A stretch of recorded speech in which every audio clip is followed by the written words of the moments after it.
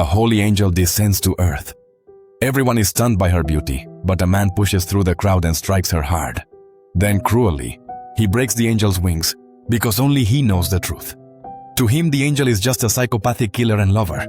It turns out this man had been reincarnated 98 times already. On his 99th reincarnation, he became the strongest human wielding only a scythe, and also the last living human. Just as Tongji was about to enter the final stage to end it all, the system's boss room demanded at least 5 players to open, due to unmet conditions. The player would die in 5 seconds. Tongji let out a cold laugh and said, "So I lost from the start." But as his body faded away, his eyes showed no regret. After 5 seconds, a mechanical voice announced, "You have successfully activated the return rune. The return rune has reached its usage limit. Please begin your final reincarnation." At that moment, the country's people were celebrating the new year when suddenly the night lit up with a sacred light. Then an angel slowly descended within the glow. At first, no one could believe their eyes, but the angel just smiled, amused by everyone's reaction. However, just as the angel was about to speak, someone interrupted her. A man questioned her, believing the angel was just acting a role. But the next second, a fierce light shot from the angel's eyes. The interrogator's head exploded instantly. That terrifying scene made everyone scream in shock. Only Tongji stayed calm. Even after 100 times, he still found this angel quite annoying. The angel shouted, "Silence! Now your souls will play a game with 20 levels. Complete the tasks to earn great rewards and return to the real world. You get the idea. Finish the quests and you'll be spared." Before anyone could react, everyone was teleported to the game arena. The angel said, "I've prepared gifts. Open your system panel." Tongji opened his panel. Nickname, Black Scythe, level 1. In inventory was a random rune, the return rune again. This time the system said, "Rune trace failed, detected. Player has returned 100 times. Title gained. Final reversal. Revives anywhere with full health after death. The title disappears after use." Tongyi was shocked.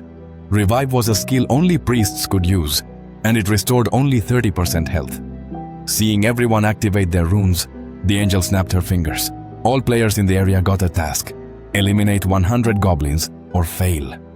At the same time, a goblin appeared nearby. Seeing its small size, everyone's tension vanished, thinking this would be as easy as a video game. The angel noticed the players' excitement and smiled wickedly. Lights shot up the field. 10 humans appeared instantly. Goblins 50. "So let the game begin." As soon as he finished speaking, the goblins charged the crowd. While the players stood frozen, Tongyi stepped forward. Using his long legs to his advantage, he kicked a goblin to death. Everyone watched in amazement. In a team, if you don't want trouble, you have to show strength. Meanwhile, catching the angel's attention was also crucial. Facing 2 goblins attacking together, Tongyi killed them with smooth yet fierce moves. His speed was so fast that bystanders couldn't help but praise him. This boosted everyone's confidence, with someone saying, "We might not be as strong as Tongyi, but we can try." But in the next second, a green light flashed and the speaker was instantly killed by a goblin. Everyone fled in panic, completely overwhelmed by the goblins. Screams rose and fell like hell itself. No one dared to treat this as a game anymore.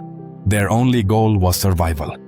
In his first reincarnation, Tongji made the same mistake. Only after dying several times did he realize that, without completing the task, no one could leave. Seeing the humans panic, the angel laughed loudly. Still, her gaze occasionally fixed on that exceptional man. He showed no panic and had completed 70% of the task in moments. "Black Scythe, I didn't expect you to block all the info except the task." The angel was a bit annoyed but quickly let it go. Guiding these humans was beneath her, but watching them die was entertaining. Soon Tongyi reached level 4. Each level up gave 2 attribute points, which Tongyi added to agility. Agility not only boosts dodge chance, but also attack and movement speed. Soon, the first person finished the task. Congratulations on completing the area task. You're first in the whole zone for fastest completion. The sooner you finish, the better the rewards. First place gets a low-level weapon selection coupon. Also, as the region's top finisher, you'll get a special reward. Tongyi used his coupon to get the steel short sword, the best short sword for beginners. As for the special reward, he chose to save it for now. Hours later, many players gradually finished the task. But now there was a problem. All the goblins were dead. The angel said, "I didn't expect you to be this capable. I was careless." Then the angel spread her wings and started summoning goblins. The desperate scene repeated. "This time I've summoned 100,000 goblins for you. Let the game begin." In the end, 5,000 players survived the first level in this zone. The angel said, "Congratulations on completing the task. You can briefly go home to rest, but you must keep working hard in the next round." At that moment, the system announced the rankings. First place, Black Scythe. Second place, Silly Egg. Third place, Pigui. Surviving players would receive 1,000 gold coins, usable in the shop that opens at level 10. Hearing this, the angel was surprised and said, "I didn't expect first place to be from my area. Black Scythe, did you get a powerful rune?" Donji laughed and said, "You can check my panel to find out." The angel was momentarily speechless but pretended to already know. Donji was sure the angel had taken the bait. He requested more perks, saying first place's reward was too small. Everyone was shocked. The angel outraged by his greed. "If my power wasn't one-time use, I'd crush your head." She then privately spoke with Tomji, leading him to a quiet forest, planning his death. But as she prepared to strike, iron fists grabbed her. Tomji revealed himself, tearing her wings and holding a dagger. Surprised, the angel recognized he knew her plans and even her name. She wouldn't be punished. Just as she found the perfect spot to kill Tomji, she was met with iron fists. Realizing what happened, she instantly got furious. But looking around, she couldn't find Tomji. Suddenly, a huge hand came from behind, gripping the angel's neck tightly. The other hand mercilessly tore off her wings. Tomji pulled out a dagger hidden in the wings and said, "Miss Brio, were you planning to ambush me with this?" The angel was stunned. Thanks. Not only did he know her plans, but even her name. Seeing Tongji with the dagger, the angel grew anxious. She threatened, "Take one more step and I'll blow your head off." But Tongji's next words left her speechless. "Miss Brielle, no matter your threats, you won't escape today." Tongji moved like an arrow. His sword pierced the angel's body like lightning. System alert. Congratulations for defeating an angel. The first player to defeat an angel will receive angel blood, a sacrifice rune, and the title Angel Hunter. It turned out Tongji wanted the angel's blood. He used it to switch to the mythical class, Death God. In this world, players could choose their class once they hit level 10. Professional credentials were earned through trading or hunting. But when players met special conditions, they could switch to a unique class. The difference in stats and skills was nearly unmatched. Only the first player to kill an angel could get angel's blood. This info was something Tomji discovered in his 12th reincarnation. Now the system powered by the player's souls would return to reality. The second round would start in a month, with a boss fight. Suddenly, everyone got up from the ground. Everything that had happened felt like a dream. But when they saw the body still unconscious, they finally accepted the truth. Then, someone discovered that the dream system could be used in the real world. Someone picked up a stone and crushed it with a light squeeze. Sure enough, the dream powers had transferred to reality. Soon, the news reported this strange event. Half of those who fell asleep had died, not just in their own country, but all over the world. Tomji knew this was only the beginning. As players leveled up, they gained stronger powers. Some would abuse their strength. Probably before the final round even started, the world would be destroyed by the players. So he had to show overwhelming power to stop others from challenging him. Seeing his brother at home again, Tongji felt happy. Then he asked him to go somewhere together. Bai Yang had never seen his brother so serious and asked where they were going. Tongji said he was going to get revenge on Fang Taikui. Fang Taikui was the school bully. He not only often intimidated Bai Yang, but in the second reincarnation, he beat him so badly he went blind. Knowing his brother's goal, Bai Yang was very worried, until he saw the news and understood many people had gained superhuman powers. Tom just said, "I'm one of them. Don't worry." Meanwhile, Fan Taikui was collecting protection money, but today's take was sadly low. A follower skillfully suggested maybe Bai Zhang had saved some up. Just as they were about to find Bai Zhang, Tongji barged in. Fan Taikui said, "Goodbye, Zhang. Hurry up with the protection money. My BMW needs gas." Tongji responded with a cold laugh. This arrogant attitude made Fan Taikui crack his knuckles. A henchman knowingly said, "Boss, no need to act." But the next second, Tongji stepped forward and knocked one out with a punch. Before the others could react, they got hit hard, with all the goons down. Fan Taikui stayed calm, because in boxing, weight plays a crucial role. But Tongji's fist burst with blue light. One punch sent Fan Taikui flying several meters. Fan Taikui tried to counter, but couldn't touch Tongji, who had maxed out his agility. In the end, Fan Taikui was beaten to death, begging for mercy non-stop. But for someone who hurt his brother, Tongji had to teach a lesson no one would forget. He broke 5 of Fan Taikui's fingers, making him scream in agony. Yet, Tongji wasn't done. Grabbing his other hand, the brutal torture scared the 3 henchmen into fleeing. After a harsh warning, he was finally willing to let it slide. Zhang was stunned, not understanding how his brother did it. Tongji explained it was the inherited power from the soul game. As he spoke, he opened his palm, summoning a dagger.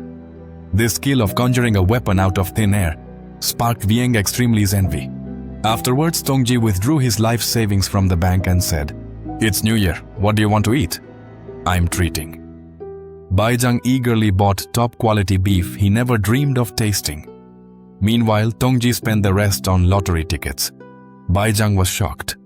All the tickets had the same number because Tongji remembered every winning lottery number. Still, his clueless brother nervously watched the live draw. After all, spending all their savings on tickets seemed worse than buying more food.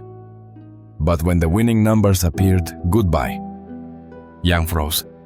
After coming to, he checked it carefully 10 times. Wow, jackpot. Bro, punch me to see if this is real. After his brother confirmed it, goodbye. Yang was so excited, he almost jumped through the roof. This was something Tongji did every reincarnation, securing funds fast to prep player trades.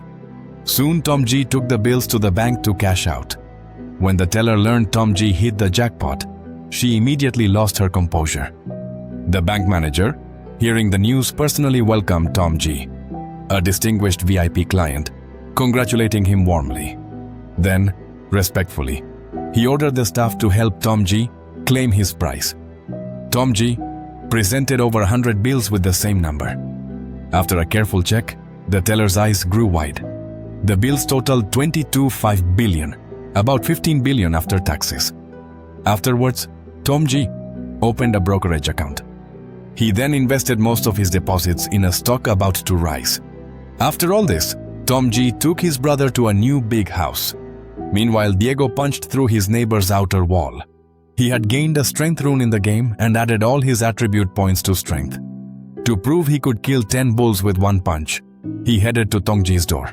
He said, "Tongji hasn't answered my calls lately." With that in mind, his suppressed rage exploded. But however much he called and shouted, there was no answer. The noise was bothering the owner. The landlord said the family moved out this morning. Hearing that, Diego jumped but clutched his fists tighter. "Bastard, don't think you can tao from me, marchandote." Tongji's new place was in the city's fanciest building. The rent was steep, but the security system was top-notch.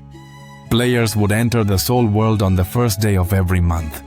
At that time, their real bodies would be vulnerable. Some players hired killers to take out others during this period. So a safe environment was worth any price. Soon they visited neighbors with gifts, introducing themselves as new and asking for future kindness. They went door to door up to the 44th floor, but one door never opened. Then Sulin, the famous owner, stepped out of the elevator. Her bodyguard thought they were some crazy fans and forcibly kicked them back home. Suelin was very worried. Her best friend had died in the last match. She barely survived with her bodyguard's help. Then she remembered the brother from earlier. Her disdainful look matched that man's. If she stayed with him next match, she might survive. Soon the new month began and all players were forced into the game world. Some inside zones, others outside. They were excited, some terrified. Then that man showed up, and everyone calmed down. At that moment, an angel slowly descended, and people realized it was a different kind of angel. The new angel told everyone not to panic and started explaining the second round's rules. This round wasn't about fighting. Instead, they had to choose a regional representative. This rep had the power to command others, and everyone had to follow. Voting would start in 3 hours, and after picking the rep, they could go home. All the players were only debating who to vote for. Donggi slipped silently into the forest. He opened the special reward from the first round. Among 3 options, Donggi chose the triple experience boost. He wanted to hit level 10 in this layer and complete his class change. Higher level goblins live deep in the woods. With triple XP, he reached level 9 after just half an hour of killing. Donggi skillfully put all his attribute points into agility. No matter how strong your power, it's useless if you can't land a hit. But the whole time, Donggi felt like someone was tailing him. Donggi said, "Whoever you are, don't make me drag you out myself." As soon as he finished, a man and a woman appeared. The man explained his name was Shanga and that he wasn't purposely following him. Donggi, known in Shanga as the right hand of Pegasus, he ranked 3rd in the first round. Pegasus was the son of a top-tier national company. Actually, if Donggi wanted to reach level 20, he needed 4 teammates, and his first target was the future priest connected to Pegasus. The woman beside Shanga was Suoling. Donggi quickly figured out Shanga was the previous bodyguard. Now Suoling extended a collaboration offer to Donggi. Donggi refused, saying, "Isn't cooperation supposed to be mutually beneficial? Doesn't seem like you need help with that." He then headed alone deep into the forest. This arrogant attitude annoyed Shanga. Soon Donggi's killing path led him into werewolf territory. To his delight, 5 werewolves appeared at once, probably enough for him to level up. The 5 werewolves jumped to surround him. Donggi's agility and attack speed now showed their advantage. Before the 5 wolves could land a hit, Donggi unleashed 5 sword lights. System message: "Congratulations on reaching level 10. You've met the requirements for a class change. You've received a hidden quest. Complete the class change before claiming your reward. Today's store discount is 50%. Many who got this quest were confused.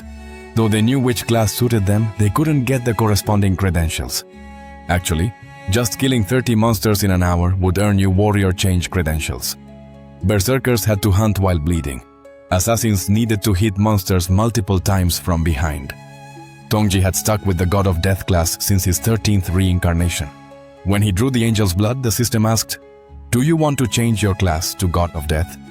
As his finger slowly confirmed, in an instant, the sacred golden light turned red, surrounded by the constant energy of death. Congratulations on becoming a God of Death. You've received the God of Death rune. Using it by day boosts your attack power, and at night, it also increases your attack speed. Standing still at night lowers the chances of others spotting you. You've unlocked the Death God's Mark class skill. Deal double damage to marked targets. Congrats on getting the class. Weapon: God of Death Scythe. It has a chance to boost attack power when hitting enemies. Well done on completing the hidden quest. Enjoy a 50% discount on today's purchases. As the first player to change class, you get a random skill. You've acquired the ultimate tracking skill. Picture your target's face to find their location. Donggi checked the price, shocked. The skill costs 20,000 gold. He immediately pictured Diego's face. System: quick match. Target confirmed about 200 meters away. Meanwhile, Xianhe fled with her alien. Their pursuers were Diego and his 3 followers. Xianhe cursed fiercely. "No hard feelings. Why attack us out of nowhere?" Diego laughed loudly. "We just want one thing. Like that girl who looks famous." Xiange hesitated. If he'd known the target, he'd have ditched Suolin without a second thought. After all, dying for a woman wasn't worth it. Right then, Donggi tracked him down and everyone feared this cold, mysterious man. Xiang clung to this lifeline and spilled everything Diego had done. The pressure on Diego was immediate. The protagonist stared at him, asking if what the guard said was true. Yanmin just shrugged. "Who cares if it's true or not? Keep moving. This isn't your concern." At that moment, a scarlet aura surrounded the protagonist. "What do you mean?" "These are people I know," he said. Yanmin was shocked, confused by what Black Scythe was doing. Standing firm between the two groups, the protagonist summoned his scythe, its dark scarlet aura blazing. "I won't let anyone get hurt." Unlike Yanmin, who was irritated, Eren was happy Black Scythe was willing to help. Obviously, the protagonist was helping because it benefited him. Helping would earn Mayanglok's favor, and owing a favor to his group meant a snowballing reward far beyond the help given. Ryumin also aided the duo because he hated the jerks in front of him. Yanmin tried to threaten the protagonist to avoid a fight, but the protagonist faced him head-on, unmoved. "What's the problem? Don't want to fight me?" Yanmin clenched his teeth. Obviously, he didn't want to fight the monster that had crushed the goblins and achieved the rank in the shortest time possible. The protagonist rested his scythe on the ground and told Yanming to be honest about whether he wanted to fight. Yanming was surprised, thinking the protagonist would let him go if he was truthful. Crossing his arms, the protagonist smiled and said, "I'll consider it if you kneel and beg for your life." Yanming realized what the Black Scythe was trying to do, humiliate him in front of his friends and Aaron. Even though he didn't want to fight, the guy standing before him was starting to annoy him. But at that moment, Junmin remembered he was strong enough to smash a wall with his bare hands. He figured if luck was on his side, he could knock this Black Scythe, or whoever he was, flying with a single punch. Junmin smirked wickedly as he made up his mind. "You crossed the line. You shouldn't have, bastard. What do you want me to do? Kneel and pray? Guess you don't value your life anymore."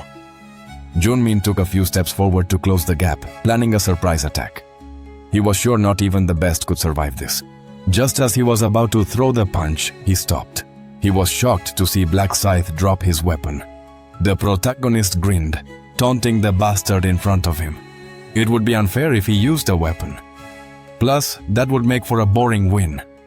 Yanmin felt deeply insulted, but his anger turned to shock when the guy in front of him vanished at lightning speed. The protagonist lunged at Yanmin, the big guy's hand aimed straight for his face with full murderous intent. But Yanming's punch didn't hit anything because the protagonist dodged at the last second. Before Yanming realized it, he took a knee strike below, couldn't block it, and got blasted several meters away, his leg pushed aside. The protagonist took in the scene he'd caused.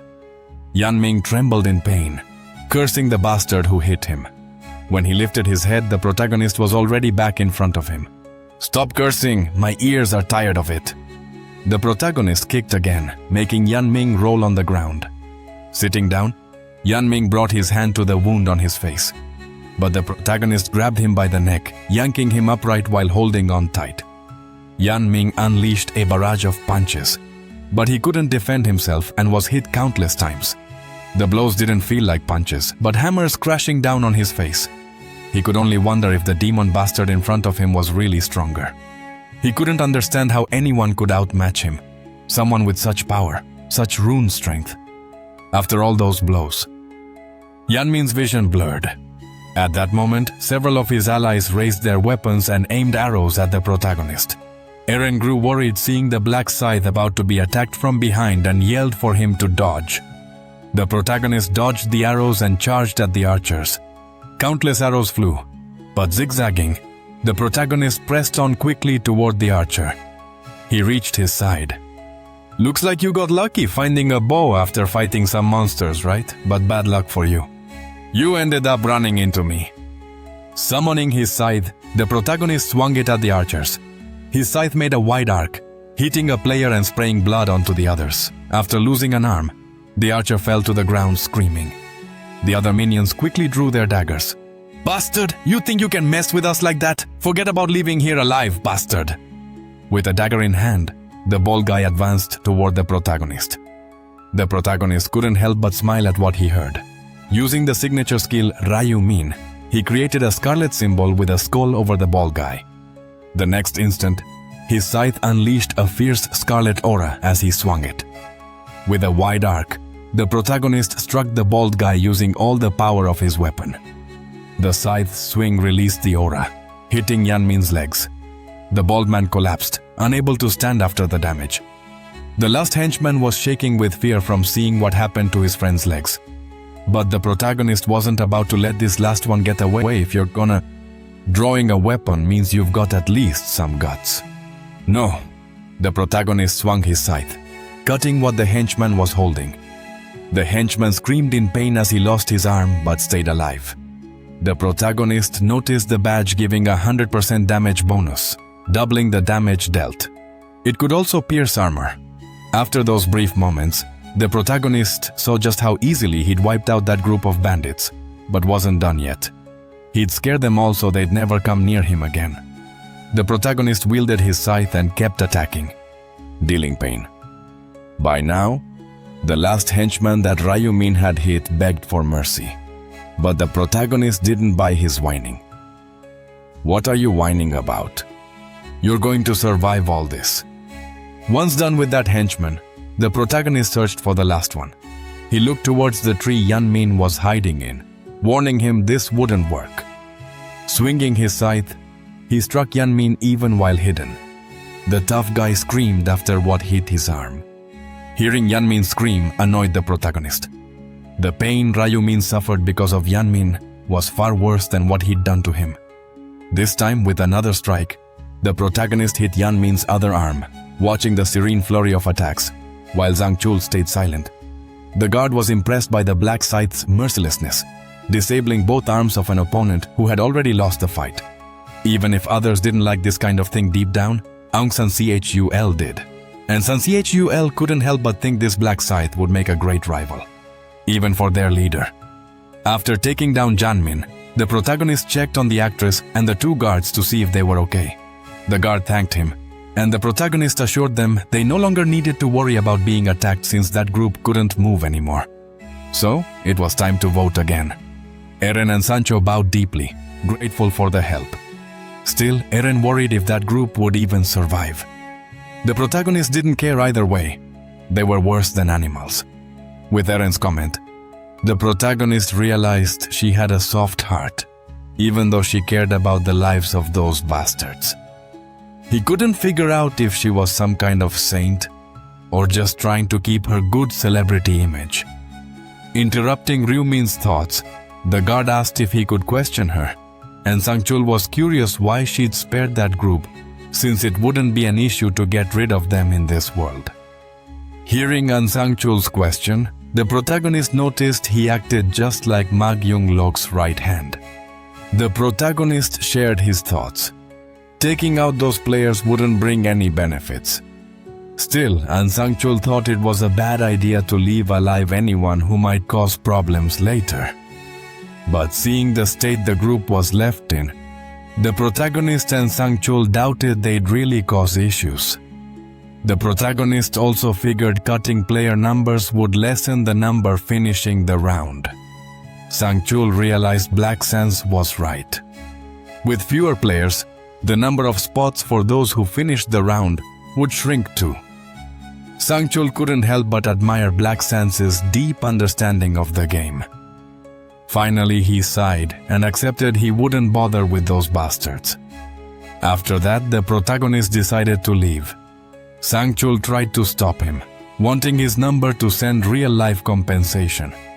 But the protagonist told him to forget it, walking away without asking for any reward for his help.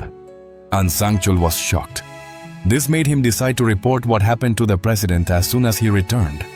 In the surrounding bushes, Jeonmin was still groaning in pain, and Sangchul wanted to finish him off, but he held back because of what Black Scythe had said to calm his anger. Then he sang. Sangchul spat on the leader of the bastards. This allowed him and Eren to leave. On the plane with the players, many people begged the others to vote for them. The fight for votes even caused some to start brawling, as the fights broke out. Others tried to stop them. One confident guy wanted to be the representative, claiming that those who get upset easily had no right to the role. Some others aimed for the position, thinking about the money their families had in the real world. Still, no one believed those who claimed to be rich because they couldn't prove it. Just then, someone caught everyone's attention. A player named Menchoklepo announced that only 2 hours remained to vote, so they shouldn't waste time and needed to hurry. People then asked Mint for suggestions since he had something to say. Seeing he had something important to share, Everyone fell silent, watching closely as he spoke. He smiled slyly. In reality, everyone was once again under the effect of his persuasion rune. When Mint got his rune through the random fragment, he felt disappointed. It was a rune effective against beings who could converse, but it wouldn't work on anyone above his level. Mint was annoyed because the rune wouldn't affect monsters that couldn't talk. However, he quickly figured out how to use it properly. Immediately, seeing some people about to defeat some goblins, Mint decided to try using the rune's power on them. He pointed to a woman, warning she was in danger, and told the group to help her, leaving the monsters attacking behind. Those people instantly heeded Mint's words and rushed to assist the woman. Mint used his rune to easily defeat the 100 goblins. He was confident that if he used his rune this time, he could easily become the regional representative. Using his rune's power, Mint ordered everyone to pick 5 candidates to vote for. Swayed by Mint's words, the crowd started agreeing it was a good idea. So Mint dryly ordered anyone wanting to recommend someone to raise their hand and say the name. The rich guy tried to raise his hand, but Mint quickly declared they couldn't vote for themselves. Otherwise, they'd end up in the same situation as before the suggestion. People began to get upset, but Mint was guiding them exactly where he wanted. Everyone started wondering who to recommend, but ended up recommending no one when everyone stayed silent. Mint trusted that soon the recommendations would focus on those who had stood out. Finally, someone recommended Mint as a candidate. The person suggested this, believing the representative should be someone with leadership and logic. Mint feigned surprise. Then the guy who recommended him said he had been the one in control when they needed him. Mint thanked him for the vote and asked if anyone else had someone to recommend. At that moment, someone raised their hand, recommending Black Scythe. Mint thought it made sense to recommend the superior. Another person raised their hand, recommending the top 2 from the previous round. Documental was recommended as the representative. Then someone else suggested the 4th spot. Mint said they already had 4 candidates and asked if anyone had more suggestions. Seeing everyone silent, Mint declared they should choose these 4. Then he asked the candidates to step forward and give a speech. Naturally, he wanted to go first to easily convince everyone using his rune. Someone behind him interrupted, saying, "Enough with the nonsense!" Mint looked back, surprised. The player named Life was interrupted by a documental. That player gritted his teeth. "I can't stand this bullshit you're spewing anymore." Mint was shocked and asked what that man was doing. Documental tried to intimidate Mint with his large size. "Do you think life is that easy? People do whatever you want with just a few words, right?" Mint was taken aback as if the man had figured out her power. The veins on Documental's face bulged. "Who do you think you are to decide who'll be the representative? Damn instigator." Mint immediately used the power of her rune. "You have crossed the line." There's a saying that a person's words reflect their face and personality. Do you really use such harsh words? Mint thought this would calm the man, but it only made things worse. Documental got even angrier. "Damn! Are you seriously trying to lecture me?" Mint couldn't believe her skill had no effect on him. Furious, Documental threatened everyone to vote for him. Mint took the chance to humiliate him in front of everyone. "This guy is a total idiot. You think anyone will listen if you talk like that? Stop embarrassing yourself and leave." Right then, Documental pulled out a dagger and attacked Mint before she could react. Mint clutched her neck, trying to stop the bleeding, but it was useless. She slowly lost consciousness after being taken down. Documental faced the crowd, warning them he would do the same to anyone who didn't vote for him. Panic spread as people screamed in fear. Holding his blood-stained dagger high, he challenged, "What are you gonna do? Fight me if you think this is a problem." The guy who had recommended the kid with chocolate mint went ballistic, calling Documental crazy when he saw everyone insulting him. But since no one attacked, Documental decided to strike first. Like a skilled assassin, he lunged at each player, using his dagger to finish them off. His face showed pure ecstasy. No cops or reporters around. He could do whatever he wanted. After taking down a group, he pointed at others, warning them that if they didn't vote for him, the lineup was next, and people were terrified by the threat, not knowing what to do. Documental believed everyone would vote for him out of fear. And once he became the regional rep, he'd go after Black Scythe first. While Documental caused chaos, the protagonist was wiping out foes, having defeated over 260 monsters and reaching level 16. Seeing his level was high, Lightning Mint realized he'd level up more slowly, even after battling monsters for 2 hours with only slight progress. Still, the fights were easy thanks to his blinding and assassin runes, one of which doubled his damage. Meanwhile, the other was doubling their stats. After so much hunting, the protagonist realized it was time to return. A golden light shone down on him. A summoning was taking place to bring all players back to the starting point. Everyone was called back, including Junmin's group. The players returning from the forest were shocked by what they saw. Faced with all those bodies, they wondered what had happened. Aren covered her mouth, stunned by the scene. Noticing her reaction, the protagonist understood that Cho Yun-sik had won again. Cho Yun-sik was the leader of the Yun-sik gang, and the second most talented fighter in that district, which was a shame because his personality was awful. The protagonist had already planned to defuse this bomb before it exploded, but this wasn't the right moment. Documental walked up asking where he'd been since he hadn't seen him until now. The protagonist stood firm and asked what he wanted. Cho Yun-sik smiled and said, "No big deal. Let's get straight to it, semi-servant." The sudden request caught the protagonist off guard. Twirling his dagger, Cho Yun-sik offered mercy in exchange for servitude, but that only made the protagonist laugh. Then he got straight to the point. "You want to fight? Then get on your knees. Do that and I'll let you walk away unharmed." Cho Yun-sik got annoyed, thinking Black Scythe hadn't grasped his situation yet. The protagonist cut through his complaints, unleashing his Reaper aura as he summoned his scythe. "Is it that hard to understand? Or do you want to be taken out this round?"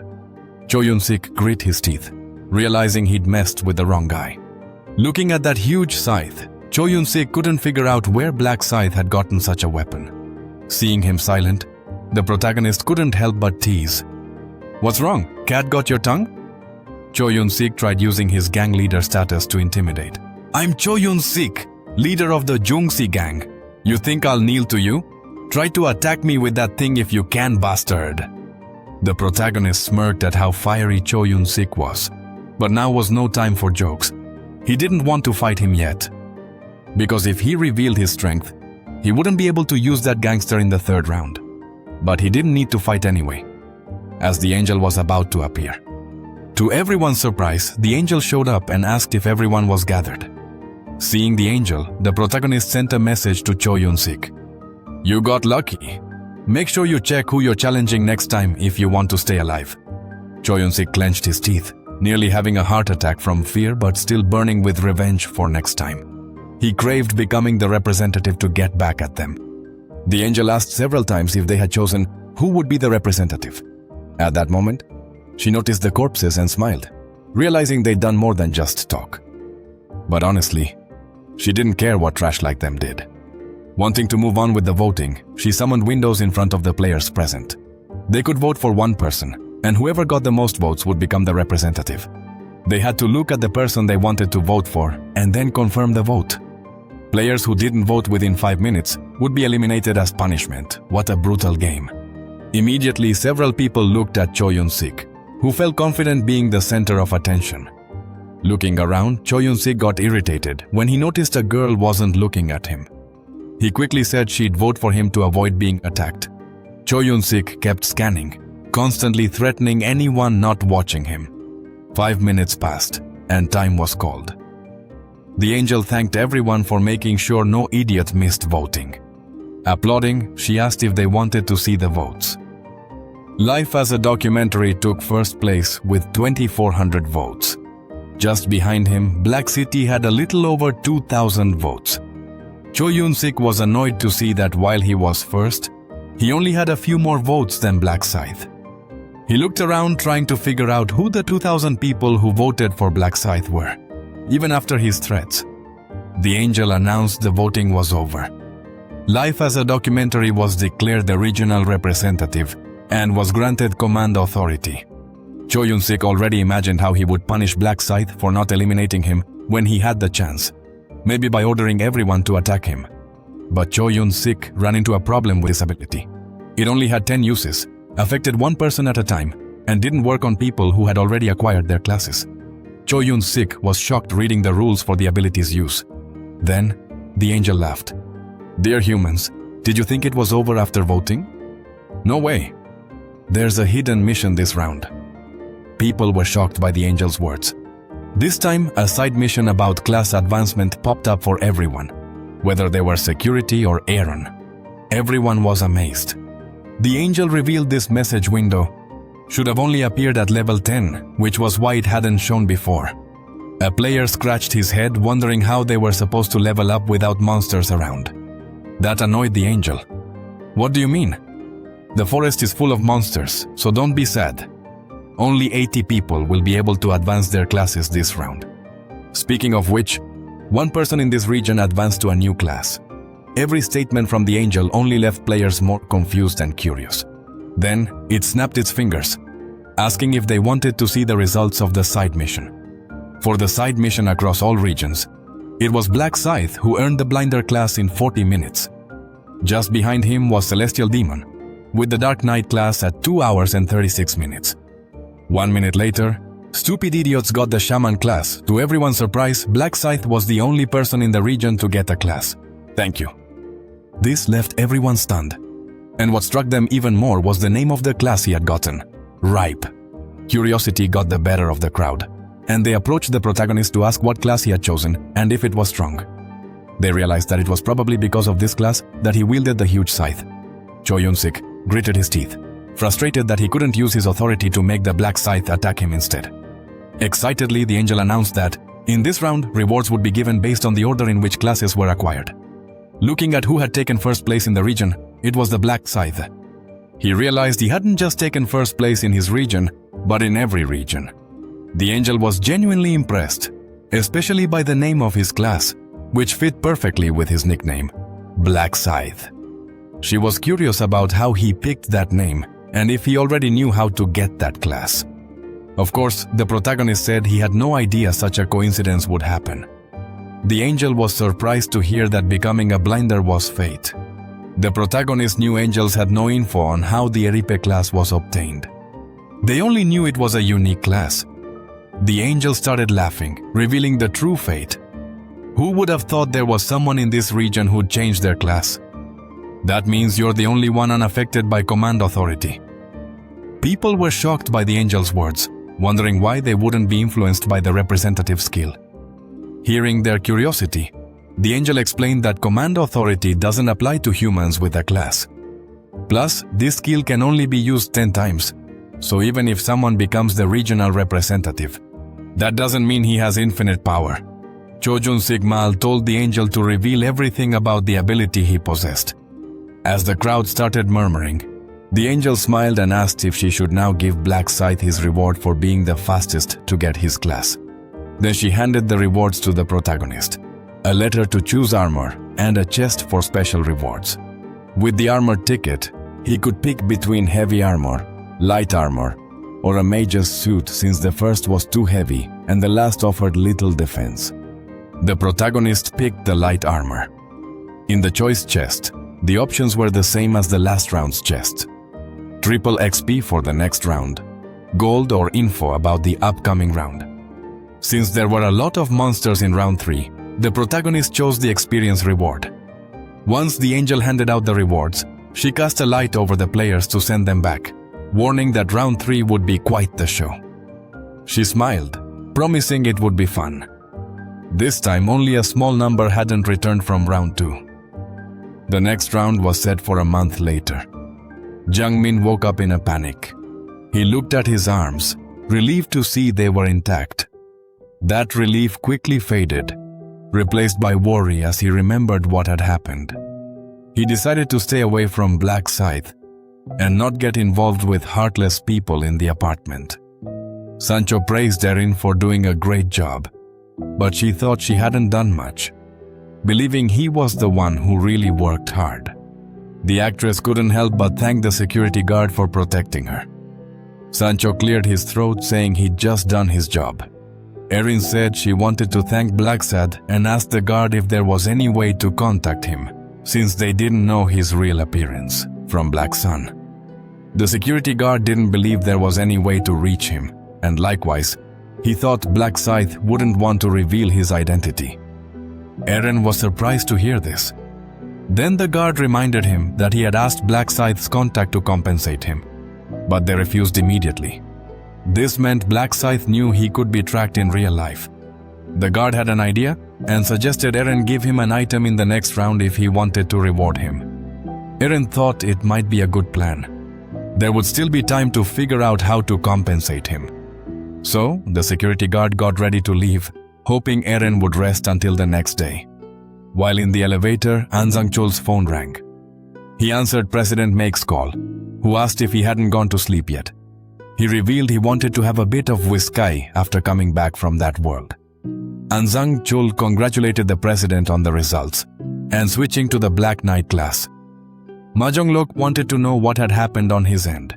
The guard then revealed that he and Seo Aren had reached level 8, but ended up too injured to keep hunting. Ma Jong-lok asked about the injuries. When they reached the building garage, the guard said he was going to report an incident related to Black Scythe. Ma Jong-lok immediately ordered him to head to the hotel so he could hear the full story, as the guard got into the car. He didn't notice someone hiding behind a pillar. The hooded figure watched the guard get into the car and drive off. The protagonist hood up. He wondered if the security guard would meet with Mug and Locke. The protagonist had just woken up 10 minutes earlier. Instantly, he used his skill to track a Sang-chul. Seeing the guard only 9 meters away, he figured he must be on the upper floors. However, suddenly the distance between them started growing. Quickly judging by the speed, he guessed a Sang-chul took the elevator. Ryumin wondered where the guard was heading. Assuming it might be to see Ma Jong-lok. Wanting to confirm, he decided to follow his target, leaving his brother asleep in bed. Watching the guard leave, the protagonist thought it was a good idea to tail him, glancing at the darkened moon from his building. Ma Jong-luk thought it was the perfect time to stalk someone. But since the report came first, he'd wait to learn who Black Scythe was and what kind of player held first place in the first 2 rounds. Mok Jun-lok was nervous. He didn't think a report on the leader would bring anything good. He wondered if Black Scythe had attacked his subordinate. Because if that had happened, he couldn't just stand by while Mok Jun-lok went after his right-hand man and challenged him. He wasn't about to let anyone block his path, no matter if they were top-ranked. After waiting a bit, An Sang-chul arrived at President Ma's apartment. Ma Gyan-lak stood up to greet the section chief, who returned the gesture. Sang-chul said they were doing well thanks to him, though the president knew he hadn't done anything since they weren't even in the same region. And Sancho bowed his head, saying he was only motivated by the existence of Ma Jian-lok. Seeing how good the security guard was at flattering, Mark Jong-lok asked him to sit. The guard couldn't help but praise the president again, congratulating him on surviving. Mark Jong-lok didn't get the congratulations, remembering that the second round was quite easy. And Sang-chul also congratulated the president on his class upgrade, to which Mark Jong-lok smiled, saying he was just lucky. The guard believed luck was also a skill. Besides, being first or second in all the regions wasn't easy for him. There was no greater honor than serving someone like Ma Jian-lok, noticing how flattered the guard was. Ma Jian-lok guessed he wanted something, and asked An Sang-chul to say what he wanted immediately, realizing he'd been caught. An Sang-chul humbly asked where he could get a class upgrade item. The president smiled, revealing it wasn't hard. He had gotten his item just by defeating monsters. Ma Jian-lok kept secret that he'd acquired his class thanks to the Black Knight rune he got in the first round. At that moment, Ma Jian-lok obtained a rune that boosted all his stats and developed his weapon with a dark aura to deal damage to enemies. The rune would also let him advance to the unique class at level 10. Ma Jian-lok got very lucky in the first round by getting such a good item from his random rune. However, even though Lee Sang-chul was such a valuable subordinate, he couldn't reveal such important info, since people could suddenly change. That's human nature. Back on topic, Ma Jianlok asked the security guard what had happened, wondering if it had been Black Scythe, and Sancho quickly denied it. No way. Really not. In fact, he was the one who saved my life. Ma Jianlok was surprised and told his subordinate to give him the full details. Ma Jianlok listened to the entire story and confirmed it with Sancho, who recalled that if Black Scythe hadn't shown up, neither he nor Eren would still be alive. He remembered that considering the situation, Eren might have survived, but would have ended up with psychological trauma that would stop him from working in the future. Ma Jianlok realized how close he had been to losing his valued subordinate and how his business had nearly gone into crisis. He wanted to know what happened after the attack, if Black Scythe wiped out the bandit group. But the security guard revealed that although Black Scythe made them suffer worse pain than anything else, he still left them alive. Ma Jianlok didn't understand why he did that, and Sancho explained that Black Scythe said there was no benefit to it, since reducing the total number of participants would also reduce spots for the survivors. Ma Jianlok agreed with that thinking, but he thought they didn't know what might happen in the future. Still, Ma Jianlok was grateful because thanks to Guadaña Negra, his subordinate and his belongings remained unharmed. The security guard remembered wanting to reward Guadaña Negra, but he had said it wasn't necessary. This made Ma Jianlok realize that Guadaña Negra was very careful not to reveal their identity. Ma Jianlok asked the guard to convey his thanks to Guadaña Negra if he met them in the next round. He also asked Isang Chul to stay close to Guadaña Negra to see if there was any way to help, since he didn't want to leave a debt unpaid. Just as the security guard was about to leave, Ma Jianlok remembered something important, a certain ban. He asked the guard for his nicknames. The protagonist followed Ma Jianlok's, a loyal guard who had come to find him in the real world, even at night. After confirming the destination at Sanctual, the protagonist decided to leave to avoid raising suspicion. He thanked his younger brother for discovering him. The celebrity sponsored by Mahjong didn't live in the same apartment. If Ryo-wan hadn't delivered the pastries, he would never have met Eren or found out about her connection to En Sanchul. Ryu-min knew that by using the neighbor's connections, he could gain Ma Jianlok's trust and possibly win him over. In round 20, the protagonist recalled how Mahun's Black Knight rune didn't seem as powerful as it appeared.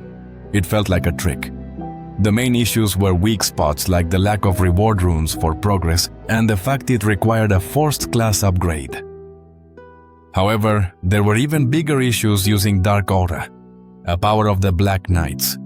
It required a unique mana called Dark Mana, which couldn't be obtained through normal means. But this ability fit perfectly with a psycho like Ma Jianlok. The protagonist smiled a little, worried about having a psycho as an ally. So he kept him just as a potential candidate for future use. Ryu-min had met many talents as strong as Ma Jianlok, so he got to work at Sunrise. At the small shop where the protagonist had first bought lottery tickets, the owner sighed deeply. He was worried because his store's income had nearly halved. Just then, an excited girl rushed in looking for her dad. The owner smiled warmly when he saw his daughter, Julie, who wanted to know why he was sighing so heavily. The owner explained that he was worried since the government had stopped selling lottery tickets, blaming it on the players. Julie remembered a news story about someone who'd won the lottery 4 times, claiming they saw the results in a dream. The store owner was worried about how he'd pay the rent and the staff, but his daughter urged him not to stress. With a smile, she said she'd soon graduate and start helping out, then paused thoughtfully. Julie asked if it might be better to get a part-time job to help with the household expenses. Seeing her concerns, the owner told her to leave those worries to him and focus on her studies.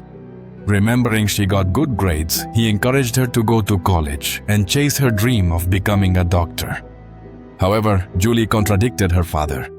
She had already given up on that dream. College no longer mattered. Considering the state of the world, Julie's father realized she was right. Money wasn't important anymore. Survival in the next round was what counted. The man couldn't help but cover his face with his hands, realizing how he'd been fixated on what he should have done lately. Apologizing to her daughter, Julie took her father's hands, trying to comfort him, assuring him it wasn't his fault. Smiling, Julie revealed that besides surviving the second round, she had also gained a class. Reaching out, Julie released a green light. The aura quickly spread over her father as she used her class powers. Julie's father was stunned and asked what had just happened. She explained the skill she had gained. "This is the blessing skill I got from a class called Buffer. It blesses the target, boosting all their stats. Apparently, when used on ordinary people, this skill has a revitalizing effect." Julie's father was amazed by this incredible ability. Feeling his body energized and seeing how much her father liked it, Julie smiled and warned she'd use this skill on him more often. She cheered up her dad, promising to keep at it. Just then, the shop owner saw someone enter and welcomed them. When Ryu-min came in, the owner recognized him. Seeing her father acknowledge the young man, Julie whispered to ask who he was talking about. Her father said it was the first winner who picked the same number on 100 tickets. The protagonist approached the counter, asking the owner if he remembered him. The shop owner, confirming he did, asked what he wanted.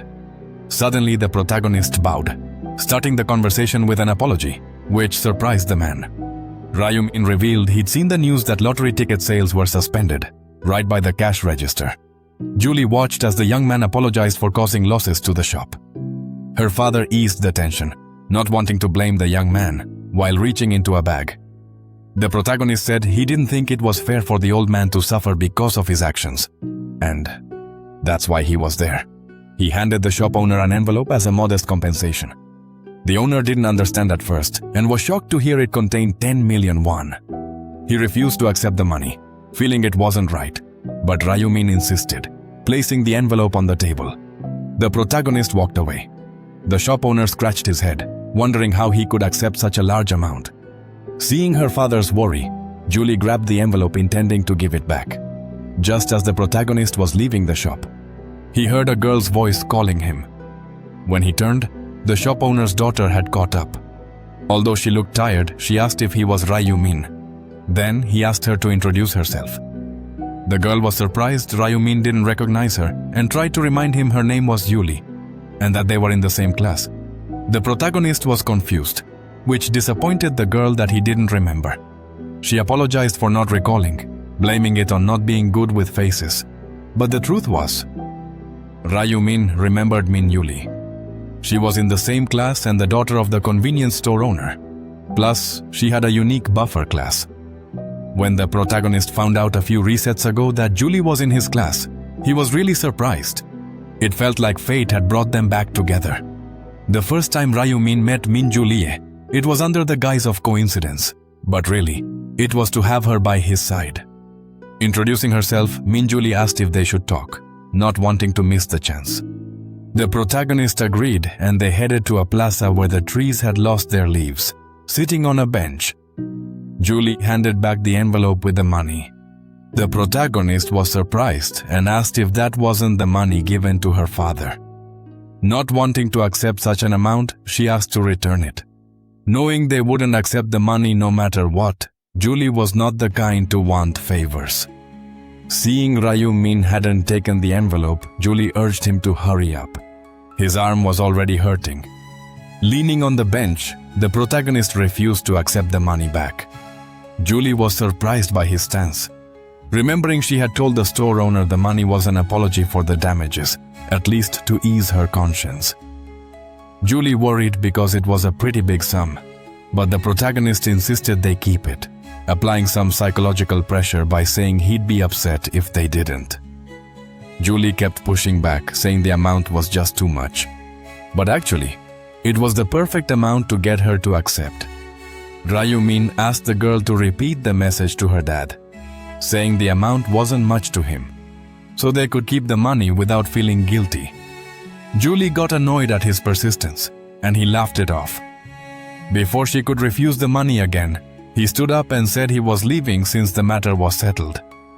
She stopped him by opening the envelope and said she'd only keep 1 million, saying 10 million was too much. But the protagonist turned down her offer. "Do you have the authority to decide what to ask the store owner?" Julie shot back that her father would feel uneasy with such a large sum. That made Ryu-min ask, pretending not to know if she was the store owner's daughter. When she confirmed it, he said it was quite the coincidence. Julie repeated the same words, surprised that her classmate was the lottery winner. Being called a friend stirred some feelings in the protagonist. Without realizing it, she asked if he really didn't know they were in the same class. He recognized her from class the moment he walked into the convenience store. The protagonist couldn't help but apologize again with an awkward laugh. Changing the subject, he asked if it was really the first time they talked so much. Julie was surprised and annoyed to realize it was the first time he'd learned her name. Seeing her look away in disgust, he felt bad for pretending not to know her, but he knew he had to if he wanted her attention. Julie made up her mind, stood up, and pointed to her face while moving closer to him. "My name's Min Julie, and this is my face. Remember it now?" The protagonist couldn't hold back a laugh at her boldness, especially as she blushed when their faces got close. Julie quickly turned away, avoiding Ryumin's gaze, grappling with the reality of introducing herself to a classmate just before graduation. The protagonist smiled warmly in return. "Well, at least now I know who you are, but it's not like we're going to lose touch after graduation. Could you give me your number?" Hearing Yumin ask for her number, Julie was surprised. Her cheeks flushed even more. Noticing her shock, the protagonist asked if there was something wrong with asking a classmate for their number. Realizing he was right, Julie handed over her phone to jot it down. After swapping contacts, Julie returned the phone. Once connected, the protagonist suggested staying in touch. "Fate brought us together like this, so let's keep in close contact from now on." The protagonist said goodbye, claiming he had something urgent to do. As Ryumin walked away, Julie realized she hadn't handed over the envelope.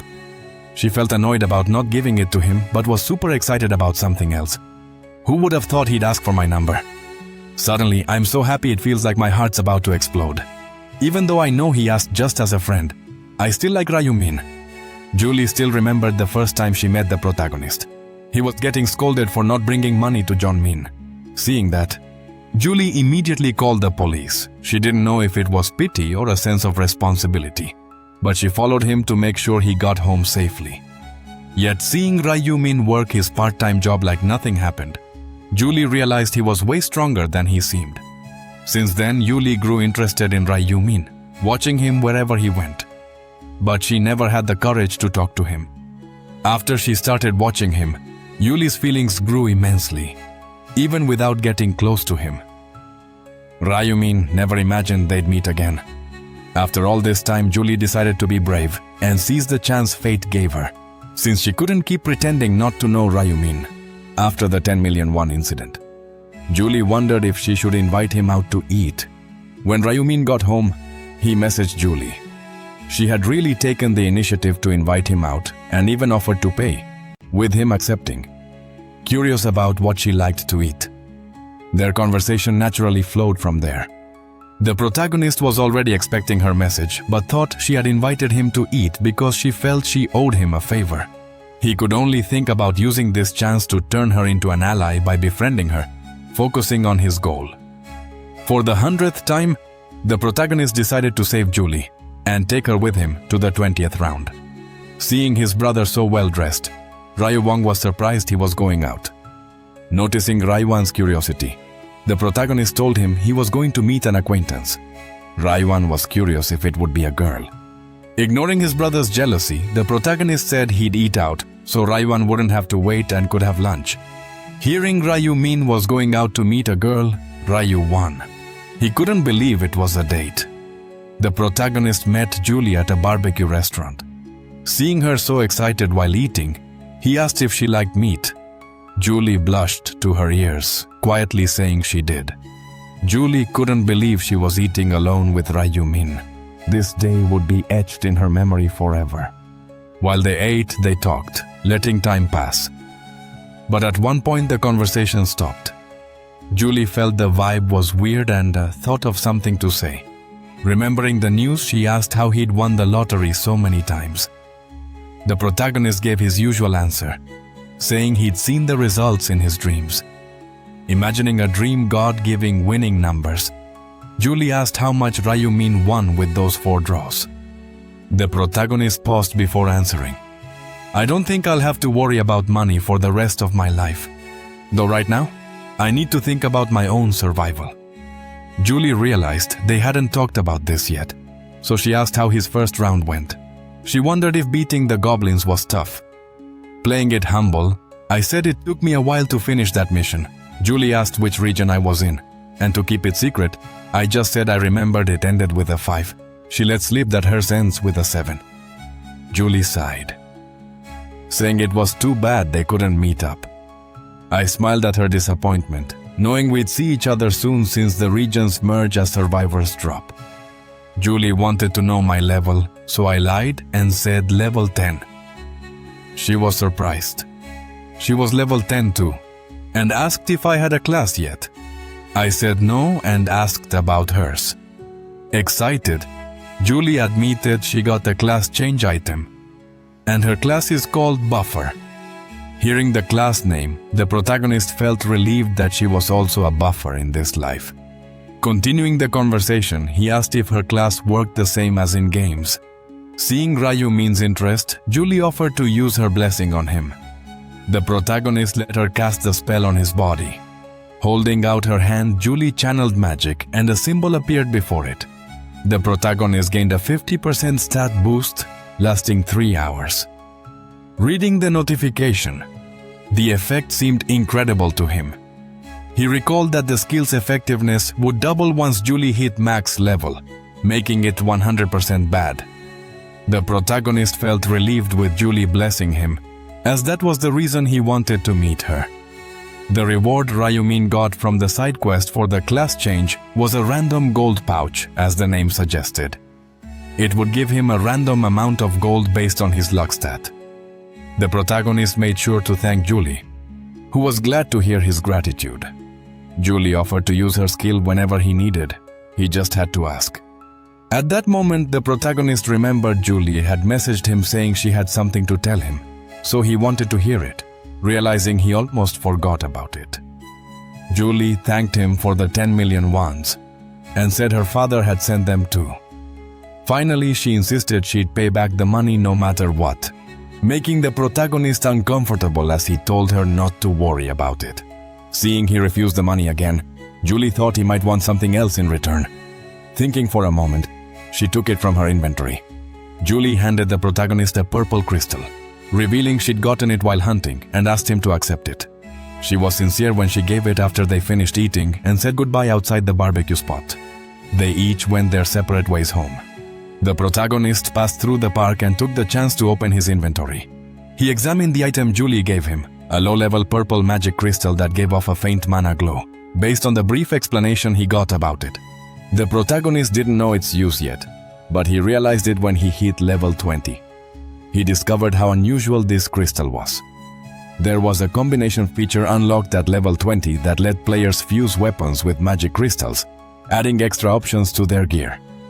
These magic crystals came in 7 colors: red, orange, yellow, green, blue, dark blue, and purple. Red boosted damage and orange boosted strength.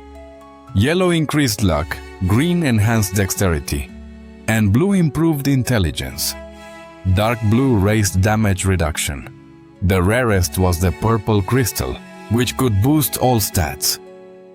Getting this item out of nowhere brought the protagonist joy and made him realize his real-life luck was pretty high.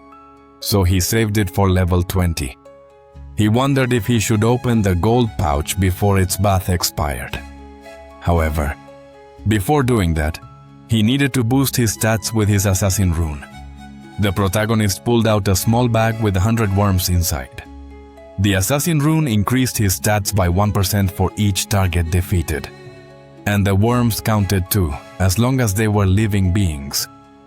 Since there were no insects in the other world, he'd have to defeat monsters, but in the real world, it was different. He tossed the bag on the ground and quickly apologized to the worms as he stepped on them. Increasing the number of runes boosts the protagonist's stats by 100%. When he opened the status window, he saw he had 45 luck points, up from the initial 15. With that luck level, he checked his inventory to see what he'd get. A random gold bag appeared in his hand, hinting at his potential gain. With luck on his side, The bag floated with a golden aura. He expected between 1,000 and 3,600 gold coins based on his past luck. But when he saw the result, the protagonist was shocked. From the gold bag, he got 9,099 gold points, the max amount possible. He was amazed. It seemed the blessing had truly been worth it. With over 16,000 gold coins, he felt confident he could buy at least one epic item. However, since the item he wanted wouldn't appear for another 2 weeks, he decided to save the money for now. Then the protagonist headed back home. At home, he found his brother. Wan was excited, eager to hear how Ryumin's date had gone. The protagonist didn't understand why Wan thought it was a date, which only confused Ryumin more. Changing the subject, he asked if Wan had eaten lunch yet. Wan sat down beside him, remembering the chasengmyeon he'd ordered. The protagonist smiled and joked if he couldn't order something better, annoying Wan, who really wanted to eat. The protagonist sighed, realizing it was normal since he'd only started improving his life a month ago. Thinking about the money, the protagonist recalled that the invested coins had risen to 150 million, just like before, and that they'd likely crash hard in 2 weeks. So, he decided to sell before that happened. While he was lost in thought, a car commercial popped up on TV, prompting him to get his driver's license. The next day, he took the written test. He didn't remember how many times he'd taken it before, which made the process smoother. When someone suddenly stood up, the test supervisor was left puzzled. He didn't understand why the test taker left so quickly, so he went to check the results. He couldn't help but be shocked to see the guy scored 90 points on 5 questions in such a short time. It was obvious, but the protagonist got his license in just 4 days. Thanks to his vast experience, reflecting on his driving skills triggered an existential crisis, as he no longer remembered his real age or how many years had passed. After getting the license, Ryumin bought a supercar, a Lamborghini Aventador. He adapted to the car quickly, since it had also been his choice in previous regressions. At the dealership, he asked how long it would take to import the car, and the salesman revealed it would be available about a month after the Lamborghini sale order. The employee was clearly thrilled, obviously because he'd earned a commission. 2 weeks later, it was time to sell the bitcoins. Seeing his brother grinning ear to ear, Ryu knew he'd won. He wanted to know what happened. When he heard the coins were sold, Juan wanted to know how much his brother had made, revealing he sold for 300 million. The protagonist left his younger brother speechless. 300 million? Your total lottery prize was 60 million, and you turned it into 300? Ryu recalled when he almost stopped his brother from investing in crypto. Thankfully, he didn't. Despite telling his brother 300 million wasn't that much, Ryumin had never made this much money in previous lives. Ryu asked if his brother would withdraw the money, and upon hearing yes, he took a sip of his drink. But he spat out all the hot chocolate. Hearing Ryumin was now investing in stocks, Ryu almost cried, reminding his brother that investing in the stock market was risky. However, the protagonist reassured him, saying he saw in his dreams which stocks to buy. Ryu-wan was even more stunned by this story and couldn't stop his brother. Ryu told him to do whatever he wanted. The protagonist didn't blame his brother for worrying, but he couldn't reveal he knew the future. The company he planned to invest in. It was ranked 85th on the Korean Stock Exchange, valued at around 900 million. The corporation consulted the Celestial Demon. This company was led by Jong-lok but hadn't grown much yet. After the 4th round, it would develop a special system and explode in growth. So, there was no reason not to invest, even if it was low-ranked. If he could acquire a big chunk of shares and control operations, Ryumin would benefit greatly as the majority shareholder. The protagonist initially invested 280 million to secure 31% of the shares. Thanks. Watching him invest, one prayed to the gods hoping he was right, ignoring his brother. The protagonist bought the shares. Now he just needed to buy the items. After midnight, the shop opened. He had saved all his gold for this moment. The shop allowed buying common items and skills with gold. Though the gear was normal rank, rare or epic items could still be bought. There was a feature where players could buy a random item that changed daily. Usually, it was hard to get what you wanted, since you never knew what would show up. But this wasn't a problem for Ryumin, who knew exactly what random item would be available that day. That day, one was available. The protagonist spotted the epic item he needed. He visualized the skeletal necklace, which boosted 3 points of intelligence and granted 1% attack speed for every enemy defeated until the round ended. Plus, this necklace was super cheap for what it offered, so he really needed this item. Using the daily discount ticket he earned from a quest, he bought the necklace. The price dropped to 2,300 gold points, and he saw he still had almost 14,000 left. The protagonist realized he could buy even more. He thought about getting armor, but quickly figured that if he saved up another 6,000 gold coins, he could unlock a better skill than any gear. Knowing he needed more gold, he felt relieved because plenty of monsters would appear next round. Time passed, and March 1st arrived. The day players were summoned to a medieval village where something inevitable would happen. Looking around, people saw most buildings were destroyed, recognizing it wasn't a town or city anymore but ruins. As they walked the area, they noticed the village was surrounded by walls, with a huge crystal radiating a bright purple light in the center. Everything felt confusing here, including their goal, since it was unfamiliar. The people got nervous, but Cho Jung-sik was the only one who seemed relatively calm. The crowd also saw the regional rep and started whispering about him. They remembered how La Vida es un documental said he led a gang and how he threatened others for their votes. Everyone was annoyed, wishing the Black Reaper had been the rep instead of the killer. Some whispered warnings, fearing the gangster might hear them, but many didn't care. Recalling the rep could only use that ability 10 times. Hearing all this chatter, Cho Jung-sik got furious. Damn bastards. Shut up. People were mocking him. Cho Jung-sik wondered what they were complaining about as he heard more voices arguing about him. He pointed in a direction, asking who had spoken of him. But everyone looked away. Gritting his teeth, he expected this after everything that damned angel revealed. Just then someone approached. Cho Jung-sik bowed, realizing it was Hwang Junmin, the gangster. He asked what he was doing. Junmin lifted his head with conviction. Life's like a documentary, not a gang leader. Cho Jung-sik said bye after coming to say hi. Seeing Junmin approach, he asked if they were family. Junmin denied it, saying he was just a 20-year-old aspiring gangster. Jung-sik was confused, asking who wants to be a gangster.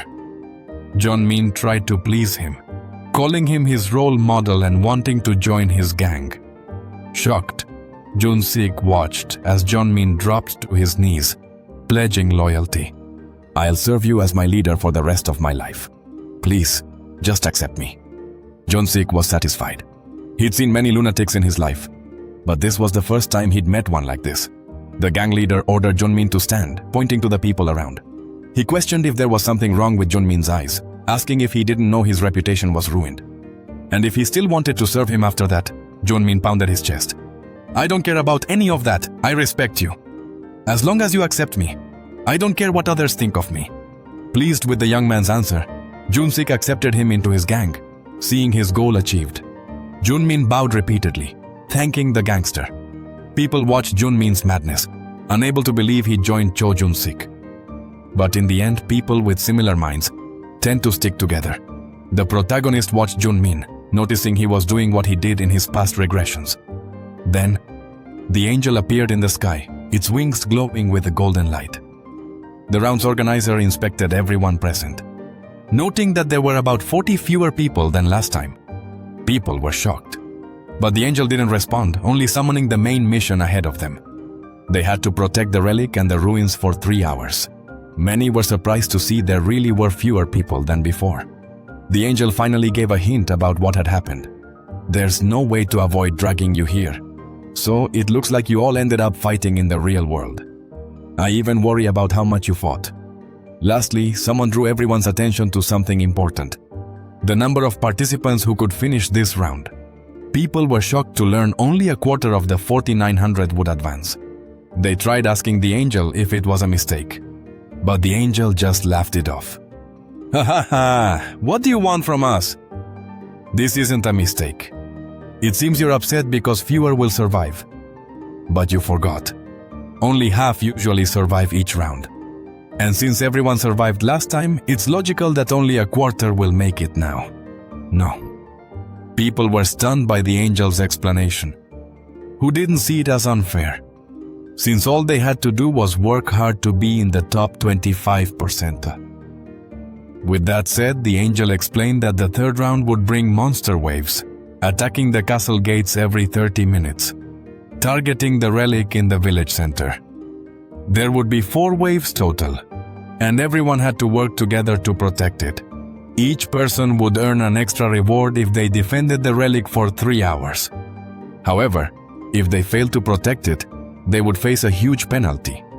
In the end, whether they succeeded or not, they'd be ranked by the number of monsters defeated. The angel warned that more monsters than usual might appear due to the round's nature, but all would only have a third of their strength, making it easier.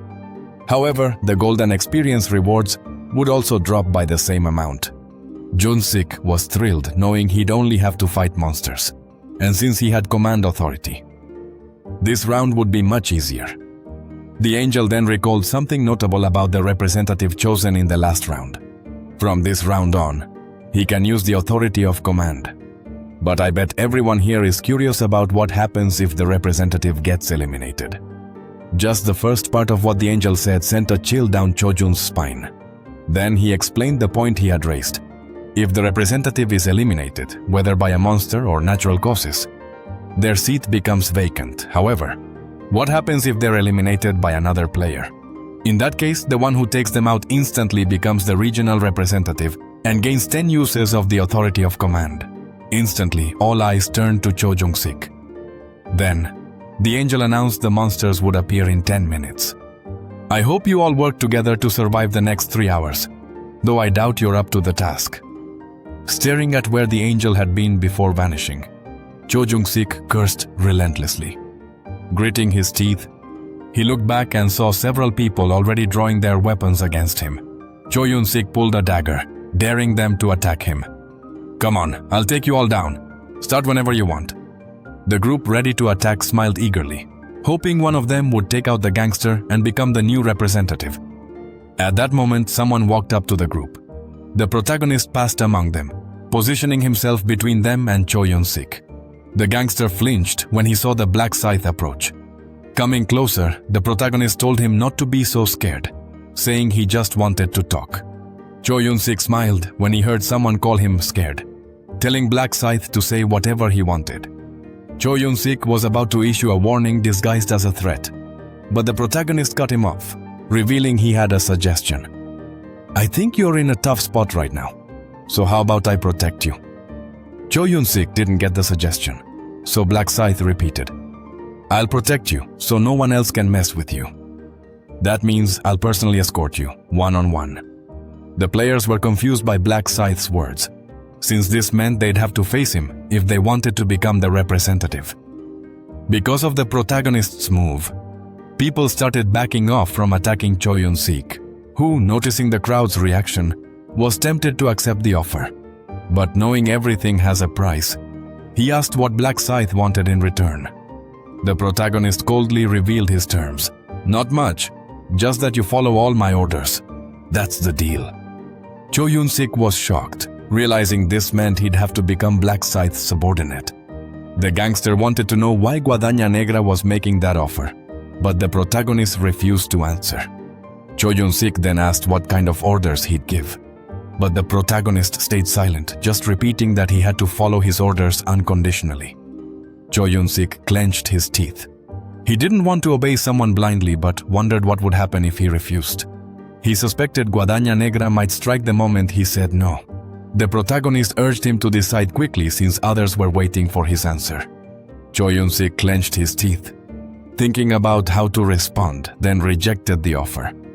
The protagonist had expected this from the gangster. There was no way a guy like him would set his pride aside so easily. When Cho Yun-sik declined, many were shocked and excited that he turned down an offer that meant safety. Most realized pride was the reason. Some thought he valued his pride more than his life. Others felt he looked down on it. The comments were just like in the protagonist's last regression. Who knew what he'd do next?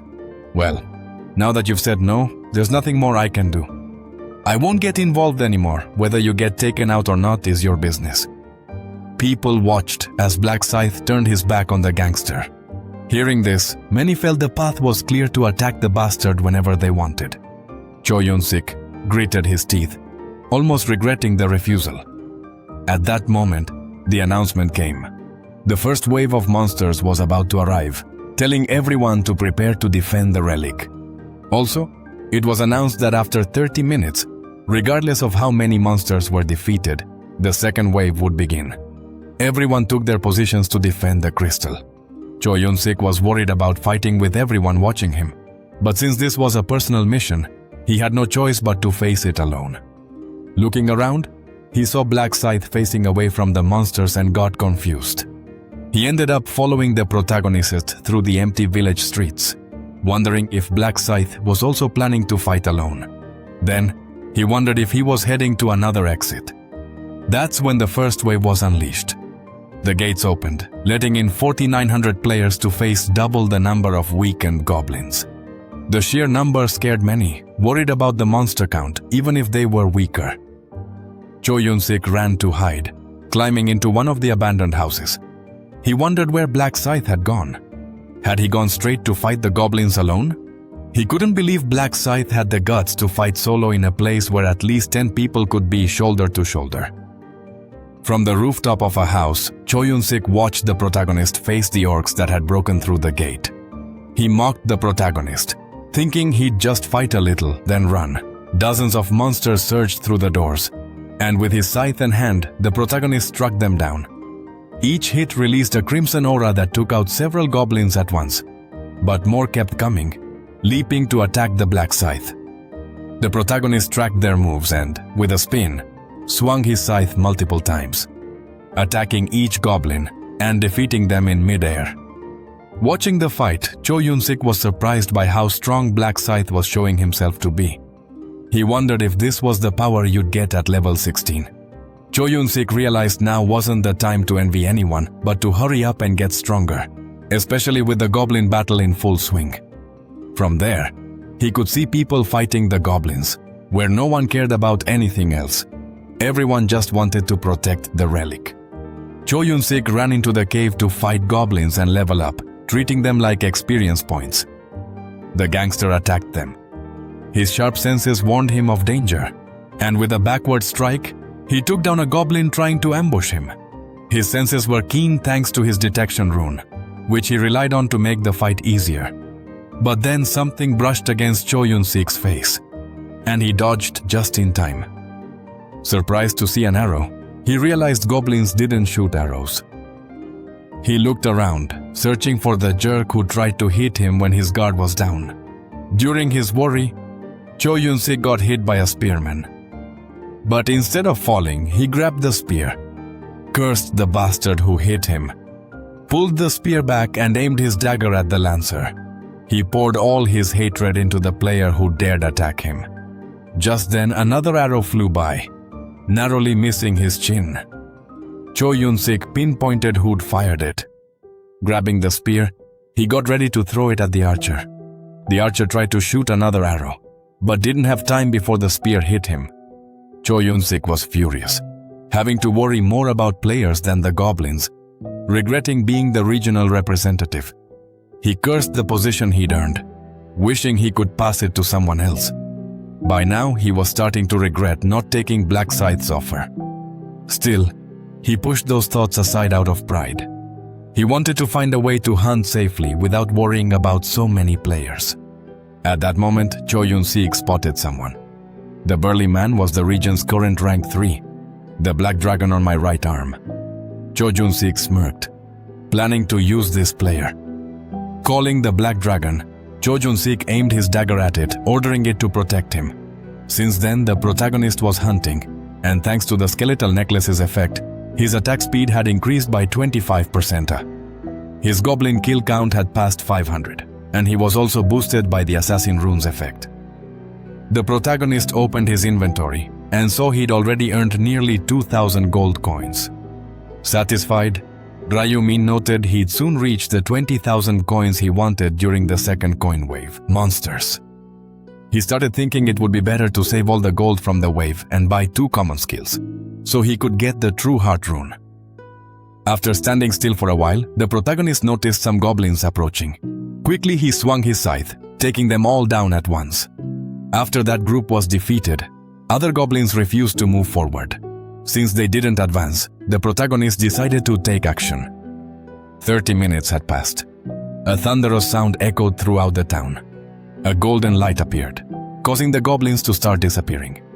With the first wave over, nearly 1,000 players were eliminated this round, leaving just under 4,000 with rewards. These players received 500 gold coins each.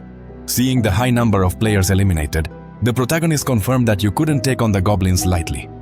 Thinking of something else, he searched for Cho Yun-sik and found him alive, which was expected since it would be hard to take him out this round. Even though he was alive, Cho Yun-sik was irritated. Everyone, instead of focusing on the goblins, was only focused on him. Then, someone tried to sneak up behind Cho Yun-sik to attack. But before the ambush could be completed, Black Dragon and Yun-min knocked that person to the ground. Seeing this, the gangster bragged about using his authority to create meat shields that helped him survive the first wave. Plus, Yun-min was assisting without authority control. However, the pain from the spear wound kept tormenting Cho Yun-sik.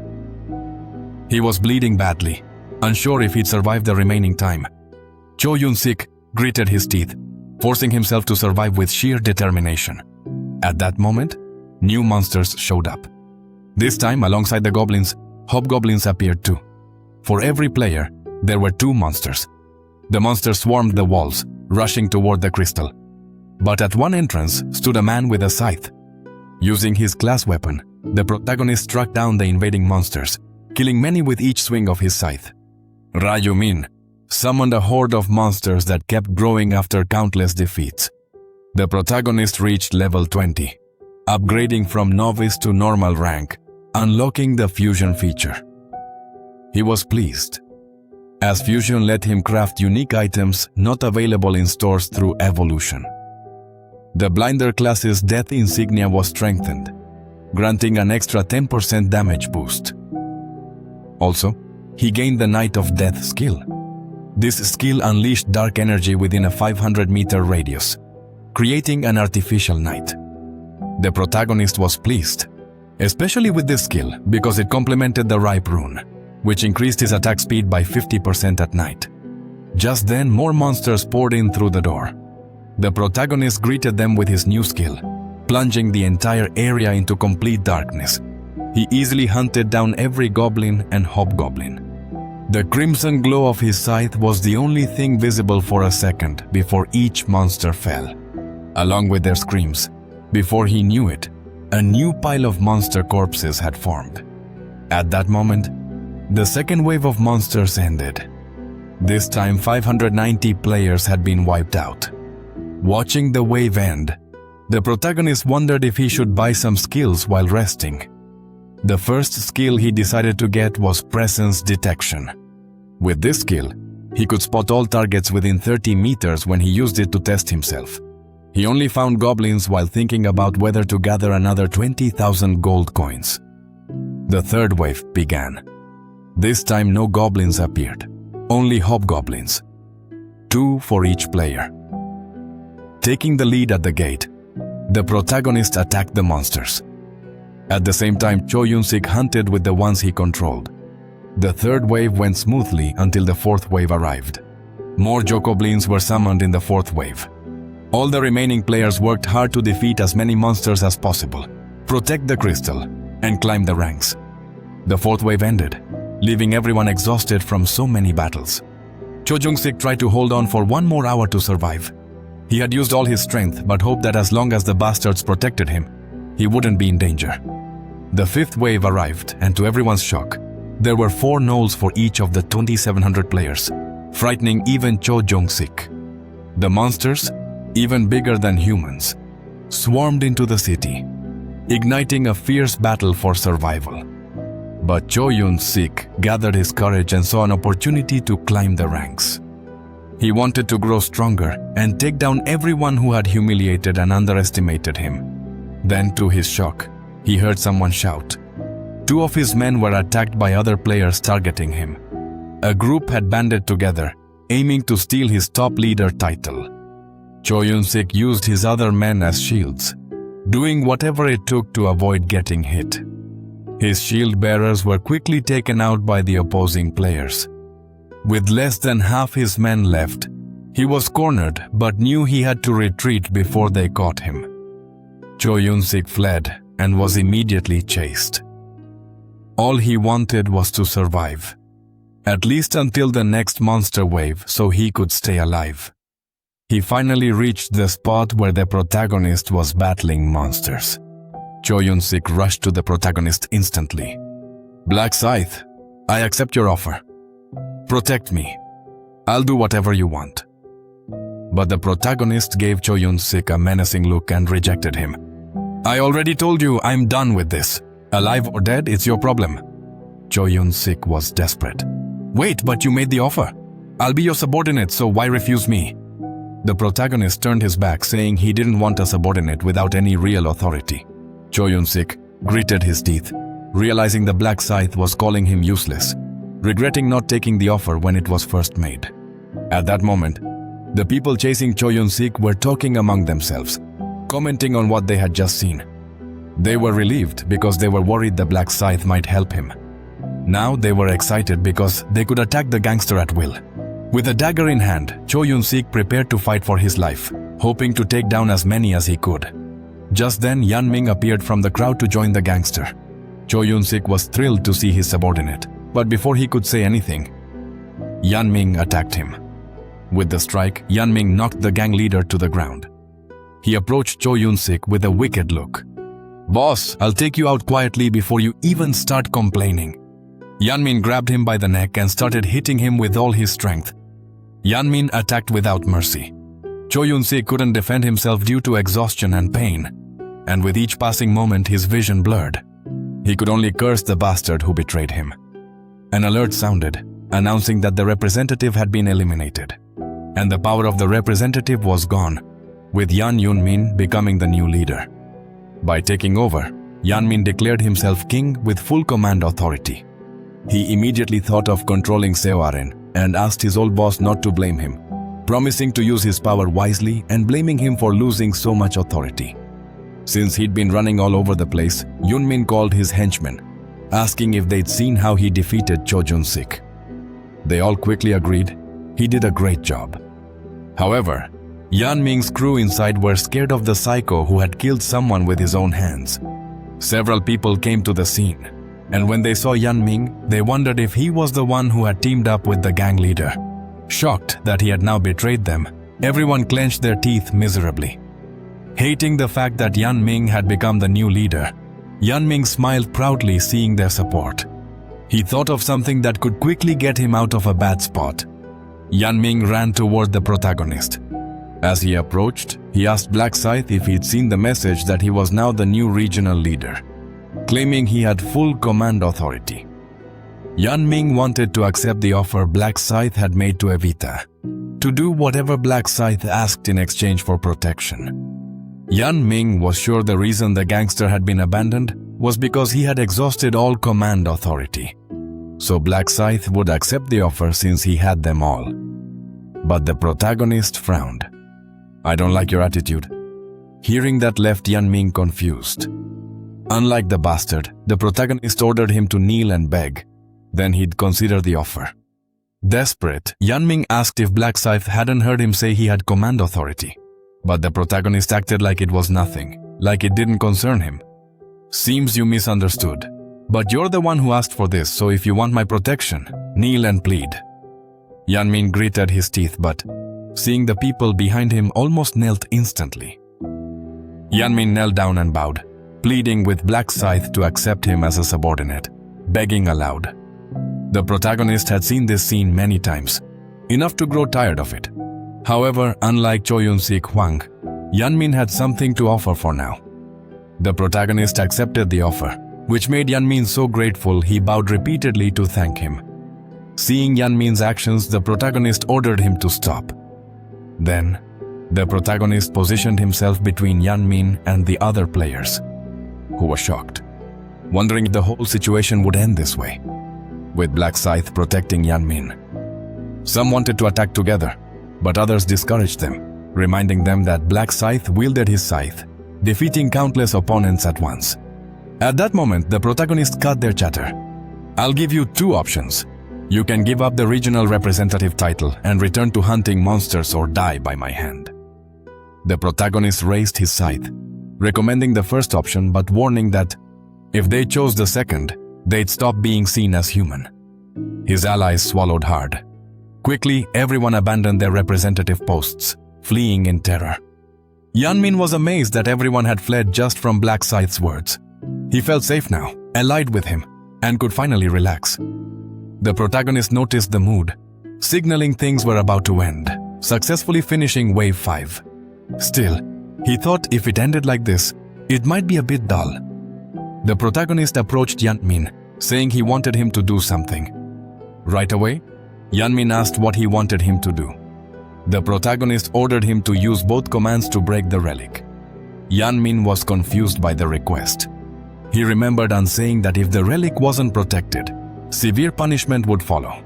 He didn't understand why Black Scythe wanted it broken, especially since using all 10 commands meant he couldn't keep Seo under his control. Yanmin tried asking why Black Scythe wanted the relic destroyed, but the protagonist told him to shut up and obey. The bastard tried to negotiate using only 9 commands, but the protagonist refused to bargain. Finally, Yanmin agreed to use all 10 commands, but before that, the protagonist said he'd tell him who to use the authority on. So the protagonist named 10 people and ordered Yanmin to control them to break the relic. Yanmin was shocked since all his friends were on the list. He wondered if it was intentional. Yanmin's friends got scared when they saw him approach, but Yanmin apologized, saying it was an order from the Black Scythe. So Yanmin used his authority over his friends and the others the protagonist mentioned, ordering them to break the relic. Suddenly, a warning popped up for everyone, alerting that the relic was under attack. When they all looked at the relic, they saw several players rapidly striking it. They rushed toward the relic, trying to stop the group from breaking it. Some managed to get there in time to grab the destroyers, trying to hold them back, but seeing they couldn't, they attacked them fiercely. However, it was already too late. After so many hits, the relic cracked and shattered from the damage. The main mission had failed. As punishment, the Divine Retribution mission would be invoked. Everyone was confused, especially about the suggestion they had to survive until time ran out. The round wouldn't end. The Divine Retribution mission was secret. As a reward, they'd get 3,000 gold if they survived 30 minutes. When people saw the 3,000 gold reward, they got excited since it was way better than the last reward. Getting a bigger payout than the waves was why the protagonist had Jeonmin break the relic. But there was a reason Ryumin himself didn't break it, confirming which players attacked the relic. Those 10 faced a heavy system penalty. 50% of their stats were permanently cut. Watching their stats drop, they furiously tried to blame Jeonmin, who could only apologize, claiming they didn't know they'd be punished like this. However, the regional leader was also penalized for failing to protect the relic. Like the others, his stats were cut by 50%. Jeonmin was furious, kicking the wall to vent his anger and pushing the issue aside. The protagonist started preparing for the Divine Retribution mission, opening the shop to buy gear with extra gold, starting with a hood that boosted agility and boots with the same effect, plus a speed boost. Next, the protagonist opened the fusion function, placed the skeletal necklace in one slot and the mana stone, a purple crystal obtained from Yuli, in the other. The fusion succeeded, and the necklace gained a point in every stat. Since only one mana stone could be slotted per item, he put his other stones in different gear. Damage reduction stone in his light armor and a strength stone in his scythe. The low-level mana stones weren't very useful, but better than nothing. A dark mist appeared over the village center, giving many players chills. Some tried to psych themselves up, saying they only had to hold out for 30 more minutes. They didn't need to fight, just run if needed. But the protagonist knew escaping the divine punishment crew wouldn't be easy. He remembered his last life, where running was the only option. Only 500 out of nearly 3,000 players survived. Just trying to stay alive was tough. Originally, the divine punishment agent was a monster that could force at least 5 level 40 players to attack her. But Ryumin had a plan to take her down. In the sky, a lightning bolt struck, summoning the monster.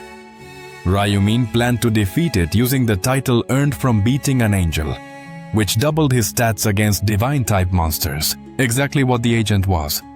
When the angel appeared, people wondered if it was the divine punishment agent. Seeing it wasn't that big, they thought they could just run and dodge its attacks. Thinking it'd be an easy mission, Yanming felt relieved. The agent carried a staff adorned with a circle and a bell in the middle. Raising the staff, it prepared to strike. Slamming the staff into the ground, it created a wave that spread across the city plaza, forming a restrictive field blocking anyone from passing until the skill ended. People tried to break through the barrier but grew worried when they couldn't. Suddenly, everyone inside saw their stats drop by half, realizing this wouldn't be easy. They started banging on the barrier, desperate to escape. The protagonist noticed about 300 people trapped within the skill's range. It was sad, but he couldn't save them. The agent spread his radiant wings to the sky, and as he flapped them, countless light spears shot out toward the players. The protagonist looked away, refusing to watch as those 300 players were struck by the divine spears. The players inside the field were terrified, trying to run or hide, anything to dodge the hard-to-track spears after the first batch was launched. The angel summoned another volley, raining them down on those trapped inside the field. Dodging the light spears was nearly impossible, but those who managed it faced no major trouble. Now that everyone was distracted, the protagonist moved carefully, focusing on the humans. The agent didn't notice what was behind him, allowing the protagonist to slip by. Ryumin had a plan to attack the agent. As soon as the barrier dropped after a few minutes, the protagonist charged in without fear of being heard or turned around, since the agent had no ears.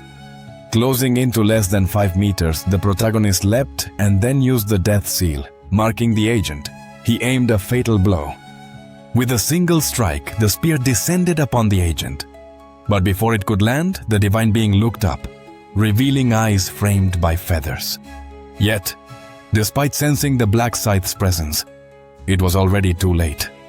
Hit with full force, the divine punishment agent screamed in pain. The protagonist had landed a perfect blow to its eye. After the strike, the protagonist fell back, confirming that with his seal's aid, he dealt significant damage, leaving the boss monster with only 60% of its health, taking out 40% with one attack. Not bad at all. The hero knew the agent would use the restriction field to try to find him, so he ran away just like predicted. The agent sent a wave of energy across the plaza using the skill. But when he realized he hadn't caught his attacker, the agent dropped the field. The hero took this chance to move forward again. He now wanted to strike the monster's other eye. The hero repeated the same attack as before, hitting the divine punishment right on target. The agent landed a strike on the other eye. The monster howled in pain. With his attack successful, the hero could finally relax. The agent used the restriction field again, and though Ryumin got caught, he didn't mind since without sight, the agent was like a glorified punching bag. The divine punishment agent summoned light spears to attack. Soon, Ryumin saw the monster's plan to strike in every direction. Just as the spears were launched upward, the hero used his night skill. Instantly, total darkness covered the area, swallowing the light spears. The agent was left confused as his spears vanished, but Ryumin was already in front of him, ready to strike again with his blinding scythe. He was set to finish the divine monster, proving the knight's dominance. The scythe tore the angel's wing, splattering golden blood everywhere. With that powerful strike, the wing fell to the ground. The divine agent tried to locate his enemy, but all he found were strikes from the black scythe. With his scythe and crimson aura, the hero toyed with the monster, who couldn't even land a single stronger hit.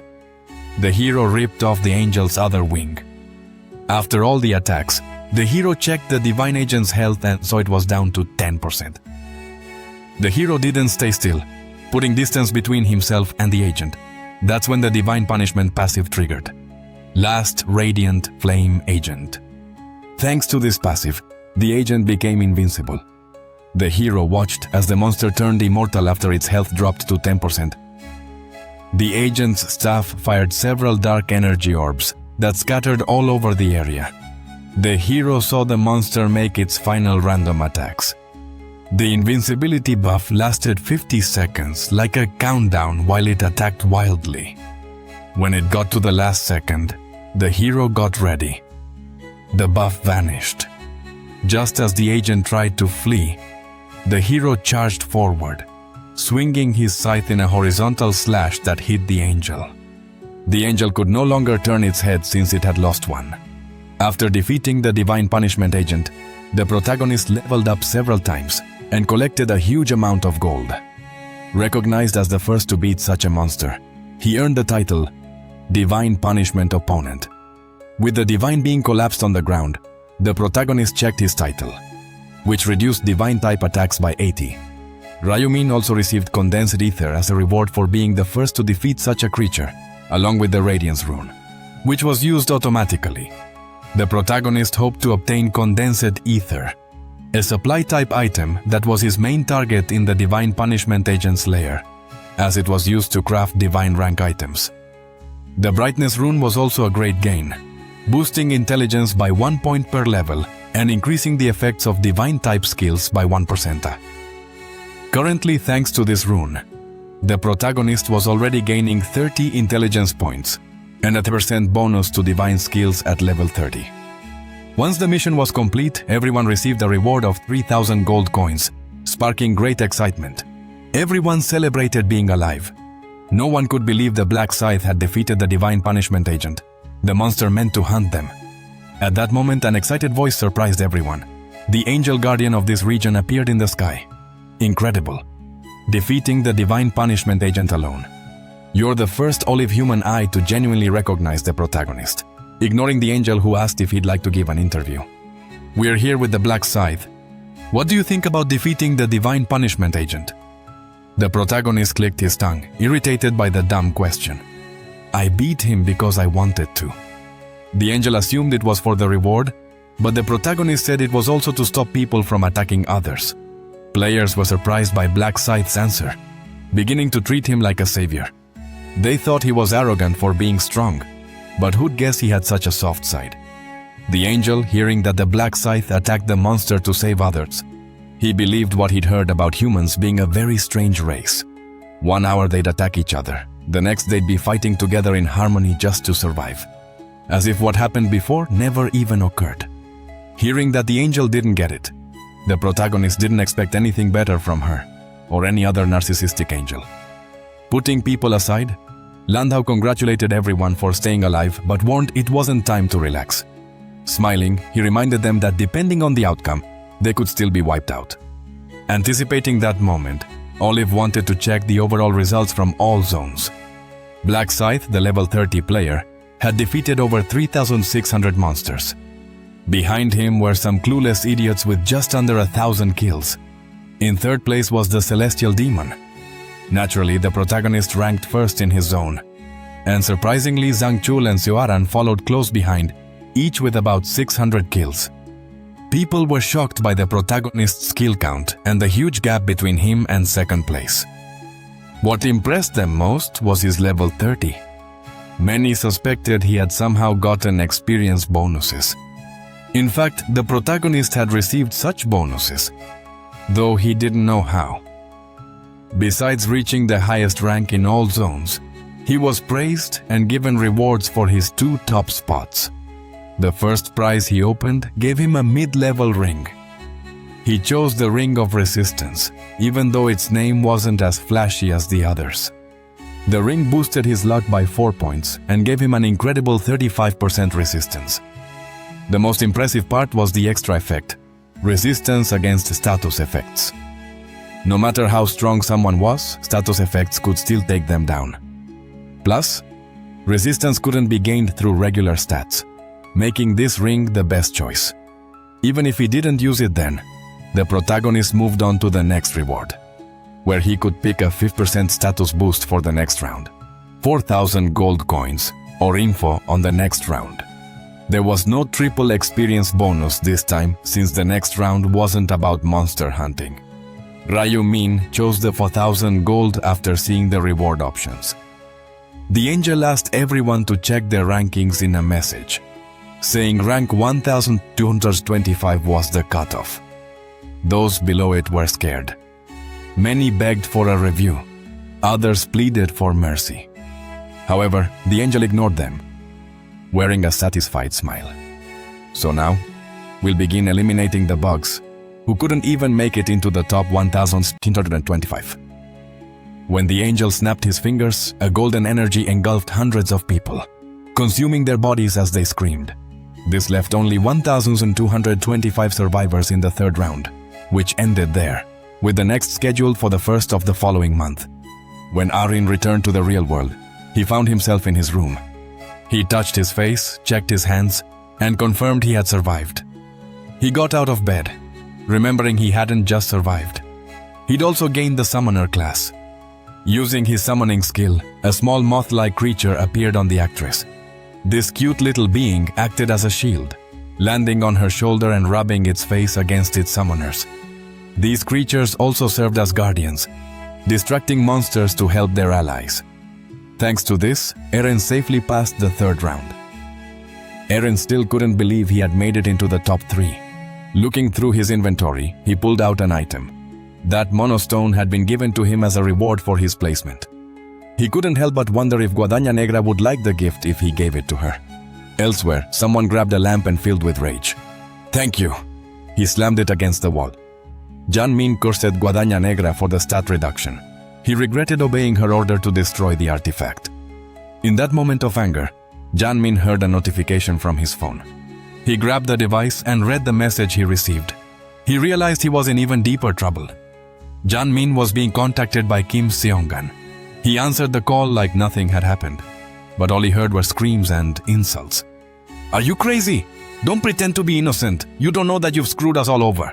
How can you use your authority against your friends? How dare you call yourself human after this?" Yanmin tried to defend himself, saying that if he hadn't done that, the Black Scythe might have eliminated him. But Kim Seon-han, and on the other side of the line, wasn't willing to listen at all. Feeling betrayed by Yanmin, who chose to harm his friends instead of just dying, he exploded. "If you weren't so damn ambitious, none of this would have happened. You traitor." Yanmin tried to explain himself, but Kim Seong-gu cut him off. "Don't call me again. Not in real life or anywhere else. Act like you don't know me, or I'll tear your face off if I see you again." When Yanmin saw his partner hang up, he clenched his teeth, unable to believe how badly he'd messed up. He tried calling others to join against Kim Seon-han, but the first number he dialed was unavailable. Seeing he'd been blocked, Yanmin threw his frustration at his phone, tossing it onto the bed, luckily not breaking it. Feeling abandoned, Janmin gave up on needing anyone. Remembering the threat he'd faced, he wondered who Kim Se-eun thought he was. Now he was determined to get revenge on his former ally for threatening not just him, but everyone else too. At the Imperial Hotel, Ma Hun-lok met again with the central security guard and humbly said he'd survived by luck. Recalling how tough the third round was, Ma Hyun-lok asked if he was okay. But Sensual said he hadn't faced many problems since the monsters weakened. Ma Hyun-lok asked what level Sancho was and if he'd picked a class. The guard revealed he was a level 11 knight, and Seo Aron was the same level, but as a summoner. Hearing Aron's class surprised Ma Hyun-lok. It sounded pretty unique. Seeing his expression, Ma Hyun-lok couldn't help but laugh. He hadn't seen that look in ages. It made him feel at ease, like he could do whatever he wanted if things weren't so complicated. Sensual realized this would be the last part since Seo Aron didn't feel anything for him. Ma Hyun-lok was surprised the guard seemed so manly, but soon remembered the actress just called him Mr. Security. Changing the subject, Ma Hyun-lok asked what report he wanted to deliver. The guard bowed and apologized first, leaving Ma Hyun-lok confused. The guard confessed he'd failed to help Black Scythe and deliver a message. Ma Hyun-lok was shocked since they were from the same region. Then the guard told him everything he'd said to have happened in the ruined village. After hearing about the people of divine punishment and a name so powerful, Ma Hyun-lok asked if Guadaña Negra had really defeated this divine being. Ma Hyun-lok explained that Guadaña Negra had beaten the divine being with overwhelming skills, as if he already knew exactly what to do. Sancho believed Guadaña Negra was so strong he didn't seem to need any help, realizing the protagonist had stats beyond his imagination. Mac John Nock felt embarrassed for thinking he was strong just because he held the Black Knight rune.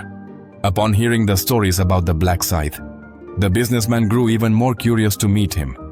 Ma John Nock didn't blame the guard, knowing there was nothing he could do. Changing the subject, he asked about the results of the search for the bandits. The guard started with Juan Janmini, assuming that was the player's real name. He said there were dozens of people with that name in the country. However, by filtering ages, they narrowed it down to 5 suspects. Ma Hyun-lok wanted to know where these 5 were, but the guard said the investigator wouldn't get their addresses for at least a month. Upon hearing how long it would take, Ma Hyun-lok pointed out it would last until the end of the 4th round, when the boss's drink would be served. The guard said there was no rush, as they had curious amounts of time. Ma Hyun-lok asked how much gold An San-chul had collected, and the guard replied it was 10,000. Ma Hyun-lok noted that was still only halfway to buying the tracking skill, which cost 20,000 gold coins, just before the conversation ended. An San-chul then brought up another matter, revealing that in the last month, someone had bought a huge chunk of shares in his company. Ma Hyun-lok didn't realize which company the guard meant until he revealed it was Celestial Demon, who was consulting for the company that was getting all the attention at the time. When the boss asked what percentage had been bought, the guard told him not to be surprised. It was 31%. Ma Young was amazed that a single person had bought that many shares. The guard was surprised too. Ma Hyun-lok quickly did the math and figured that person must have invested 280 billion gold coins to acquire that 31% in the company. He couldn't believe anyone had that much cash to invest and thought it had to be some wealthy stranger he didn't know. That's when Ma Hyun-lok suspected one of his brothers might be involved, since the 31% purchase was likely to gain control of the board. Ma Hyun-lok grabbed his phone to make a call and asked the department boss, Anne, for this buyer's contact details. Meanwhile, the protagonist lay in bed, waiting for Ma Hyun-lok to reach out. He didn't want to call him first to keep his pride as the majority shareholder. At that moment, the protagonist accidentally dropped his phone on his face, startled by his brother's sudden entrance, who shouted, "Bro, what level are you at?" The protagonist sat up and asked why he wanted to know. Suddenly, they were talking about a guy bragging about his brother's high level. This annoyed the protagonist's brother. He remembered how the friend kept saying his brother was already level 11 and had a class. Upon hearing that the friend's brother was level 11, the protagonist sighed and told him not to worry since his level was higher.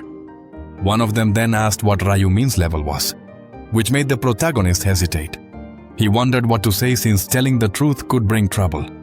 Smiling, the protagonist claimed to be level 12. This excited Wan, eager to know his brother's class. His face seemed to light up when he asked Rayumin what class he had. To sleep again. The protagonist replied his class was a secret. Ryu-wan got frustrated. He didn't want secrets between brothers. After kicking his brother out of the room, the protagonist said he was going to sleep. As Wan left, the protagonist got a call. When he answered, the person on the line asked if he was Rayumin. Upon confirming, Ma Hyun-lok introduced himself as the general manager of Celestial Demon Consulting. Hearing this, the protagonist played innocent to catch Ma Hyun-lok off guard when he heard Rayumin stammer a greeting. Ma Hyun-lok shyly asked if he had invested a fortune in his company. The protagonist asked what it was about. Revealing Rayumin was the biggest shareholder, Ma Hyun-lok said he wanted to meet in person, which the protagonist confirmed. Ma Hyun-lok suggested Friday. Checking his calendar, The protagonist recalled it was an important day to get the inner thoughts rune. Claiming plans Friday, he proposed Saturday instead. The meeting was set. The protagonist already knew Majan Lok would call as the general manager. He had founded the company to earn his father's approval, so there was no way he would take his major shareholder lightly. Thinking about the meeting, the protagonist prepared to get the rune he needed before that day. There were many ways to get runes, like going to certain spots during specific rounds, getting special rewards, or defeating boss monsters in extreme cases. Even common monsters could drop runes. One thing few people had discovered was that runes could also appear in real life. But of course, the method for rune appearances was highly restricted. Entering a warehouse, the protagonist hid on a stairwell, waiting for Jan Seokyeon, the player using his real name. This was a name Ryu Min would never forget, as he was the criminal who'd kidnapped his brother. The protagonist clearly remembered the bastard's face and voice. That day, with one tied up, Jan Seokyeon ordered the protagonist to hand over what others didn't have. The protagonist was caught off guard at that moment, claiming he didn't know what the thug wanted, which made Jang Seokyeon burst out laughing. But he quickly cut through the protagonist's lie, calling him regressive. Seeing the surprise in Ryunin's eyes, Jang Seokyeon revealed that he held the rune of inner thoughts, which he had used to probe a Rio 1. Since that incident, the protagonist had sought revenge against Jang Seokyeon from his 11th regression onward. So Ryunin had no unnecessary emotions. He just wanted to grab the rune of inner thoughts before that bastard could get it. Putting on a mask, the protagonist waited. A few minutes later, Hyun Seok Hayun entered the warehouse carrying someone over his shoulder. He threw the woman to the ground and tore off the tape sealing her mouth. He ordered her not to scream. Immediately, the woman began begging for her life, pleading to be set free. Hyun Seok got irritated hearing the same old lines, telling her to try something different. He didn't want to hear about letting her go, money, or any boring stuff. The woman apologized and asked if he was doing this because she had looked at him the wrong way. A few days earlier, Han Seok-hyun looked at her with disdain. Finally, he heard what he wanted that day. I felt awful.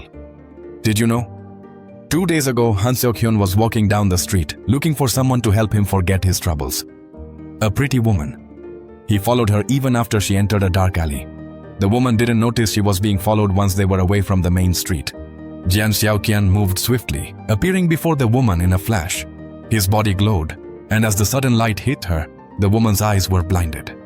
Jian Xiaoqian approached her, making her scream in fear. After the scare, Jian Xiaoqian fled. He loved his current life where he could run away after doing whatever he wanted. Life after prison was so dull that he didn't want to live anymore. But the rune of luminescence, which made his body glow and blinded his enemies, brought excitement back. After blinding the first woman, Hyun Seok Hayun went to a cafe. The waitress greeted him with a smile. Paying for the coffee, Hyun Seok-hyun asked if she worked there part-time since he had never seen her before. Feeling awkward, the young woman revealed that all the other part-time workers had quit because of the recent chaos. Jang Soo-kwan figured it made sense that people wanted to live their lives instead of risking ending up in a coffin.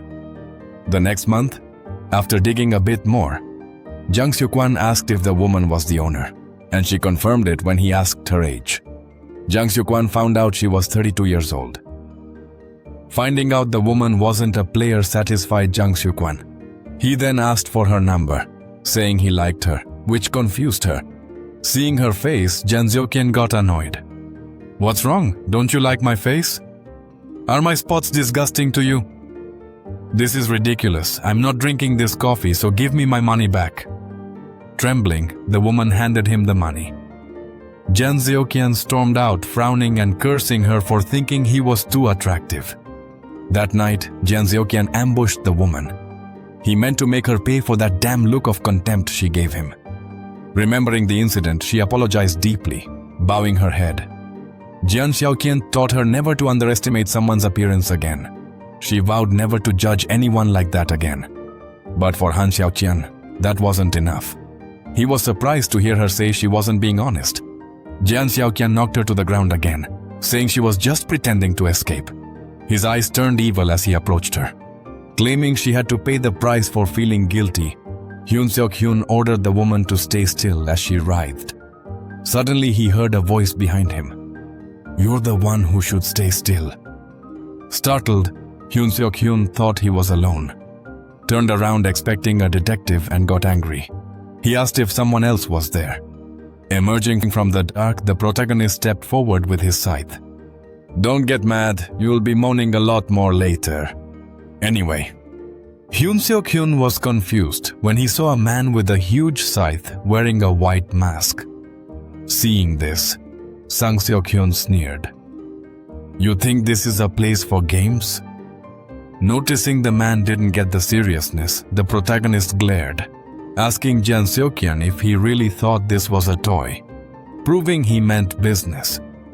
The protagonist swung the scythe in the air. Jang Seok-hyun realized it was a real weapon and asked if the man was a player. Looking at the woman, the protagonist said, "Now's your chance, go."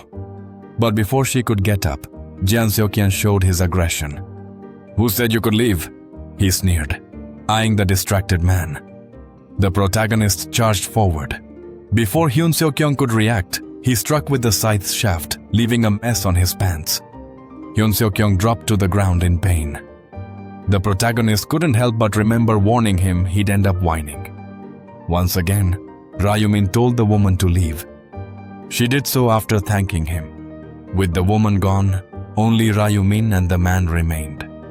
A smile behind the mask sent chills down the thug's spine. Let the games begin. The pain Hyun Seok-hyun felt turned into rage. "Bastard, I'll finish you!" The protagonist liked his attitude. It'd be fun if he didn't give up, especially seeing the young man mock him. Hyun Seok-hyun tried to attack as if in slow motion. The protagonist deftly dodged the dagger strikes. Hyun Seok-hyun clenched his teeth, wondering why he couldn't land a hit. The protagonist couldn't help but voice his frustration. "I can't believe you're still swinging that piece of goblin junk." When Hyun Seok-hyun reached out to attack again, the protagonist swung his scythe, cutting him. A red fountain spurted from where the scythe struck, making Hyun Seok-hyun roar. Seeing him scream, the protagonist asked if it hurt. Hyun Seok-hyun was gritting his teeth but turned pale when the man said this was just the beginning. At that moment, the protagonist struck again, swinging his scythe. After 2 hits, Hyun Seok-hyun realized he wouldn't survive and stayed put. Seeing the masked man stop moving, Jang Seok-hyun planned to blind him. Suddenly, a light burst from Jang Seok-hyun's chest. "Screw you!" But the light on his chest was suppressed. It barely glowed, and confused about why his power didn't activate, he began to tremble with fear. The protagonist smiled inwardly, telling him to shine all he wanted, but his night ability wouldn't allow it.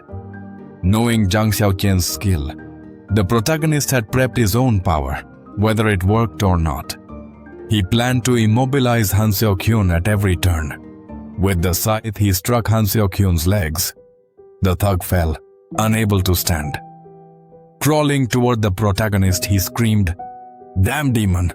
Why are you doing this? Why hit me with the scythe's tip?"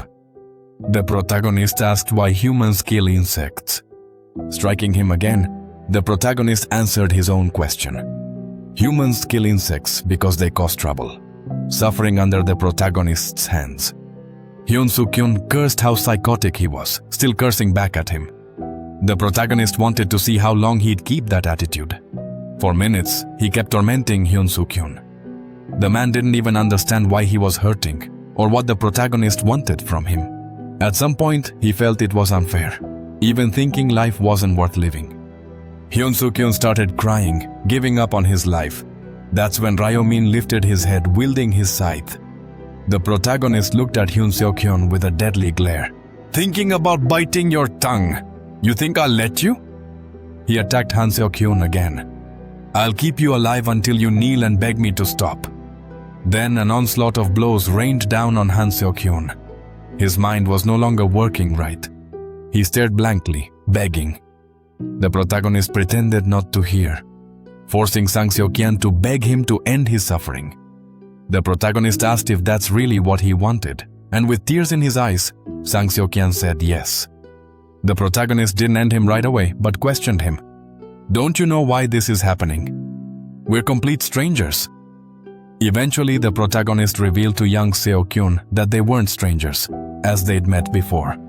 Hearing the masked man call him Hyun-soo, Kyung was shocked, thinking somehow this was connected to that woman. However, the protagonist denied being related to her. He revealed that Jang Seo-kyun had kidnapped his brother to get information out of him. Jang Seo-kyun didn't remember doing any of that, and Ryu-min explained that the reason he didn't remember was because it would happen in the future, though for him, it was already the past. That's why he was intervening now, to stop Jang Seo-kyun from getting the rune of inner thought. Hearing all this, Jang Seo-kyun was completely confused. Speaking of the rune of inner thought, the protagonist asked if he knew what condition had to be met for it to reveal itself, which was hearing the true voice of another person. Hyun-suk Ha-yoon didn't know what the true voice was, and Ryu-min revealed, "Is the voice that comes straight from the heart, honest and genuine." The protagonist disclosed that the one who should have freed the heart's voice was the woman Sang-yeon had kidnapped. She begged him with all her heart to give her the chance to get the rune and use it to commit even more crimes. Hyun-kyung kept listening to the masked man say this had happened before, and after seeing it happen repeatedly, she was convinced she didn't deserve to live. Han Seok-hyun begged the protagonist to end him quickly, but the protagonist refused to touch him. The protagonist grabbed his scythe and placed the handle between Hyun Seok-hyun's teeth. "What do you think I've been doing all this time? I've been biding my time so you could suffer." Hyun Seok-hyun was in intense pain. He, who had begged not to live anymore, wondered if the masked man didn't want the rune after all. He mentioned he didn't understand why the masked man put the handle in his mouth or why he wouldn't let him speak. Since he so badly wanted to hear the voice of his heart, as if reading Hyun Seok-hyun's mind, the protagonist answered, "Why don't I let you speak?" "Because I want to test the rune of inner thoughts." Sang Seok-hyun was shocked by what he heard, having been deceived by Han Seok-hyun for so long. The protagonist apologized, revealing he had already obtained the rune. He reminded him of the moment he first begged sincerely from the bottom of his heart. At that moment, Ryu-min acquired the rune by hearing the true voice, and a rune glowed on the protagonist's chest, imprinted on his body. With the power to read the thoughts of the target before him, Ryu-min only needed to look at the person to read their inner intentions. The protagonist revealed he was just running some tests to show how well the rune worked, using the ability to read minds. Jang Seo-kyun begged Ryu-min to end his suffering, since he had gotten what he wanted. However, the protagonist refused to end his suffering so easily, as that would be unfair to Hyun Seok-kyun's victims. Hearing that he would suffer even more, Hyun Seok-kyun cursed the protagonist. After a while, Hyun Seok-kyun stopped breathing. There were no witnesses, but Ryu-min cleaned up the mess with the reward he earned from the situation. Trace cleaning, a skill that erased all evidence of a crime. A dark green aura surrounded Sang Seok-kyun, making him vanish along with everything tied to what just happened now that he'd gotten what he wanted. The protagonist was ready to meet Mahungrok the next day. Ryu-min wore a sharp dark grey suit then. Seeing how good his brother looked, one guessed he was off on a date. The protagonist didn't get why his little brother thought that. His formal outfit was actually for a business meeting. One was surprised, curious about what kind of business his brother was involved in, recalling that the older brother had bought large shares a few days earlier. Now, seeing him leave for a business meeting, one felt confused and worried. The protagonist couldn't help but watch his brother's expression, wondering if he was more concerned about him or the finances. To calm him, the protagonist smiled and promised to share the details if the meeting went well. He wanted one to trust him. One felt encouraged by his brother's words. With no one else to trust, gathering his things, the protagonist asked his brother to stay home, since other players were making the world unsafe. One followed, saying he'd seen on the news that some players were using their powers to commit crimes. He'd even heard of prisoners abroad escaping jails using their abilities. The protagonist confirmed this happened because criminals turned players to seek revenge. Players would grow stronger, and the population would shrink each month. It would be weird if nothing changed. The protagonist recalled that in his previous regressions, the world always reached a point where humans were hunted like animals.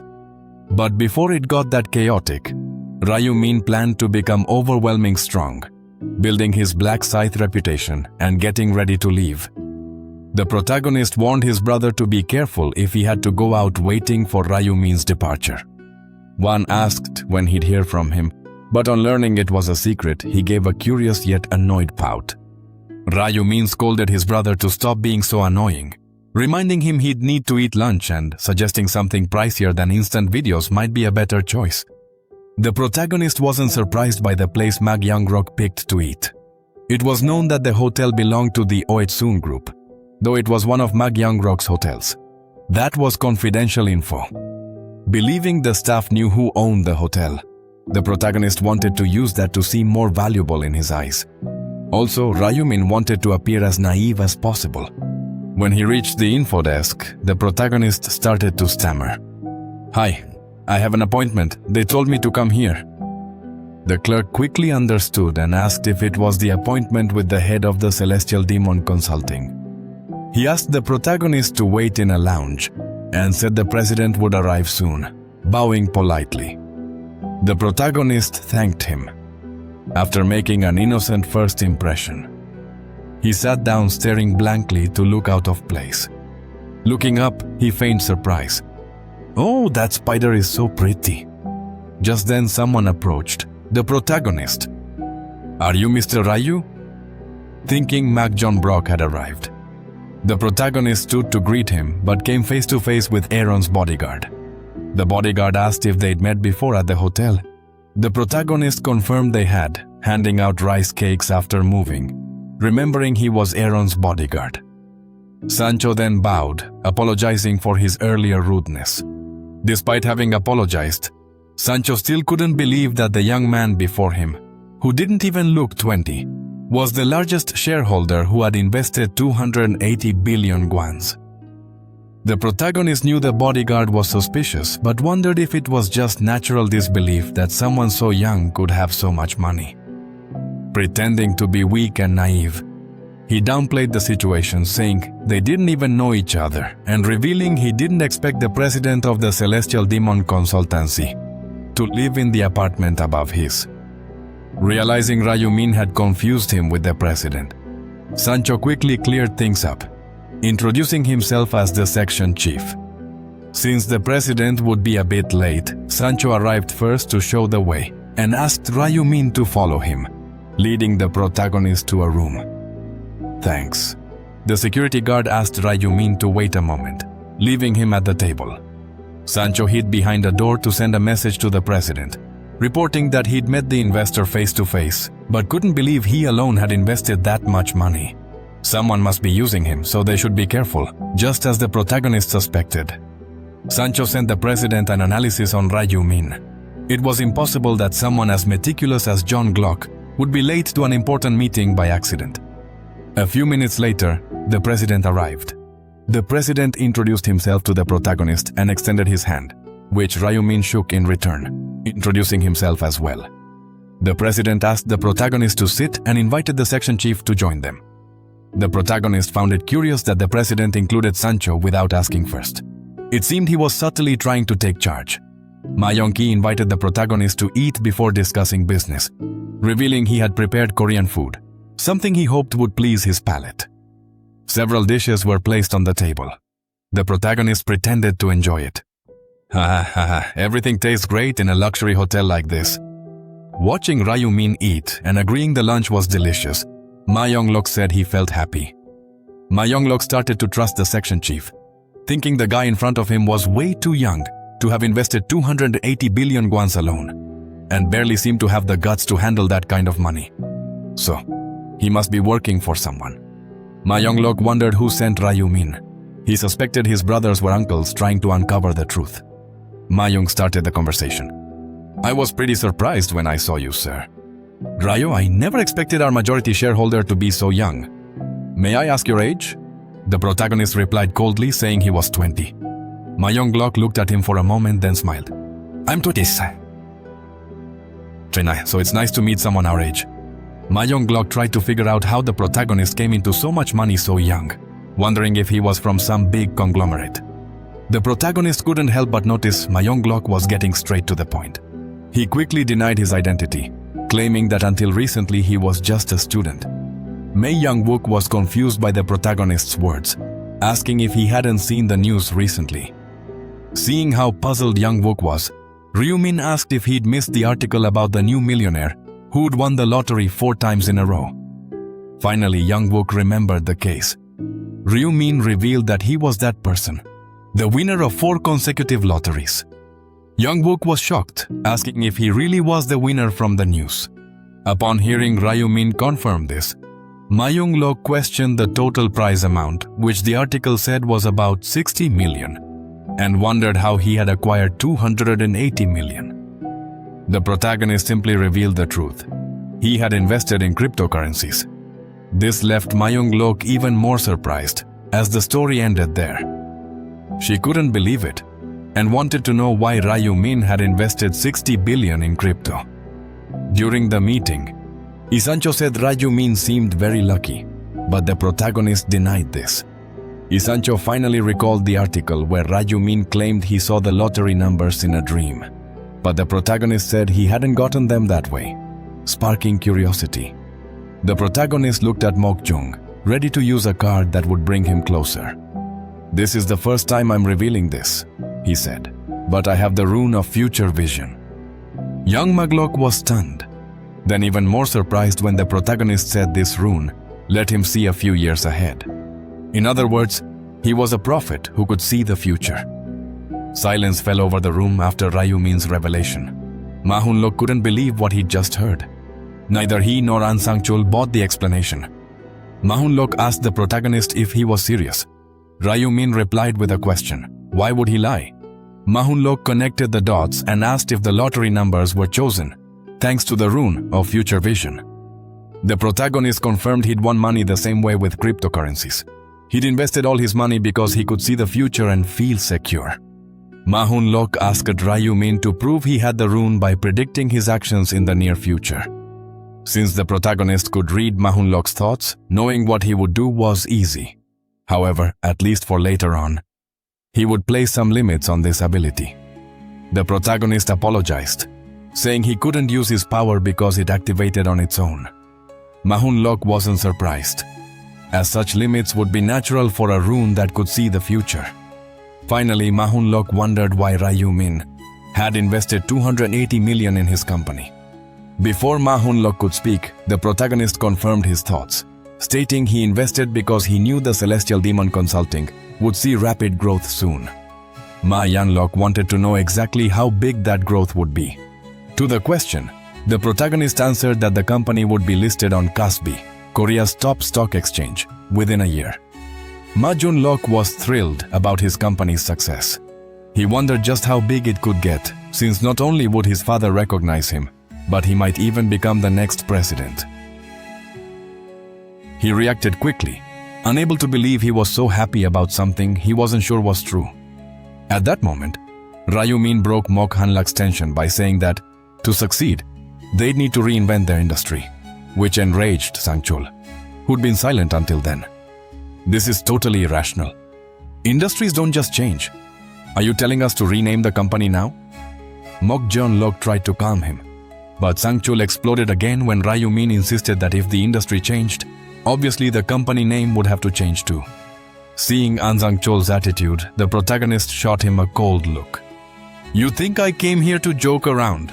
You're both players, you know the huge risk of casually revealing your runes like this.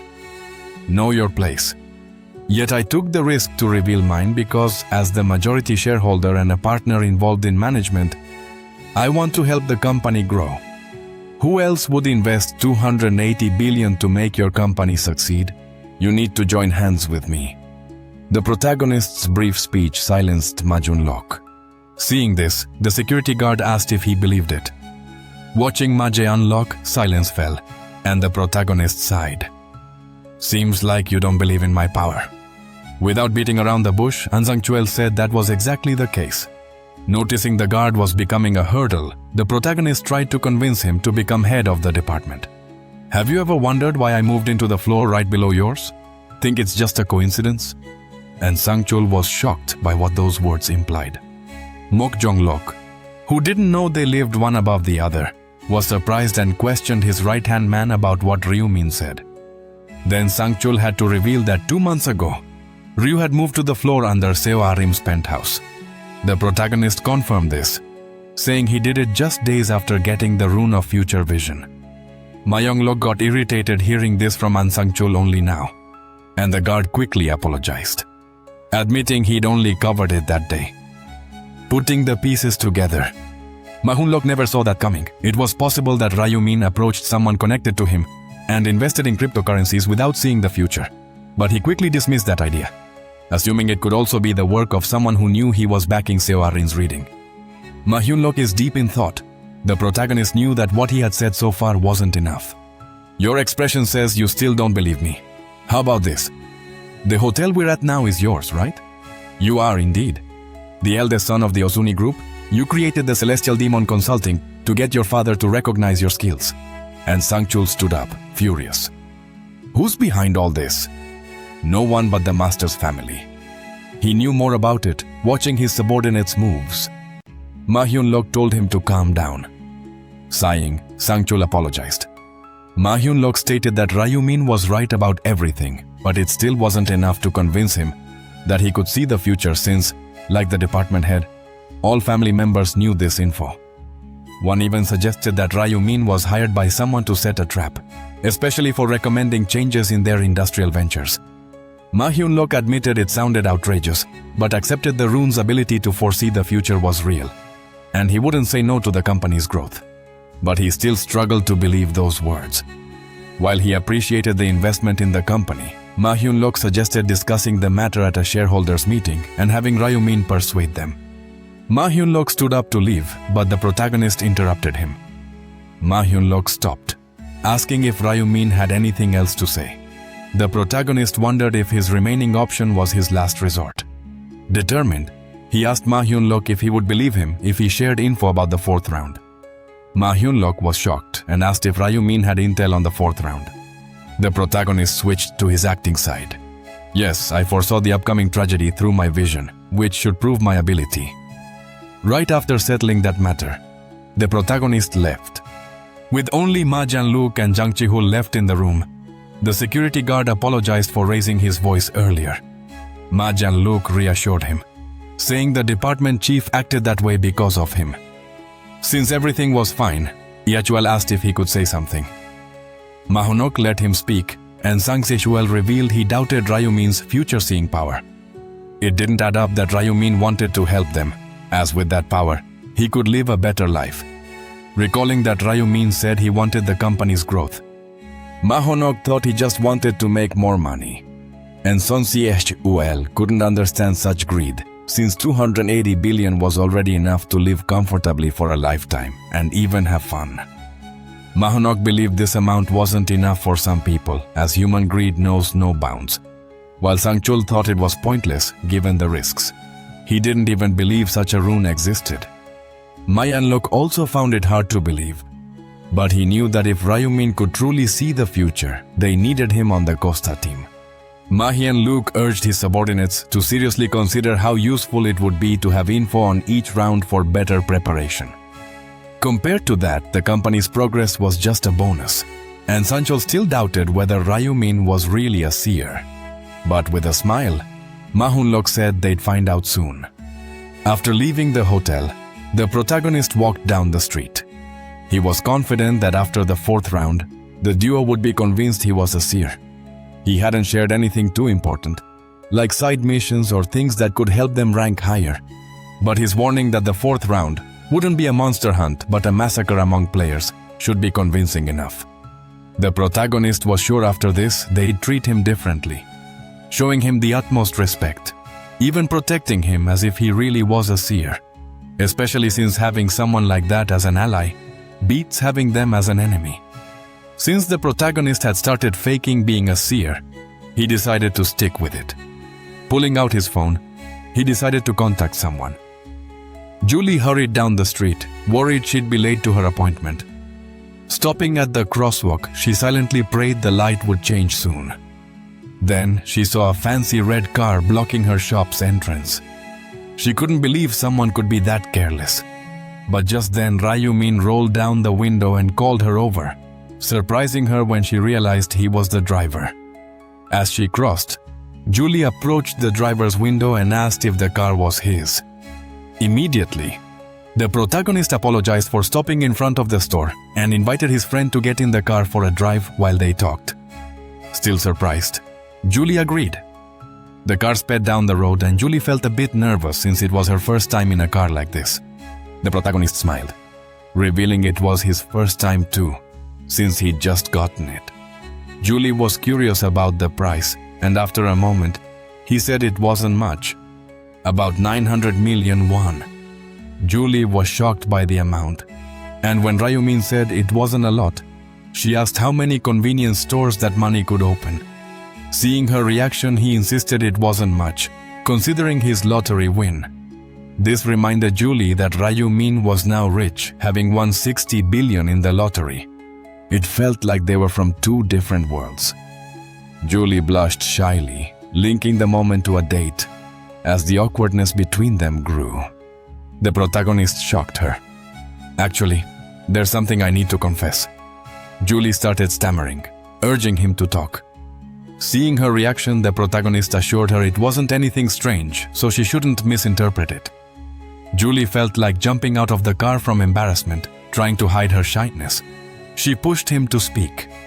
The protagonist then admitted he'd lied about the lottery numbers coming from a dream when he saw her confusion. He explained he got the info from his future rune, not a dream, and that this rune had given him the seer's gift. Julissa was excited because being a seer sounded like a totally unique class. She congratulated the protagonist, thinking the future rune sounded amazing too. She couldn't help but thank him for telling the truth since it had to be tough to reveal. Even to a friend, the protagonist asked her not to treat it as something significant, since she had also revealed her class. But Yuli reminded her that she hadn't told her about her rune since they were already on that topic. She asked if she should reveal it. At that moment, the protagonist didn't mind her keeping the information. But Yuli revealed it. She had gotten the protection rune in the first round. This rune created a barrier around her based on the number of people within a 10-meter radius. If there were 5 people, for example, there would be 5 barriers. Julie felt relieved after sharing this info. Still, she wondered why Ryu Min had mentioned her rune. The protagonist said keeping it secret tormented him, and he felt she might not believe what he was about to say. He couldn't hide the truth. Julie was curious to hear what Ryu Min was going to say. When the protagonist revealed the info about the 4th round, Julie nearly jumped out of her seat in surprise. The protagonist urged her to be careful and stay alert, since they didn't know what the players around her might do. Julie was very grateful to Ryu Min for the warning, remembering he was the one who invited her first. She wondered if Ryu Min was starting to feel something for her. She hoped so. The protagonist returned home as the sun was setting, and even after some time, he still couldn't believe Julie had liked him all along. He had never known this about Ryu Min. The reason Yuri was always so kind to him finally made sense.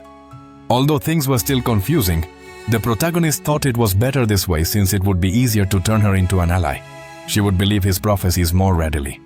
Lying in bed, the protagonist decided to rest as there was nothing else to do. Time flew by, and soon the last minutes of the month arrived. Before heading to the other world, Ryu Min bought an epic item from the daily section, the Dark Glove, which gave a semi-transparent tint to the equipped weapon. Since the glove had passive skills and high attributes, the protagonist planned to combine it with his knight ability. Hearing someone at the door, Ryu Min turned to see his brother, reminding him it was time to leave. When his brother asked if he'd succeed this time, the protagonist said he'd try. One recalled his brother had said he was a seer and had seen info about the 4th round. But Ryu Min stressed that seeing and acting were different things. One worried about his brother's lack of confidence. You have to understand again. The protagonist ignored his brother's words to avoid bad luck hitting him. That's how Ryu Min entered the world of the 4th round. Upon arrival, Yan Min immediately opened the stats window. Seeing a 50% penalty, he gritted his teeth. It was due to his betrayal of Cho Yun-sik. What frustrated him most was that he'd spent all 10 command authorities. He quickly looked around, trying to see if anyone was chasing him as a representative, or if some old friend would come for revenge. But something else caught his eye. The unfamiliar place they were in. Everywhere he looked, there were only white walls like a maze. As Yeonmin looked around, he found the source of his hatred. Black Scythe.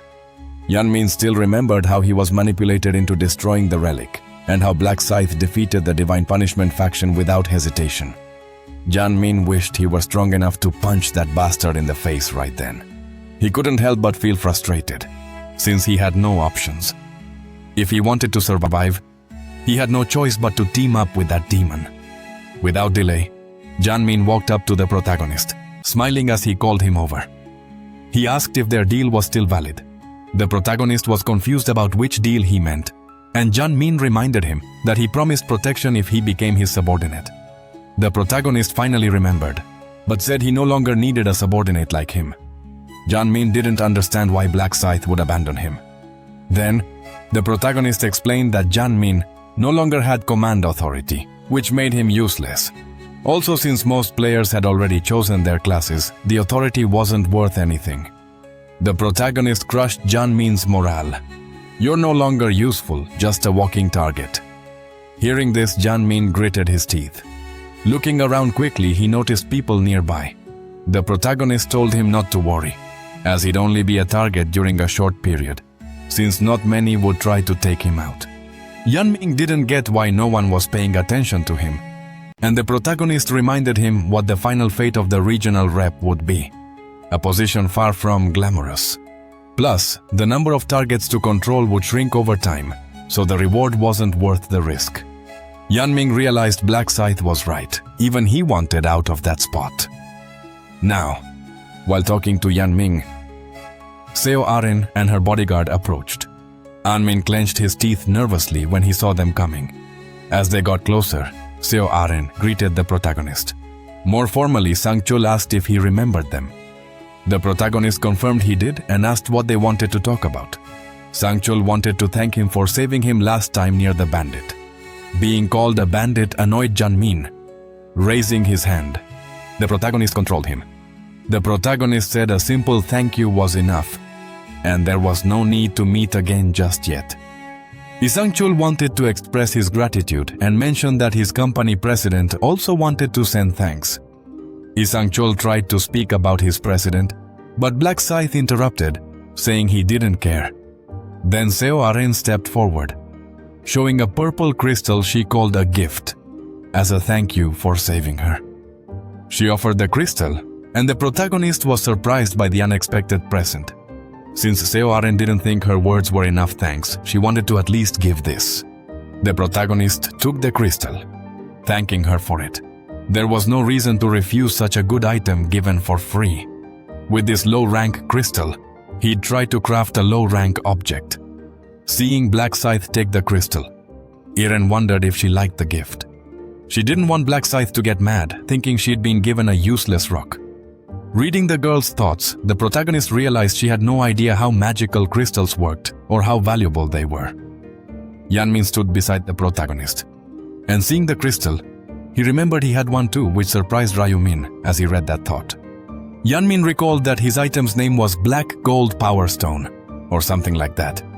Seeing this thought, Ryumin was stunned. Black Gold Power Stones were items monsters rarely dropped. They were even rarer than magic crystals, almost impossible to get on purpose. The protagonist wondered if it was good or bad luck that Yeonmin had such a prized item. Breaking the silence, Eren shyly asked the protagonist if he needed a barrier. The protagonist looked puzzled by the question, which made Eren reveal she had advanced enough to summon. She could call a fairy to cast a barrier if needed. The protagonist thanked her, but said he didn't think he'd need it. Eren felt a bit disappointed at the offer being declined. Then she bowed, saying they'd part ways now, wishing Black Scythe the best. As Eren and Aang Sancho left, Yeonmin went the other way. But before the bandit could leave, the protagonist stopped him, claiming he'd regret taking that path. Yeonmin didn't understand what Black Scythe meant, so the protagonist reminded him he was a walking target. Yeonmin was confused because Black Scythe had said no one would attack him. But the protagonist said it wasn't that no one would attack, just not many. He added that the perks of being the rep weren't over, even though most were at level 10. Some hadn't reached that level yet. He told Janmin to think carefully about whether no one would really attack him. Seeing that black scythe, Janmin wanted to say something. He asked what he should do. The protagonist offered to help so he wouldn't be an easy target. Janmin was surprised and immediately thanked him. But the protagonist cut him off. He said he wouldn't do it free, then reminded Janmin of the cost. Janmin immediately remembered he had a stone. He took out the black and gold power stone and handed it to the protagonist. Ryumin asked if he had other items, but Janmin said he didn't have anything else and begged to keep at least his gear. The protagonist sighed, saying he didn't want his gear even if he offered it. Janmin worriedly asked if Black Scythe would help him, since he gave him the item. The protagonist turned his back, saying he would honor his promise. At that moment, an angel appeared above the players, laughing. Hey, you're back as humans, but it seems your numbers have dropped again. Hearing fewer players, everyone wondered if there'd been a fight in the real world. Ryunin would be more surprised if the players went a whole month without trouble since everyone was here. The angel asked if it could announce the 4th round's mission. A mission appeared before them. They had to eliminate each other, and from 1,042 participants, only 521 would move forward. The players were stunned and confused by the mission. The angel noticed this and said, as mentioned, all you have to do is attack and eliminate the player near you. It's that simple. To clarify, the angel explained that this round's goal was to shrink the player count by having them eliminate each other. Unlike before, there would be no monsters this time. Hearing no monsters worried many since they needed to evolve. One player caught the angel's attention, wondering since only half could survive. Each person just had to eliminate another by putting a finger to their lips, signaling silence. The angel smiled. That's a secret. It wouldn't be fun if I told you everything. The protagonist mocked the angel. There was no fun for her. She was just following orders from her superiors who forbade her from revealing anything. Angels were mere messengers ensuring the survival game ran smoothly. Above them was a game master. The fact that the angel hid a specific rule meant someone ordered him to. The angel declared they wouldn't complete the mission by just eliminating each other. Only the first 521 survivors would remain. How would the ranking be decided? That too was a secret. The angel couldn't help but smile. Revealing ranks weren't based on kills. Thanks to this, the explanation ended, hoping everyone would start eliminating each other. Then, with a bright golden glow, the angel prepared to leave. The players were confused, unsure of what to do. If someone started attacking, many didn't want to fight, since they had no grudge against others. This kind of round was crazy for them. Janmin was excited about the mission because there were plenty of jerks he wanted to take out. The protagonist watched Janmin from a distance, realizing he was already planning to attack. At that moment, Janmin saw it'd be good if players hesitated to eliminate each other. It would make him unstoppable. Clenching his teeth, he wished to find the bastards who had turned against him, so he could eliminate them. Lost in deep thought, Yanming jumped in surprise as the protagonist approached. Seeing the black scythe come closer, Yanming asked if there was a problem. The protagonist reminded Yanming that he had promised to keep him from becoming a target, and said he was there to keep that promise. At that moment, the scythe started to materialize in the protagonist's hand from a scarlet liquid. Yanming was confused, but before him, the protagonist was already wielding his scythe. With the protagonist's attack, Yanming fell. There was a hidden side mission. Eliminate the regional representative within the time limit. The reward was a low-rank mana stone lottery token. The token randomly grants between 1 and 5 mana stones needed for that round. The protagonist got the prize he wanted, but that wasn't his only reason for the attack. People were quick to scandalize the black scythe killing someone as they noticed their glances. The protagonist caught their hypocrisy. Since not long ago, they were the ones who wanted to eliminate the regional representative. Quickly, several people surrounded the protagonist, criticizing him for killing someone in cold blood. He didn't care about the criticism because he knew it was genuine. He himself had killed Han Seo-kyun in real life and wouldn't stop there.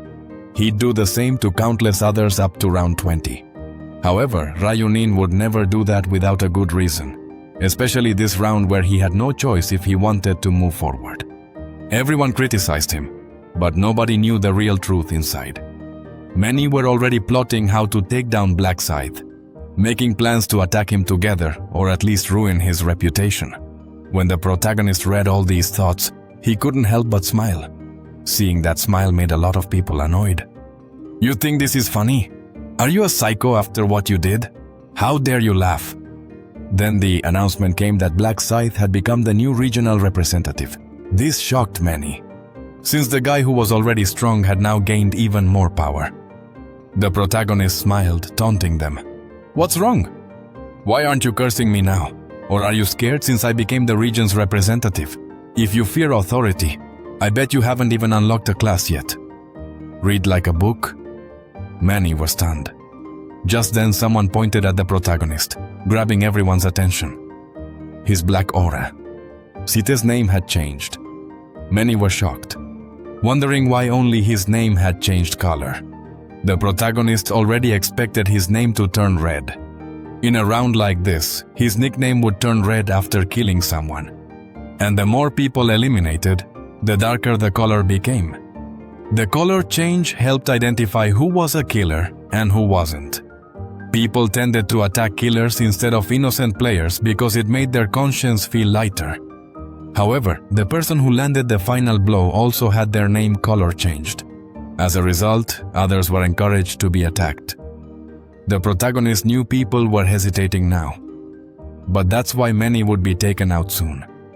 He crossed his arms and asked why they were just standing there, as there was no time for chit-chat.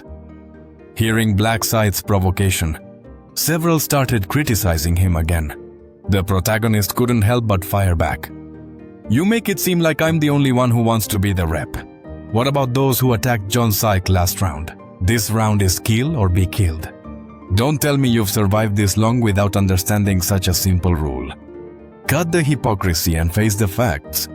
If your life's at risk, you wouldn't hesitate to stab the person threatening it. Now's not the time to freeze. If this bothers you, call a debate and vote, like last time."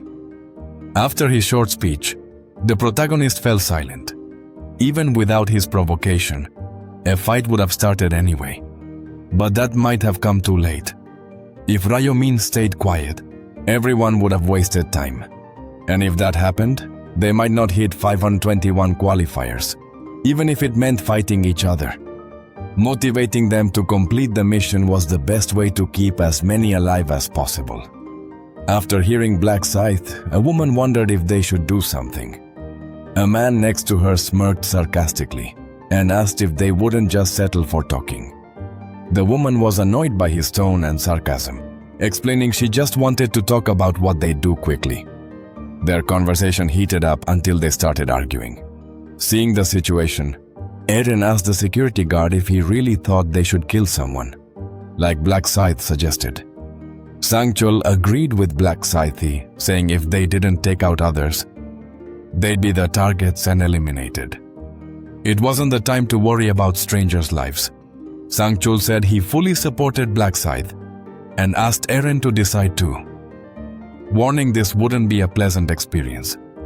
Eren was worried about how the guard sounded, as if he'd already committed a crime.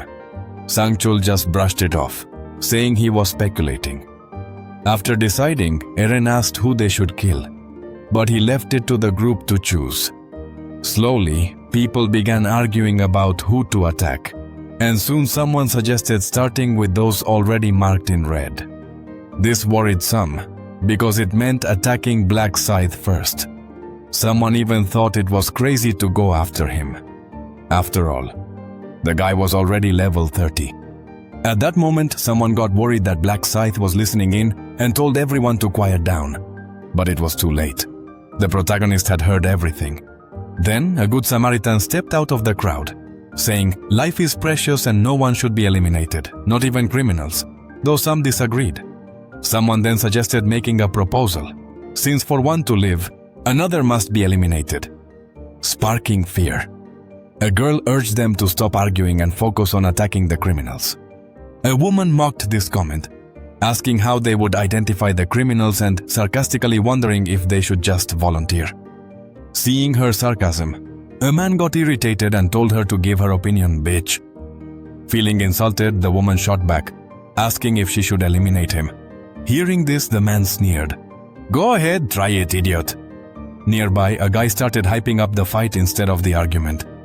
The man involved in the argument glared hatefully at him, grinding his teeth, seeing he was just stirring the pot. The woman did the same, criticizing him in the same tone, then walked away. Then someone else joined the argument and people started unleashing their magic. The protagonist was irritated. The argument had escalated, but no one seemed willing to start fighting. Still, he wasn't worried, knowing this would happen soon. At that moment, someone trying to calm the fight noticed something strange. They were shocked to see Janmin suddenly yawn, like he'd just come back from the dead. In fact, this was the secret rule of this round. After 10 minutes, they came back to life. Janmin got up, confused why everyone was staring at him like he was some monster or zombie. Not understanding, Janmin remembered that just moments ago, he'd been talking with Guadaña Negra. A man started shaking when he saw Janmin's revival. Immediately, someone suggested the system must have resurrected him. One person analyzed this info with interest, which made another think it was okay to eliminate others. Several people started drawing their weapons, convinced they could kill without repercussions. A woman tried to stop the fight, saying no one was sure they'd actually come back to life. But at that moment, someone attacked her from behind, repeatedly hitting her. After taking her down, the man cursed her, telling her to come back so he could strike again. Everyone was stunned by the scene and the woman's condition. They waited a moment, but when she didn't revive, some suggested waiting a bit longer. One person thought logically and remembered it had been about 10 minutes until Janmin revived. Hearing this, someone shouted to wait and see if she would also come back to life, and everyone agreed. 10 minutes later, a light surrounded the woman's body. Her wounds started to close, her body regenerated, and when she returned to life, she stood up. The woman stretched as if waking from a deep sleep. But right after stretching, she remembered what had happened. She immediately stood up and asked who the hell had just attacked her. The same guy who hit her before tried again, but before he could touch her, a man struck him with an axe. The man saved the woman, pushing the attacker to the ground. He smiled wickedly and asked if everyone would really come back to life. After 10 minutes, people were scared by the scene but started thinking it through. Even with resurrection confirmed, some still found killing someone unpleasant. However, people's attitudes began to shift as the mood changed, revealing their true madness. When the first attacks were launched, many others started fighting too. Chaos erupted, and the atmosphere turned downright insane. Even while attacking others, some apologized, pretending they had no choice. When attacked, very few hesitated to retaliate because they saw no issue fighting if they believed they'd come back to life. Over 1,000 people began brawling like wild dogs. The whole place turned into a real battlefield.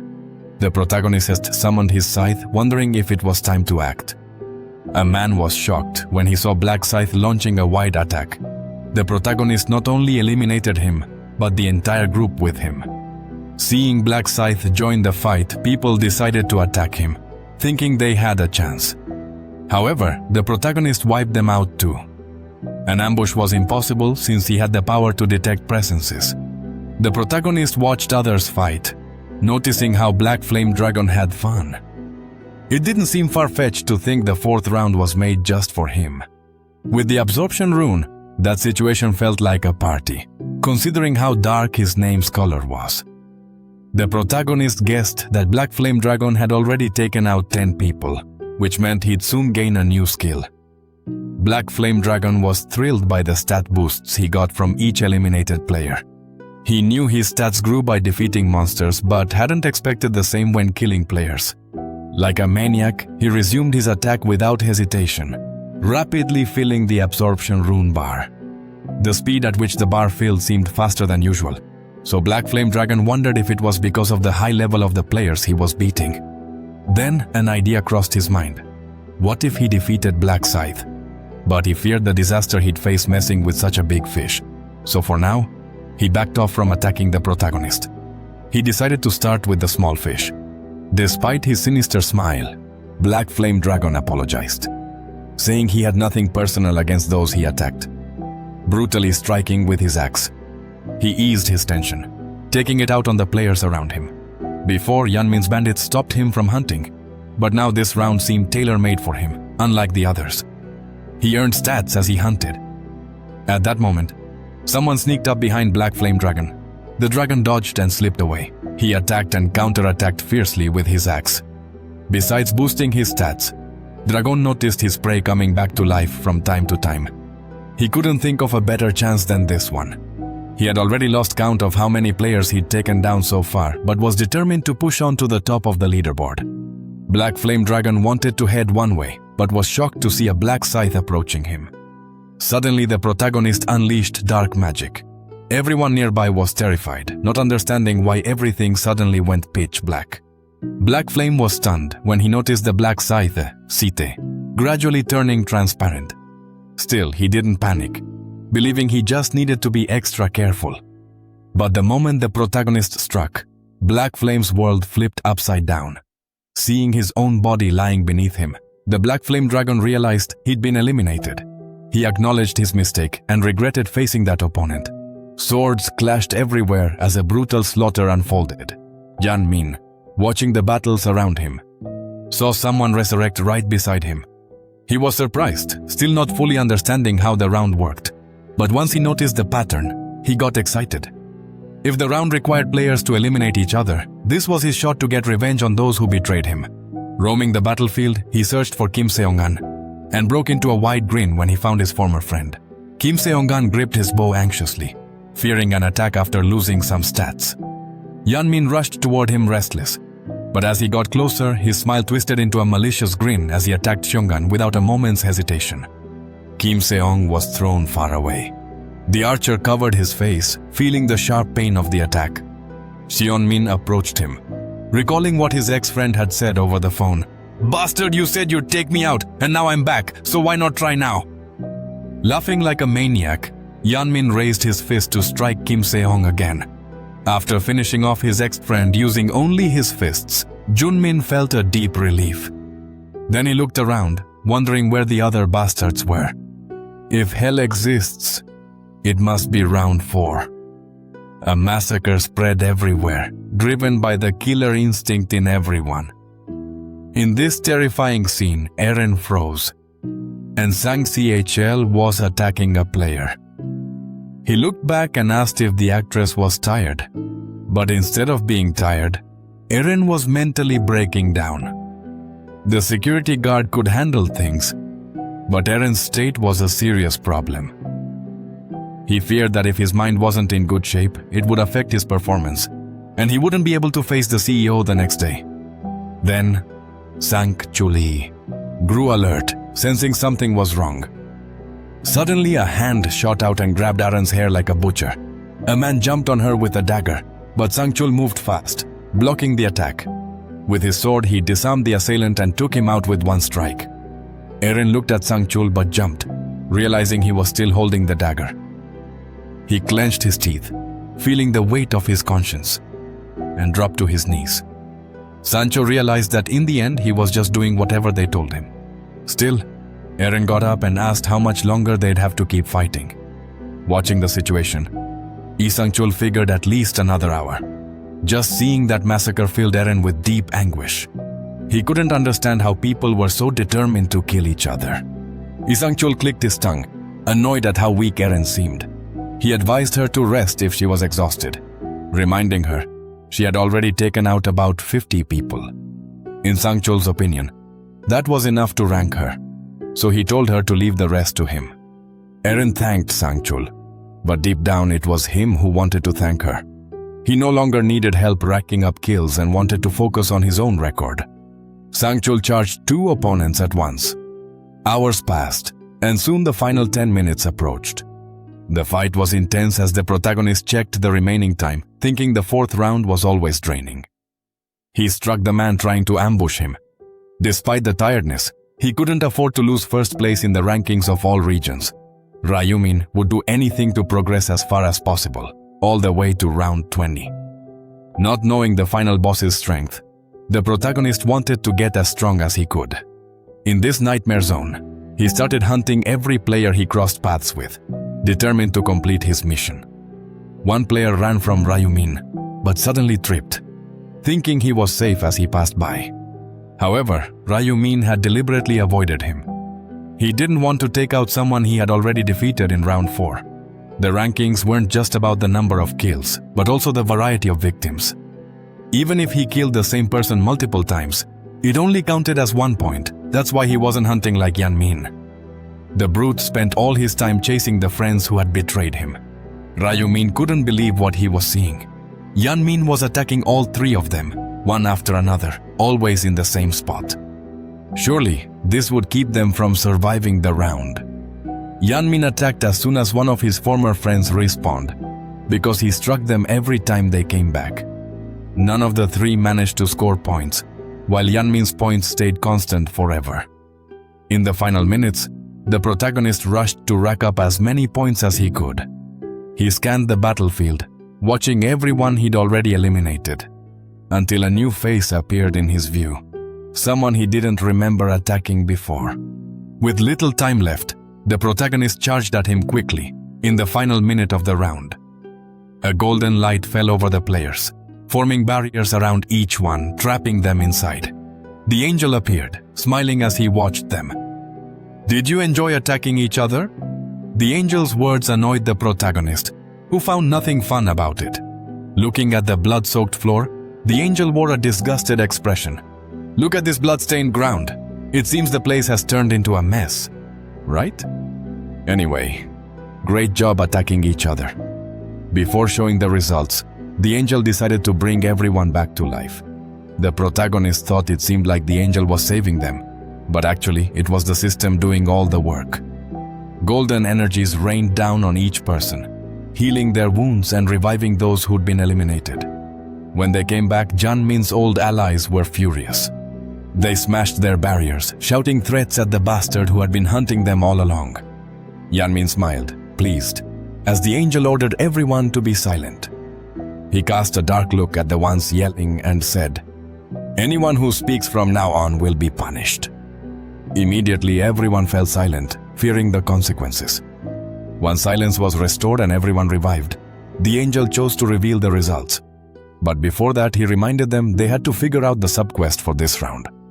The revelation shocked everyone, judging by their reactions.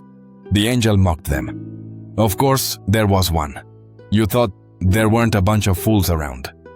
The subquest was revealed. To complete it, they had to eliminate the region's representative within a set time. The players were stunned by this discovery. Looking at the mission results, the angel revealed that only Guadaña Negra had completed it in that region. That's when everyone remembered Guadaña Negra had eliminated Juan Janmin early in the round. The Black Flame Dragon gritted his teeth. If only he'd known about the subquest earlier. Yanming would have been eliminated from the start, becoming the new regional representative and earning the mission reward. Eventually, Yanming discovered he had been taken out by Guadaña Negra. When he checked his inventory, he realized he had lost his command authority, which had been a temporary skill. That's when Yanming remembered Guadaña Negra had promised to help him stop being a target. Now he saw that Guadaña Negra had done just that by stripping his title, ignoring the subquest. The angel moved on to the final scores, but paused before revealing them to ask if they wanted to know how the rankings were decided. You were ranked based on the number of unique individuals you eliminated. Taking out the same person multiple times only counted once. Many were surprised. No one expected it worked like that. The angel shook his head in disgust and changed the subject. With a snap, the results appeared. At the top of all regions, first place went to Guadaña Negra. Seeing this, Landhaus was surprised and suddenly showed interest in him, something that didn't elicit any reaction from Black Scythe. Many were shocked to learn that Black Scythe had eliminated over 700 people, while they had taken out about 1,000 combined. Anjao couldn't help but applaud Black Scythe's tally, which demanded a reward. the protagonist received rewards from both ranks. For his regional rank, he got a chest containing rare mid-level armors. And for the all regions rank, Pikachu received a special selection box from the mid-tier rank. The protagonist was happy since he wanted to trade his armor. He picked the blood red assassin suit. This armor set gave him agility, attack speed, and movement speed. For the next reward, all regions won. The protagonist saw he could get a stat boost for the next round, gold or info about the next round. He analyzed what he knew about round 5, which had a tough side mission, keeping that in mind. Pikachu chose the 50% stat boost. Landhout asked if everyone checked their ranks. Anyone ranked below 521 would be wiped out. Shall we start the annihilation now? Golden light fell on players who didn't meet the goal. As their bodies turned to golden dust, they screamed, not in pain, but in despair. They begged the angel for mercy, but he couldn't stop their screams from spreading. And Jeon Min, who barely made the cut, smiled in relief. Erin covered her ears, trembling as she tried to block the screams nearby. Even Ryumin shut his eyes, refusing to watch what was happening. Only when silence echoed did he open them again. Round 4 was over, and everyone would now be sent back to the real world, to the Imperial Hotel. Sancho rushed to see his boss. Mahun groaned, waking up, surprised to see the department head. Jeon Min didn't get why his subordinate was there since he hadn't called him, and Sancho sighed with relief. Revealing his worry about not being able to reach his boss, Magia Desbloquear couldn't help but laugh, asking his subordinate if he really thought he'd be eliminated in round 4. Sancho asked him if he hadn't seen the results. Scratching the back of his neck, the security guard confirmed that he had, but he was still worried, especially since that round had been wild. Magia Desbloquear rubbed his face, saying he'd actually fainted in bed and was mentally exhausted as soon as he got back. Sancho believed his boss, especially remembering that he had defeated over 400 people. The Director General recalled that the number would be even higher if repeated kills were counted. He thought he was pretty good, but still wondered what kind of monster Guadaña Negro could be. Negro and Sancho speculated that Guadaña Negra might be an active Special Forces soldier, but questioned if there was actually someone like that in Korea.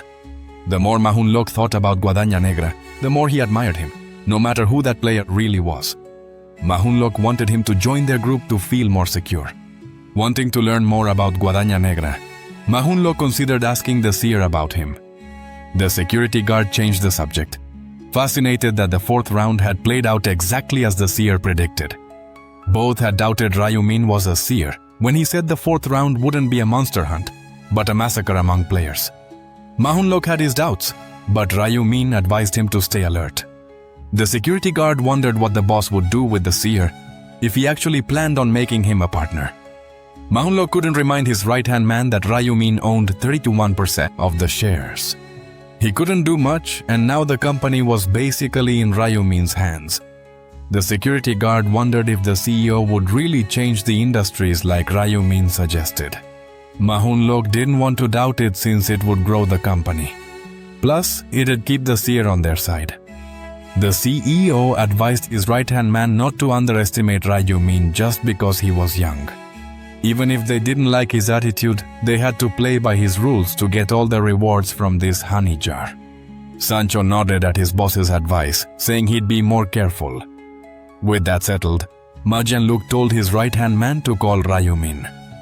The CEO asked Aung San Suu Kyi to let Ryumin know they needed to throw a party celebrating their survival along with their families. Aung Suu Kyi wondered if they should invite Miss Seo too, since they needed a celebrity around. That morning, the protagonist waited with a coffee. Seeing the person he was waiting for, he greeted them with a wave. Seeing how well-dressed Ryumin was, Yuli couldn't help but compliment her. The protagonist returned the compliment with a smile. Julie was surprised that Ryumin was already making plans to eat and all that. The protagonist just shrugged, saying they thought they should celebrate with Ryumin. Insisting she'd pay, Julie revealed she wasn't going to miss a chance to take advantage of her friend Rico. While driving, Julie thanked her for the tip about the 4th round, saying it helped her survive. The protagonist couldn't help but ask if she thought he was lying, but Julie quickly insisted she never would. and that lying wouldn't get her anything. The protagonist appreciated her trust, but Yuli was the one wanting to thank him. Like if he hadn't told her she needed to eliminate at least 30 people, she wouldn't be alive. Ryumin didn't believe the girl had much reason to be thankful. Even if he hadn't warned her, she would have survived thanks to the protection rune. To him, Yuli seemed sharp compared to Sewaren, who was like a flower kept in a greenhouse. Yuli was more like a weed outside. They arrived at the restaurant by car and sat at the chabudai table. Ryumin encouraged Yuli to enjoy her lunch. Hearing Yuli's thanks, the protagonist wondered how many times they'd heard that. Despite the company, both were left speechless and the delicious dishes. Yuli felt shy, overwhelmed by self-loathing, wondering if, as an assassin, she should be sitting there eating calmly, like nothing happened. The protagonist encouraged his friend to eat, noticing she seemed guilty and admitted she wasn't feeling well. Yuli made Ryumin ask if it was because she'd taken a life. She ended up falling silent, confirming it. The protagonist urged her not to blame herself because survival was essential. Yuli wanted to respond to him, but he didn't let her. It wasn't just her. It was inevitable for others and for me too. That's enough. So what? If something like this happens again, do we just let it? What would happen to my family here if I never wake up? We all have families waiting. Yuli lowered her head, thinking of hers. She imagined the sadness her father would feel if she didn't wake up. Clenching her hands, she realized Ryumin was right. For a moment, she'd forgotten her family and why she'd survived so long. With a determined look, Yuli thanked him for the comfort. The protagonist told her not to worry so much, and instead enjoy the delicious food and cheer up. After trying one of the dumplings, Yuli felt all her weariness melt away. After eating, Yuli thanked Ryumin. He was surprised it was the first time she'd called him without his last name and realized it was true. He asked if she could keep calling him that. From then on, seeing Yuli made him feel better. The protagonist wondered if he should get straight to the point. Now, Yuli, I called you here today mainly because I want to share some information about the 5th round. Yuli was surprised and asked if I had seen the future again. I seriously said the 5th round would be tougher than all the previous ones, and there would also be regional merges. Basically, regions that were separate would become one. Yuli was shaken by this news and wanted to know if they could meet while sipping her tea. I told her they wouldn't meet in the 5th round, actually. That was a lie, but if I said they were in the same region, I knew she'd want to meet me. However, for Ryumin to find her, he'd have to reveal himself, and he didn't want to do that. Now I asked her to listen carefully to what I was about to say. Like I said, the 5th round will be really tough. You might not get through it, but there is a way. Go talk to Guadaña Negro and ask for help. When she heard she needed to talk to Guadaña Negro, Yuli was shocked. She asked if I meant the best player in all the regions. Ryumin confirmed it was true. Yuli wondered if she really should ask that person for help. Instead of calling it help, she changed the wording to cooperation. He advised her to form a temporary alliance with him to survive. Yuli questioned if Guadaña Negra would really team up since she was level 30. The protagonist said that as a buffer, Guadaña Negra would need her assistance. Yuli was still worried because she didn't know if Guadaña Negra would join just because she was a buffer. Despite her humility, the protagonist knew it was incredible, so he told her not to worry. The Black Scythe would team up with her, not just this round but the next ones too, because he'd seen the future about this. She didn't need to be afraid, despite Ryumin's confirmation. Yuli still felt some doubts. In the end, she thanked him for sharing such important info. Then, thinking for a moment, Yuli asked if she could read his palm. Using her magic, she wanted to give him something in return. A green aura covered the protagonist from the symbol created by Yuli's hand. The protagonist thanked Yuli for the blessing. In fact, he'd expected it because he didn't want to owe anyone. Thanks to it, he could go home and use something specific. All of Ryumin's stats rose by 50% thanks to the blessing. He also stepped on 100 more worms to get an extra 100% boost with the rune. With both effects combined, his stats shot up a lot. Opening his stats window, he saw his luck was already at 84 points. Grabbing the lowest rank magic crystal ticket, he hoped to get a good number of crystals. If he'd been a normal guy, he would have prayed for good luck. But he'd never do that again. He knew that behind the angels running this game was the work of a god. He didn't know who could pull nearly 2 billion people into a game, but it had to be a god who liked playing with humans. The protagonist hoped that if he earned a wish after beating the final round, he'd wish to destroy this god who created the fire. The protagonist used the crystal ticket and got 5 crystals, the max amount. He didn't pray. Instead, he cursed this god and got the best result. Then he combined 2 red crystals together, fusing them. This turned the 2 lower-ranked crystals into 1 low-rank crystal. That was the effect of combining crystals to get one of the next rank, using the crystal from Seo Aaron and the one he just got from the ticket. He created a low-rank purple crystal. Now Ryumin was ready to combine the crystal with an item. He placed the red crystal in the hood, gaining 2% damage, then moved on to the next combos. He put the crystal giving 2 points to all stats in the glove, and 2 luck points in the ring with a yellow crystal. Lastly, he placed 2 dexterity points in the boots, and 1% damage reduction in the armor. With that, he used all the magic crystals, making the buff he got trading info with Julie worth it. Everything prepped, Ryumin was ready to meet Mahunlok, after hearing what his brother had said. Ryugano was confused, so he learned that the company you invested in belongs to the successor of the Ozum Group. The protagonist confirmed this, explaining he had been invited to a partners party and that they'd work together going forward. Juan was shaking, wondering if he really belonged there. Ryumin adjusted his brother's tie, mentioning the president had said he could bring his family. When the doorbell rang, Juan stood up trembling, realizing the other guests had arrived. The 2 brothers headed for the door. Juan was caught off guard right in front of them, and Sangchul bowed, saying he was there to escort them. Juan quickly hid behind his brother, recalling their last encounter with the security guard. Curious about the boy hiding, Sangchul asked, and the protagonist introduced him as his brother. The director apologized for the late introduction, handed over his business card and asked if they already knew each other. Sangchul also apologized for his rude behavior last time, catching everyone by surprise. The security guard explained this party was also an excuse, hoping Ryu-wan wasn't uncomfortable with it. Then he asked if they should leave since the limo was ready. So, the brothers followed the guard to the Imperial Hotel. As the protagonist arrived, Mahunlok came to greet him quickly. "Great to see you alive and well," he said, approaching Ryumin and asking if the boy beside him was his brother. This led Ryumin to introduce his younger brother, Ryu-wan. Mahunlok introduced himself to Wan as the president of Demon Celestial Consulting in front of a CEO. Wan nervously stammered his greeting. Mahunlok asked if Wan was also a player, but the boy shook his head, saying no. Ryumin revealed his brother was only 14 and hadn't been summoned yet. Mahunlok said it was divine luck to escape the game for even 1 year and admitted he envied Wan for it. After the introductions, Mahunlok showed them around and mentioned the party was pretty low-key, but it had been prepared. However, on the floor where the protagonist had dinner, there was a set table. Several dishes lay there, eye-catching enough to eat with your eyes. When entering the room, one was struck by the young man's reaction. Movie Danlak started dinner.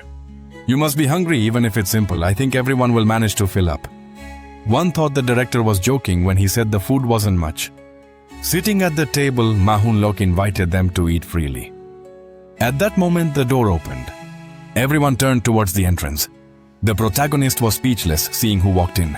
Seo Ahin was surprised too, as the actress had also been invited. When the young woman in a stunning black dress entered the dining room, she caught everyone's attention. Mahunlok stood up as she finally arrived. Seo Ahun apologized for being late, explaining she'd attended a funeral for some actor friends. Mahunlok told her not to worry, that it was an understandable matter. Changing the subject, he introduced her to the major shareholder he had mentioned before. Seo Aaron turned to the shareholder to introduce himself but was caught off guard when he saw him. Weren't they the ones handing out rice cakes after moving in? Overhearing the 2 brothers confirm their suspicion? Erin was thrilled to be the shareholder's neighbor. She was impressed and confused, wondering if the president was joking when he said someone who looked younger was actually the majority shareholder. Hwan quickly nudged his brother, asking if the woman in front of them was really actress Seo Aren. The main character realized his brother knew nothing about Mogron Noa Koraren. He was surprised to see her there and noticed his brother checking out the actress. He thought it was a natural reaction to such beauty, something he might have shown too. Seeing Ryu Min interested in Seo Aren, Ma Junlok was glad he'd invited the actress.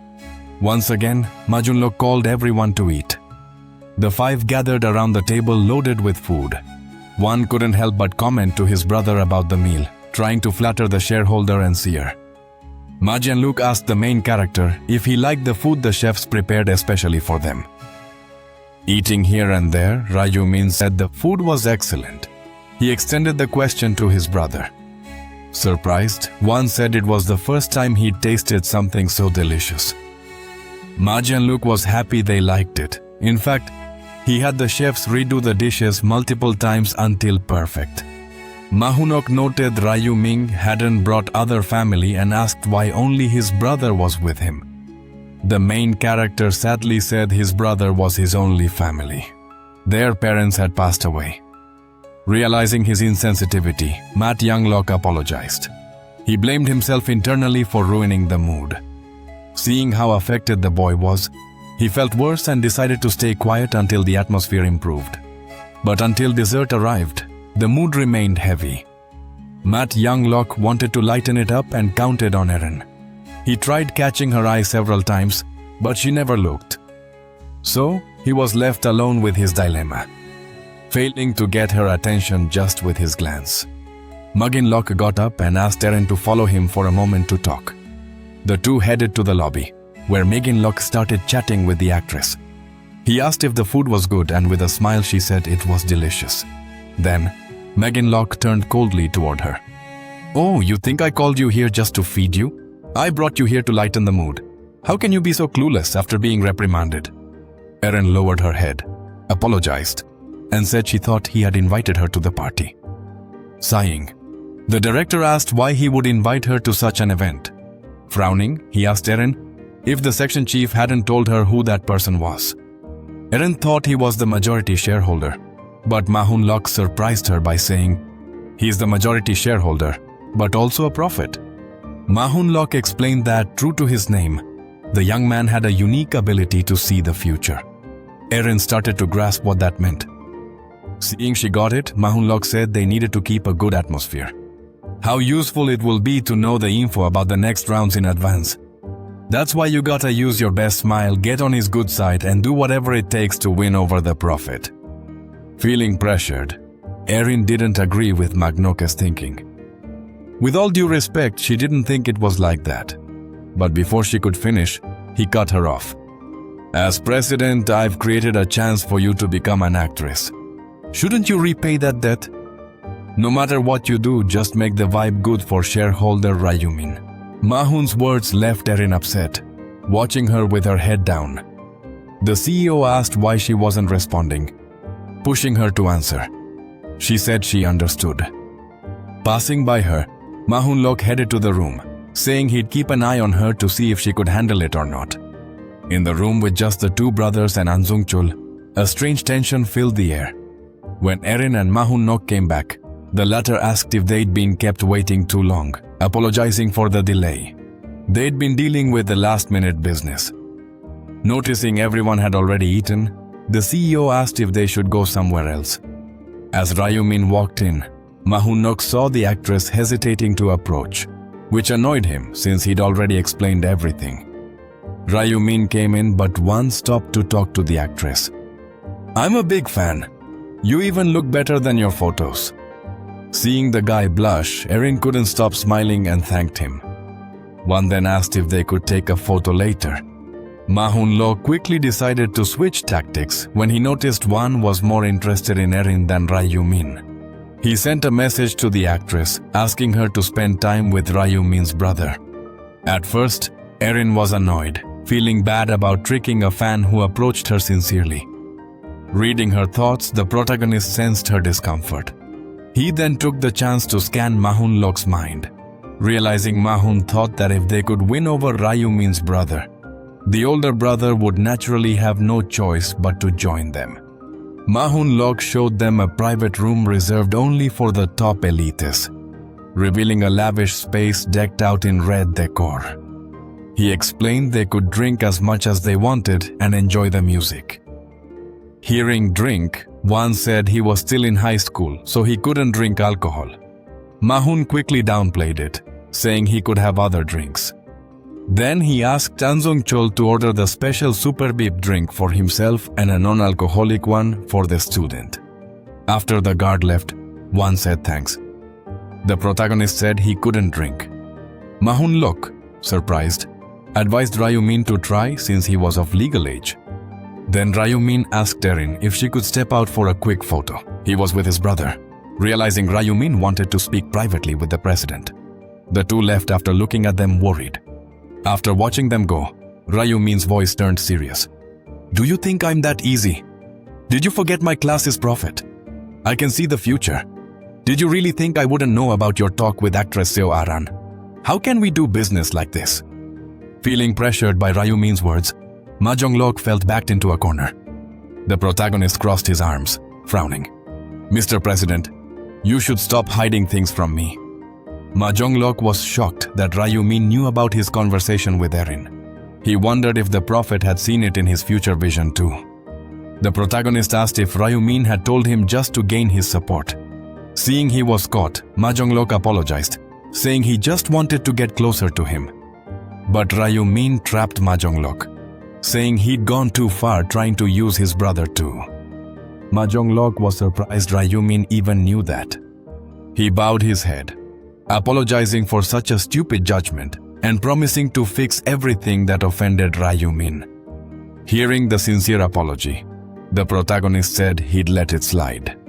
Pretending to have never heard his talk with Seo Aran, Mahjong Lok deeply thanked him for the second chance. At that grateful moment, seeing the security guard enter, Mahjong Lok cleared his throat, asking him to leave. The CEO said coldly he had something serious to discuss with Ryumin. Ryumin called him to join the others in the next room, following the boss's orders. Sangchol stepped out. Mahun Lok was stressed. He thought everything would go smoothly thanks to Erin, but he only ended up offending Ryumin.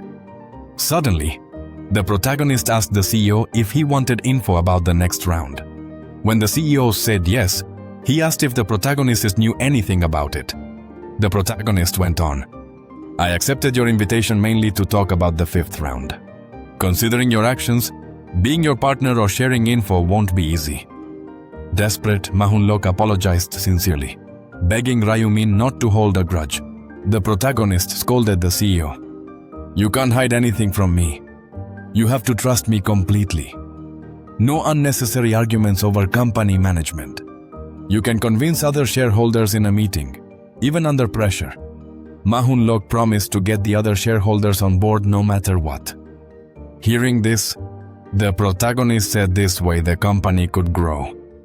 Once that was clear, he moved on to the info the CEO wanted. The 5th round would be tougher than the others, but don't worry. You won't have trouble beating it, despite the contradictions. Mahjong Lok asked what the mission was for Ryumin to say that.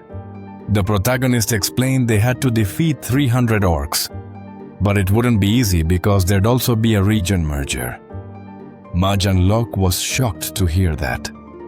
The main character explained that mergers would happen because there were fewer players. Hearing about the merger also got Mahjong Lok excited, since he thought it meant they could find players like Black Scythe. But the protagonist said the CEO wouldn't be in Black Scythe's league. When Black Scythe was mentioned, Mahjong Lok asked if the protagonist knew who that was. The protagonist surprised Mahjong Lok by saying he didn't know, but told him they'd meet soon. Switching topics, the protagonist asked the CEO if he was looking for someone named Hwan Janmin Mahjong. Lok was shocked the seer knew too. The protagonist mocked him, reminding the CEO it was pointless to hide things. Mahjong Lok thought the future rune was beyond his imagination. He was about to ask about Yanmin, but the protagonist told him to stop chasing that criminal. Mahjong Lok didn't get the request. Ryumin warned he'd suffer if he went after the criminal. Mahjong Lok wanted to know what would happen. but the protagonist wouldn't give more details. Ma Jan-lok couldn't help but think. Actually, Ra Jung-min was saving Jung-min because he could be useful. Ma Han-lak agreed with the protagonist not to hunt the criminal again. After finishing the talk, the CEO called Ra Jung-min back to the drinkless party. Afterward, Ma Han-lak sighed, wishing he could relax after that night. That same night, far from the hotel, a man was running through alleys in the rain. He'd lost an arm and was looking for a way out. But he realized he'd reached a dead end. Suddenly, footsteps echoed down the path he'd taken. The man trembled in fear. A sword rose before him, and before he could defend himself, the attack struck. The man being attacked fell to the ground. His screams echoed through the night. Yet Ma Hun-lok, standing over him, warned him to shut up or he'd never speak again. The man crawled on the ground, asking why the young man was doing this when he'd done nothing wrong. Mo Kyung-lok couldn't help but sneer, revealing the crimes the man had committed against children. Now, he begged for mercy. The man pleaded he'd served his sentence, that his past misdeeds were behind him. Still, despite begging, the sword did not spare him. Mo Kyung warned the man to be quiet if he didn't want a slow, painful death. If he kept screaming, the witnesses would suffer the same fate. The man cried pitifully at the orders. When he fell silent, Ma Tion-nok praised him. "Good boy! Glad your ears work. Old man, for a piece of trash like you, just being alive is a sin. Don't you agree?" Majota unlocked. Sword.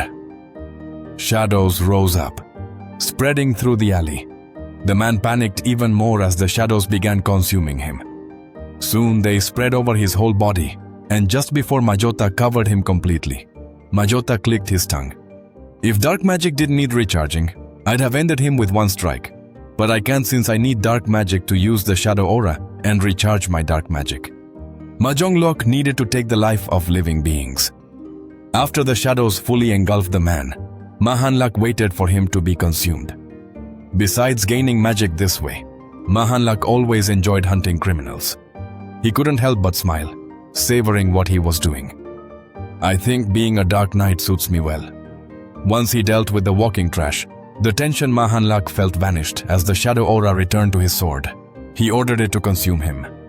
Ma Jong-lok pointed the sword at the man on the ground and commanded it to devour him.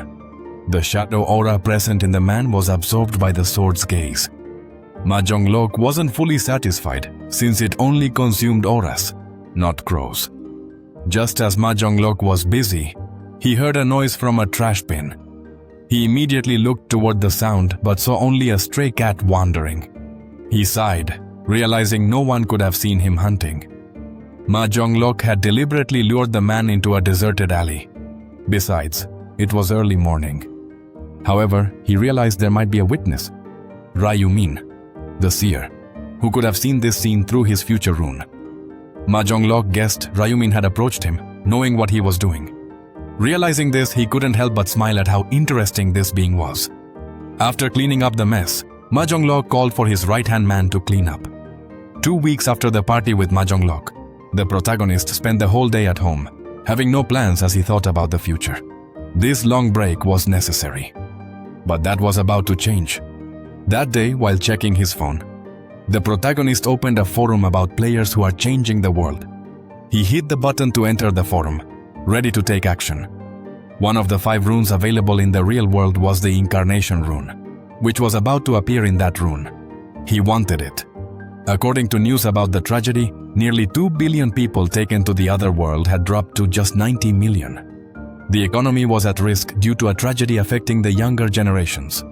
Schools were shut down and an endless mourning spread, with parents and siblings crying all over the world. In a room stained completely with blood, a young man read the news on his phone. He smiled seeing reports about the city falling into chaos as player attacks surged after the 4th round.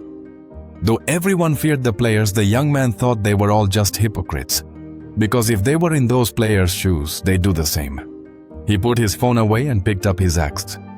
What's wrong with doing what I want while I'm alive? Damn old folks, that's why they shouldn't have pressured us so much. Don't do this, don't do that. It's all these rules and restrictions driving us crazy now with the AX.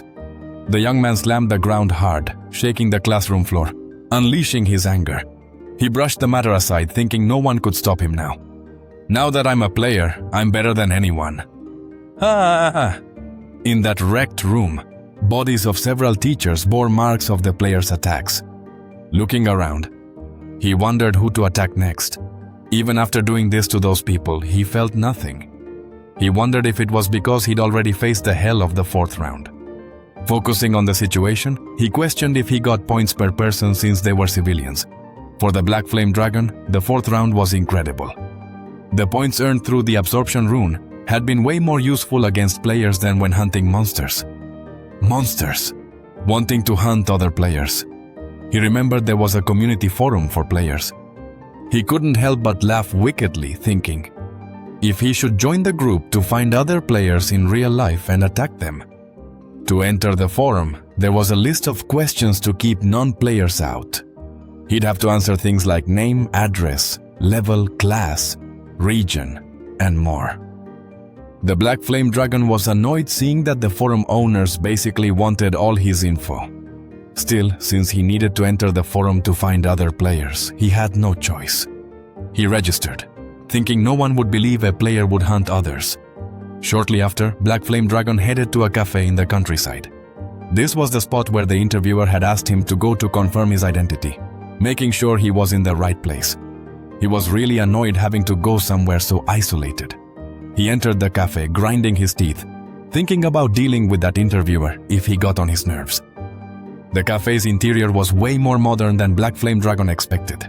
In the corner of the cafe, there was a man with another person wearing a pink hood, staring at Black Flame Dragon. The man stood up and asked if he was the one being interviewed.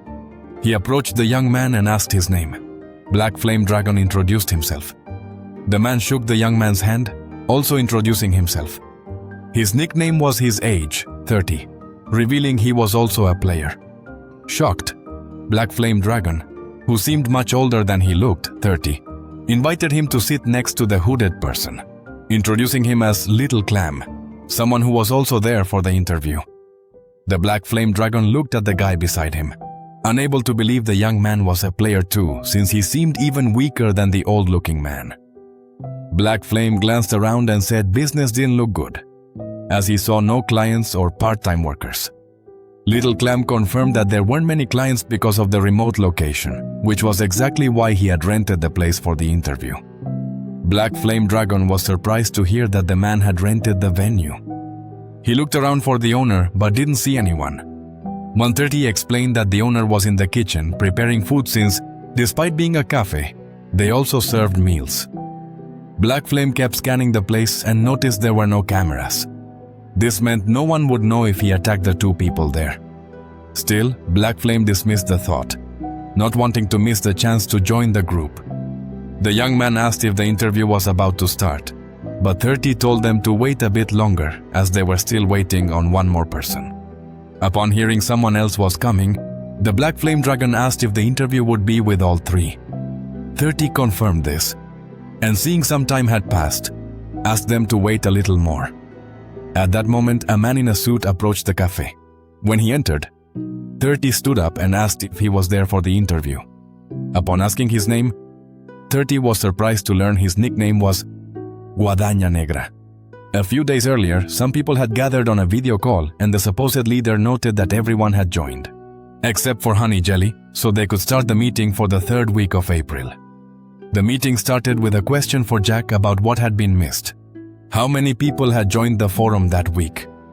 The short-haired man explained that 2,000 more had registered than the previous week, which was incredible since the number of players had been dropping.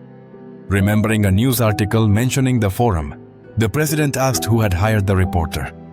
A woman raised her hand, revealing it had been her, surprising the president. Well, I didn't know he had connections in that area. Going back to the talk with Lost Yark, the president asked how many of the newcomers were skilled. The man then reported that about 200 people, excluding the classless and those below level 10, ranked among the most skilled. The president wondered how many of them would actually be useful, which made Lost Yark adjust his glasses before answering. One player worth mentioning is Black Flame Dragon. He's a level 10 warrior but managed to rank 3rd in his region. Hearing his good ranking, the president guessed the player must have a strong rune for his low level. Either that or he was lying. Lost Yark said this player was good enough to be considered for an executive position. With Black Flame Dragon's topic closed, the president asked about the next Lost. Yark then spoke of Little Clam, a player who always ranked between 4th and 10th in his region. Besides these two, 50 other players among the top 100 in their zones had also signed up on the forum. The president was excited to see he'd be interviewing some people. He asked 30 if he disagreed with his opinion. Suddenly, the so-called 30 snapped awake from his near nap at the sleepy comment. The president asked the employee what he had done the night before to be in that state. Just as 30 was about to speak, the president cut him off, saying he didn't want to hear any excuses. He ordered 30 to handle 50 interviews, warning that if he failed, a higher-level candidate would take his place, aware that his job was on the line. 30 accepted the task. Changing the topic, the president asked Yark Perdido if Guadaña Negra had been in touch. Upon hearing the question, Yark Perdido confirmed he would inform him if that happened. The president sighed quietly, remembering he'd held an executive position while waiting for Guadaña Negra to join. Turning back to Yami, he told her to have the journalist write more articles to create marketing buzz and attract Guadaña Negra. Yami agreed as long as she was paid. The president had no objections and promised to pay for her hard work. Hearing she'd get more money, Yami made a heart gesture at the boss. Just as the president was about to change the subject, Yark interrupted, announcing that a man had just applied to join the forum, and that man was Guadaña Negra. Everyone at the meeting was shocked by the news. Back at the cafe, 30 greeted the player he admired, asking if it had been tough to get there. Guadaña Negra admitted it definitely was. 30 scratched the back of his neck, saying it was the best spot for some privacy. Reinta couldn't help but compliment Guadaña Negra on his appearance, joking he must be popular with the ladies. Leading the way, he asked Guadaña Negra to sit down and introduce the two others there for the interview. Black Flame Dragon clenched his teeth seeing Guadaña Negra, who'd knocked him out before. A young man in a pink hood bowed and greeted Guadaña Negra. The man in the suit arrogantly introduced himself as Guadaña Negra. Meanwhile, the real Guadaña Negra lifted his head and said, "Little cockle." Black Flame Dragon started sweating upon hearing the nickname Black Sard, the one who'd knocked him out 5 times. He wanted to ask why the other was so obsessed with taking him down. Seeing him silent, 30 asked if something was wrong, since he wasn't introducing himself. With his head down, Black Flame Dragon finally spoke. The fake Guadaña Negra just looked at him, nodding, as real Guadaña Negra refused to respond. Black Flame Dragon thought the man didn't even recognize or remember his username, despite knocking him out 5 times in the last round. Reading Black Flame Dragon's thoughts, the protagonist took a sip of his strawberry drink, wondering if he'd come off too cocky. The protagonist was also taken aback because the Guadaña Negra in front of him was a total fake. His real nickname was Cucurubin Bon, a professional con artist who'd committed all sorts of crimes for money. For now, he wasn't much, but in the future he'd get the clone rune and become famous. That was because he would use the rune to pull off all kinds of crimes. The truth was harsh. Even criminals were gaining otherworldly powers. But Ryumin was glad to have found this guy as planned, since he'd use him to get the clone rune for himself. Once the introductions were over, 30 grabbed his laptop to verify everyone's personal data, starting with Pequeño Berberecho, the protagonist. He repeated the information given on the form. "My name's Kim Seon-jun. I'm 20. Just graduated, so I don't have a job yet." While reading the data, Dee wanted to confirm if Pequeño Berberecho was a level 13 assassin, and Ryumin confirmed he was and ranked 4th in his region. Obviously, all that was a lie except for the nickname Ryumin used. Pequeño Berberecho was a real nickname. In other words, Ryumin was stealing his identity. But he needed to do this to meet the requirements for getting the clone rune. This rune required the player to make a deadly attack at the hiding place while impersonating someone else. In the past, the bastard Cucurubin Bon committed murders pretending to be Guadaña Negra, thus getting the clone rune. Then 30 moved on to Black Flame Dragon. After finishing the interview with Metal Kago, Black Flame introduced himself as Sim Hantok. A 16-year-old high school student, 30 was surprised and took notes. That Black Flame was the youngest here. Internally, 30 was shocked to find out that the pork coconut piece was actually a high schooler. Hearing 30's thoughts, the protagonist wondered if the man would keep underestimating Sim Yun-tak if he knew what he'd done to his teammates. 30 asked Black Flame if he was sure he was a level 10 warrior, since he'd ranked 3rd in his region. Upon hearing the question, Black Flame got annoyed. "Are you doubting me? You think I'm lying?" 30 cleared his throat and apologized, saying the question was part of the process and he didn't mean to offend. Moving to the man in the suit, 30 asked his name. The fake Guadaña Negro introduced himself. "I'm Kim En-jon, 28 years old, a fund investor. I've never lost first place in my region, and I'm level 30. I'm sure you know my class is ripe. What else do you need to verify?" Feeling intimidated, 30 held the tablet close to his chest for protection. He quickly thanked him and ended the ID check. The protagonist couldn't help but scoff inside. John was a fraud, not a manager. He was still trying to use the name Guadaña Negro to scam players. After confirming everyone's identity, 30 got ready to start the interview. Everyone had to explain why they wanted to join the forum. The protagonist answered first, looking scared. "Well, the world's dangerous these days. It's scary to go out and do things. I thought it'd be better to be with other players." 30 nodded at that and then turned to the Black Flame Dragon. Obviously, Llama Negra couldn't reveal his real intentions, so he decided to imitate the young guy next to him. "I'm like a little clam. I can't even go to school." Plus, he was worried the next round would match the student's answer. 30 passed the question to the fake Guadaña Negra, who, clearly annoyed, said the forum had caught his interest. They didn't suspect a thing about the fake Guadaña Negra. The protagonist couldn't help but notice the scammer basically had free reign thanks to the stolen identity. 30 nodded, saying all the answers were satisfactory. 30 made it to the final part of the interview with a sly smile. He claimed they had to deal with one more person before moving on to the final phase. The protagonist feigned confusion, asking why that had to be done. Seeing the young man didn't get it, 30 gave a clearer explanation. "You've probably seen the articles, but the government has started regulating American players. They're scared because we're more powerful than them. But soon, players will dominate the world. This will be the new reality soon. If we all work together. The more 30 spoke, the more his smile turned maniacal. "Besides, we don't need to fear the laws. We have to show the government that players are the law, resisting the rules they try to impose," he said, growing visibly nervous. Ryumin asked if that was why they needed to deal with someone. 30 confirmed, saying they had to demonstrate player strength to the government to make it clear they couldn't be controlled. Hearing the explanation, Black Flame was shocked, while the imposter fell silent.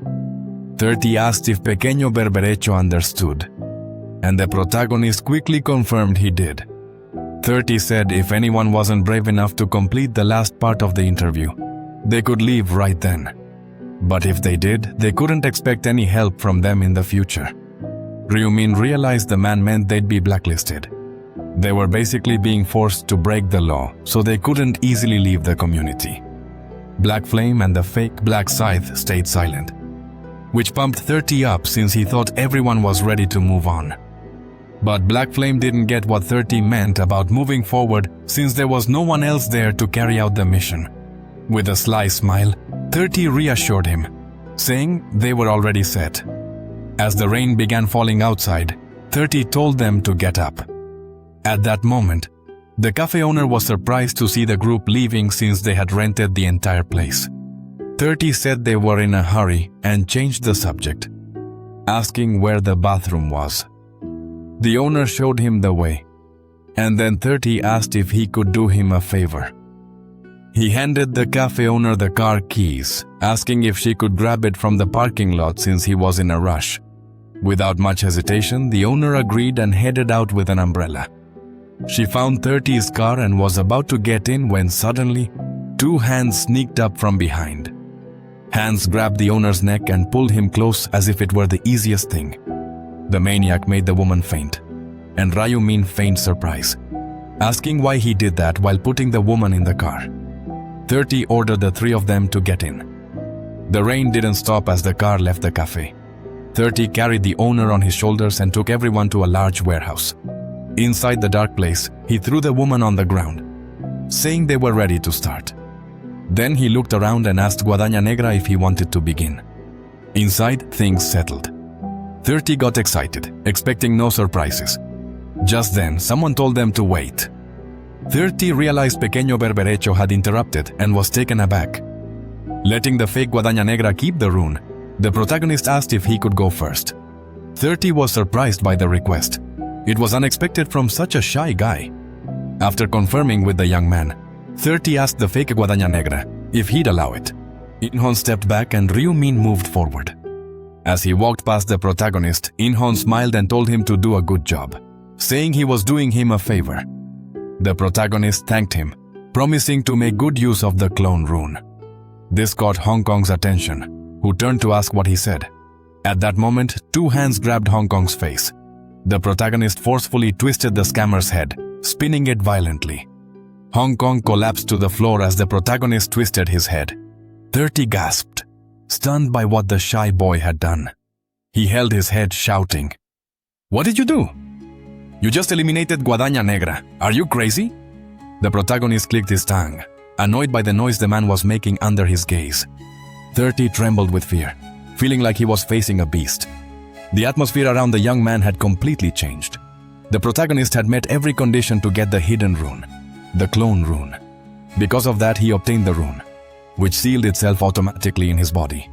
Seeing the young man stay silent, 30 begged him to say something, to explain why he had done that to Guadaña Negra. The protagonist looked confused when he heard him, but answered anyway. "Because he's a damn idiot who dared to steal my identity." 30 didn't understand what the young man meant by that.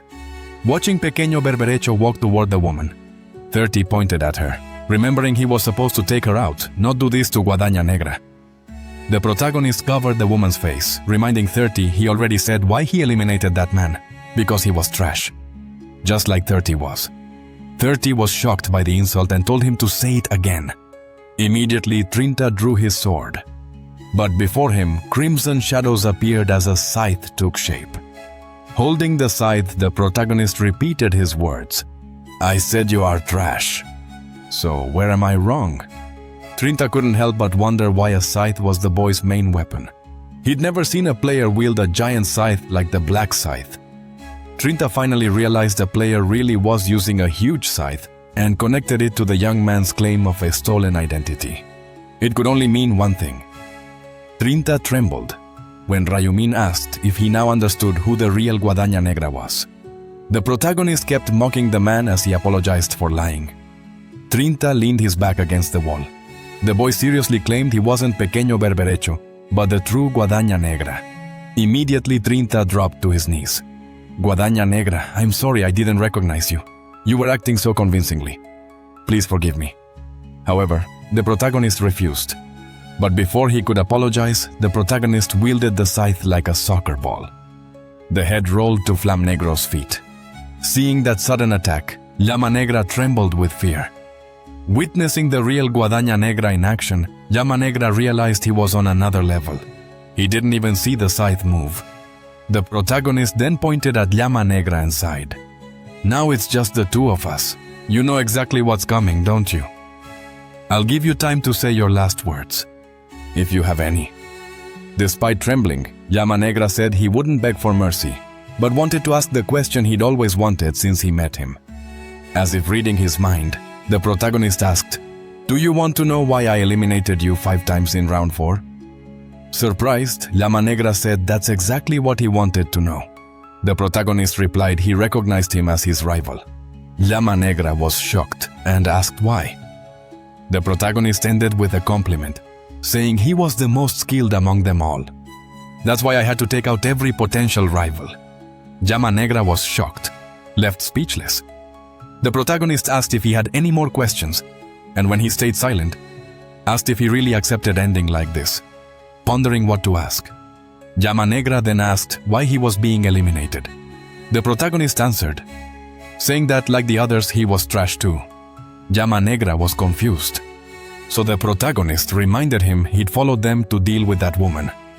Llama Negra tried to argue, claiming he hadn't done anything yet. But the protagonist said he'd been waiting all this time to strike. With Llama Negra falling silent again, the protagonist sighed as if he'd made a decision. He said he'd give Llama Negra one more chance. This excited the young man, but the protagonist wanted something in return. Llama Negra had to give up everything he owned. He pulled out all his stuff and laid it on the ground. Many items looked useful to the protagonist. Rayumin guessed he could get at least 2,000 gold for those at the shop. Llama Negra scratched the back of his neck, saying that was all he had, truly all of it. The protagonist didn't doubt him and just took a few crystals. Seeing the protagonist only grab a few crystals, Llama Negra left. Llama Negra asked if he wasn't going to take anything else, but the protagonist told him to keep the rest since it wouldn't do him any good. The protagonist watched Llama Negra closely. Flam hurried to gather the items, clearly nervous. After stashing everything away, Llama Negra asked if Rayumin would really let him live, just as promised. A promise is a promise, the protagonist said. He'd let him go right away. Llama Negra bowed deeply in thanks. Rayumin told the dragon to be a better person from now on and to take care of those bodies. The protagonist crouched to pick up the woman he had left aside. Llama Negra stepped forward to help, but Rayumin told him to stay back. He didn't trust him. Seeing the black scythe emerge, Llama Negra felt relieved. He saw his life flash before his eyes, and never expected a second chance, even if it meant losing some stuff. Nothing compared to being forgiven. Still, Llama Negra felt uneasy, wondering if he really did anything that bad. It didn't seem fair to lose his gear just for being a bystander. Seeing Black Scythe back, Llama Negra thought hard. The target was vulnerable now, open to a sneak attack. He wondered if he should go for it. His stats would skyrocket if he took down a high level like Black Scythe. For him, this was a once-in-a-lifetime chance that wouldn't come again. Knowing he'd never forgive himself for missing it, he pulled out an axe and crept toward the protagonist. Slowly, praying not to get caught, he closed in on Rayumin. When he was close enough, he readied his attack, raising the axe. He slammed it down with all his might. Black flame hit its mark, knocking Rayumin and the woman to the ground. He grinned confidently, thinking he'd easily beaten Black Scythe. That confident grin turned into laughter. He couldn't believe the all-powerful Black Scythe was defeated by him at level 10. Then he started stomping on the fallen body. Idiot. Never turn your back on your enemies. What's the point of having such a high level if you're that stupid? Thanks for the stats, dumbass. In that moment of joy, Black Flame realized something was wrong. No alerts popped up telling him his rune stacks had increased. Seeing something was off, his face darkened as he wondered what was happening. Then Black Flame shuddered as he heard a demon's voice. What do you think's going on? Black Flame spun around, startled to see the protagonist. Rayumin couldn't help smirking, asking if he'd seen a ghost. Black Flame got scared, wondering if Black Scythe had some kind of resurrection skill. As he tried to step back to put some distance, Llama Negra tripped over the woman's legs on the ground. Looking back, he saw the Black Scythe that had struck vanish without leaving a single drop of blood. The protagonist revealed he had attacked a clone. It was Rune's clone, which allowed him to create an exact double of himself. The clone couldn't fight but was perfect for fooling people, just like with Llama Negra. Now feeling tricked, Llama Negra clenched his teeth. The protagonist found the young man's actions very strange. Why are you playing the victim when I'm the one who's been hurt? You almost hit me. Black Flame was annoyed that Black Sad called himself the victim, but Rayumin didn't care. Drawing his scythe again, he moved toward the bastard. As Black Flame's head drooped forward, he could only wonder why he couldn't move. For Rayumin, talking was a waste of time. Using his trail erasing skill, he magically disposed of the bodies. Now, no one would know that this was a crime scene, except one person. The protagonist approached the woman and asked how long she planned to pretend to be unconscious, reminding her that she couldn't fool a player, especially since he could read minds. With the bag over her head, the woman stood up, apologizing while holding the bag. She asked if she could take it off, but the protagonist told her to keep it on until he left. He said he'd leave after asking a few questions and asked her to cooperate. He wanted to know how many clients there were and if she could remember their faces. The woman said there were 4. One looked to be around 40, and she remembered his face from their conversation. But the others were different. The protagonist confirmed she was telling the truth and was satisfied to hear that was all. She asked if she was safe now, if it was over. The protagonist told her to go home and advised her not to report it to the police, warning of possible backlash. After his advice, he told her she could remove the bag. After a minute, she nodded and began counting. When he reached 60, he took off the bag and finally could breathe freely. The woman looked around, wondering what had happened. Seeing nothing around, she questioned if it had all been a dream.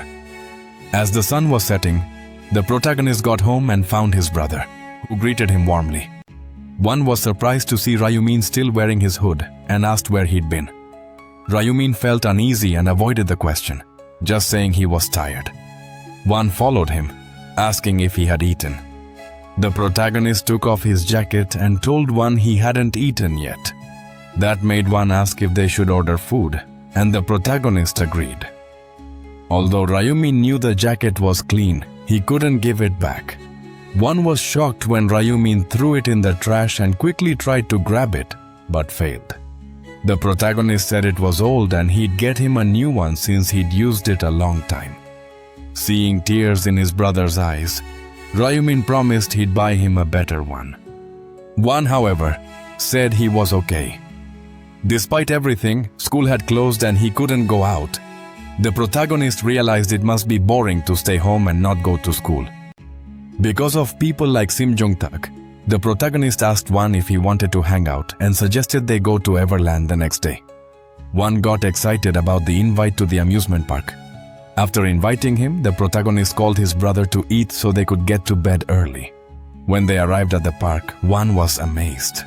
It had been a long time since they last went to the park.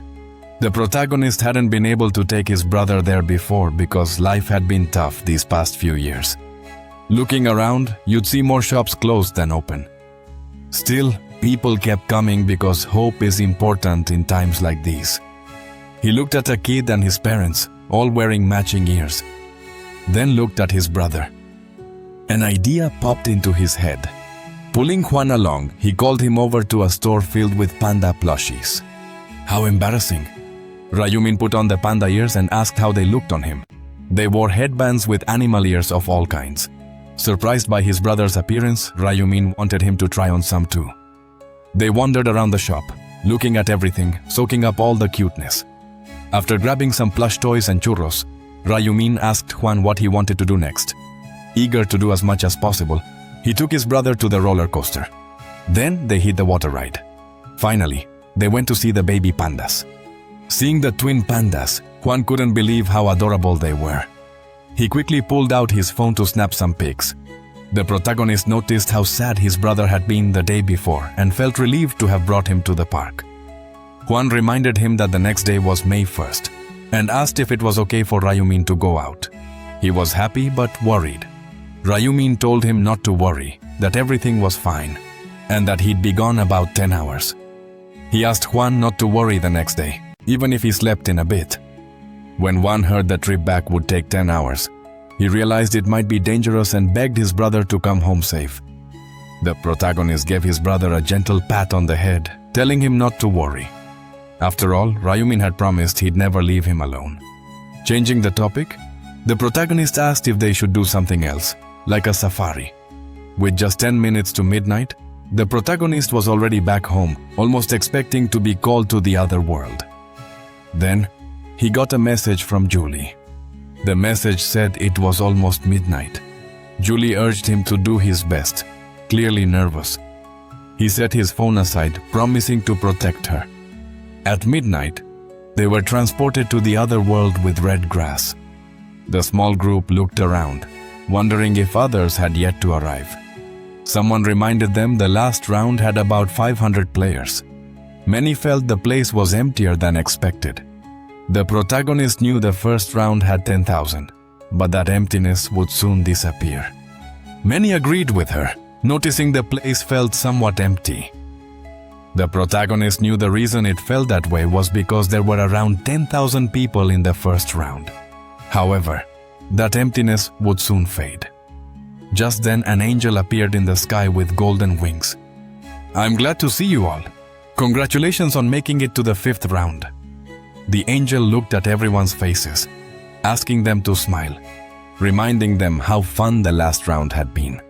Seeing how hard they had tried to eliminate each other and noticing their frustration, the angel decided to stop teasing them, recalling how dull their reactions were. The angel announced a total of 442 survivors had been summoned. There should have been 521, but the number had dropped by about 80. As people realized the count was even lower, they remembered this always happened.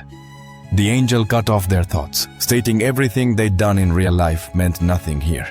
However, they wouldn't be playing with real lives with such a small group. That's why the angel had something very special planned. The angel revealed they would merge the regions. A player raised a hand to ask for more details. The angel got annoyed and told them to figure it out themselves, instead of making her work harder. She explained exactly what would happen. There were hundreds of regions, 875 to be exact. People were shocked, wondering if there really were that many in just their country. The humans' amazed expressions amused the angels, explaining this was a small number compared to other nations. Some players realized it made sense if there were 100 people per region, so some nations had many more regions. They realized that if there was one angel per zone, there had to be a huge number of these divine beings. The angel confirmed they were right. There was indeed an angel for each region. This led someone to ask a big question. "So you didn't create this survival game?" The angel clenched its teeth at the question and replied, asking why the young man thought that. The player said he found it impossible that tens of thousands of angels worked together to make a survival game. The angel descended from the sky toward the human, looking him straight in the eye. Then it showed its demonic side. "What if we team up? Will you praise us? Don't ask unnecessary questions or you might not make it to the end of this round." The man couldn't stop trembling. The angel clicked its tongue, annoyed with humans. The protagonist realized the player had hit the mark. He also thought there was a rule forbidding angels to talk about the game's creator.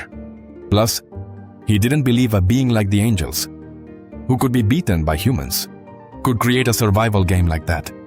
The angel crossed its arms, refusing to answer any questions. It didn't want to waste any more time. It went ahead with merging the zones, asking them to remember. It was because there were so few left and not to come up with theories.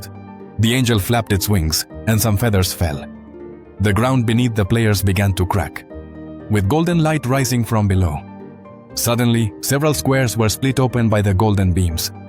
Within seconds, the golden light grew, and the ground rose up like a giant tower. The players were stunned by those pillars. More and more land plates shone and moved in ways the players didn't expect. Golden flames surrounded them. The glowing people were transported to different parts of the land. Meanwhile, newcomers appeared from other regions, and people looked around, checking out the new players. Finally, the angel announced that the regional integration was complete. Besides the people, several new angels appeared, laughing among themselves and wondering when they should stop staring and introduce themselves. Everyone was amazed to see 10 angels in the sky, their wings glowing with a divine light. They joined together, smiling. The first angel greeted the humans, saying, "Hi, you probably know, but we've merged regions with few people. We just combined 10 regions into one, with a total of 4,844 players." Now that almost 5,000 humans were gathered again, everyone was surprised. And the angel said other regions had done the same, and their names had changed too. Now that region was called CES 007. And it was made up only of players from Korea. People were surprised, but relieved, since at least they could communicate, even if it was just a small mercy. Region integrations would keep happening whenever a zone dropped below 500 players. Much later, when fewer than 5 players remained in South Korea, they'd have to compete with players from other countries. But that would only happen around rounds 11 or 12.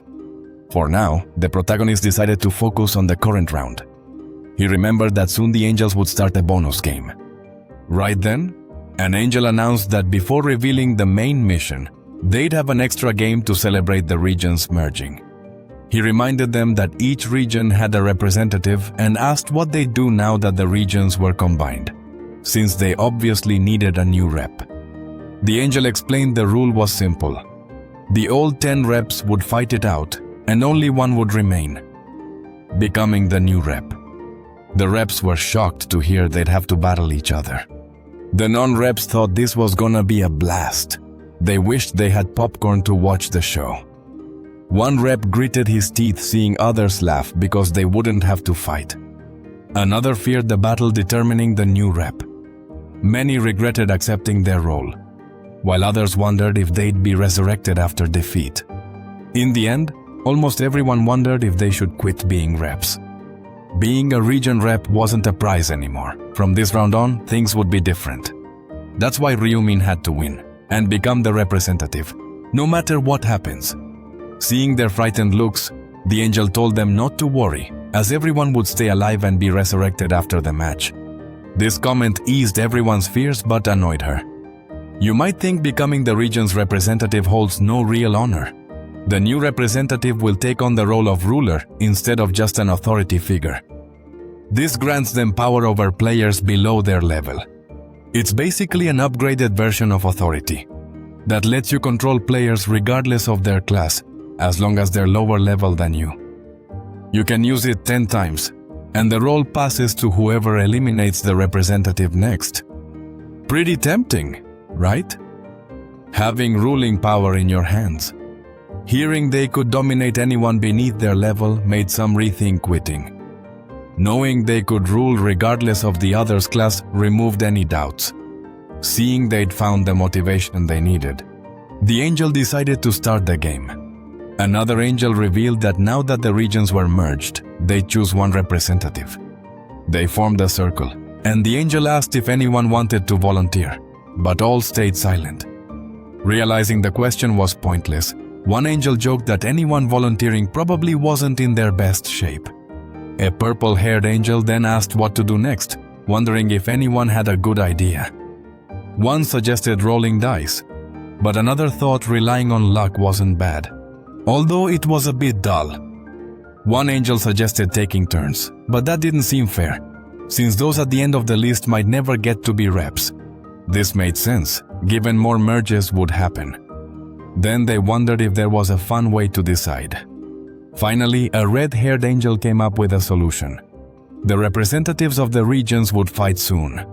So, the angel from the area whose rep gets knocked out first would become our rep. Everyone liked the idea, and all the angels agreed on the method. However, one angel had a final idea. She suggested that instead of picking the human eliminated first, they should choose the angel of the human who survives till the end to be queen. Naturally, the angel who proposed this was the hero's region rep. Hearing this, the angel who made the earlier suggestion frowned, displeased at the idea that the winning angel would be queen. Some angels didn't immediately get what this meant, but the sharp ones soon explained that everyone would have to fully obey the queen's orders, as if their orders were absolute. When they found out that if their human won, they would also be victorious, some angels started imagining what it would be like to play the role of king, just like humans would, little by little. The idea gained acceptance as it seemed really fun. Together, they applauded Olive. The red-haired angel, exhaling, commented that Olive must be very confident to suggest such a method. With a smile, Olive confirmed his suspicion, trying to provoke him. The red-haired angel said his representative wouldn't be easy to defeat.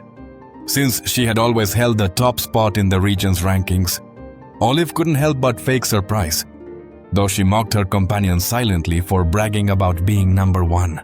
She could already imagine how upset the other angel would be if she knew who her hidden representative was, Guadaña Negra. Olive asked the red-haired angel if she agreed to the plan, and since she had no reason to oppose it, she accepted. One by one, the other angels also agreed, trusting their representatives and finding the method entertaining. With everyone on board, one of them suggested that Olive, as the originator of the idea, should go inform the humans. Olive took on the task and descended to speak with them. "We are starting the bonus game that will decide the representative of the unified region. The representatives gathered beneath her, following her instructions. 10 individuals eyed each other warily. They moved to the designated spot where the group positioned themselves, looking up, waiting for the next orders. Olive extended her hand, triggering a sudden change. The ground trembled beneath their feet, and among the flames, an arena formed. The transformation continued as great pillars rose around the circular arena until, at its center, a small coliseum appeared. Many inside were scared, but Olive just smiled beautifully and said, "Now, the deadly battle begins. You will fight until only one person remains in this arena. You won't respawn if you die outside of it, so don't try to leave if you value your life. That said, let's begin." Right after Olive's command, the players drew their weapons.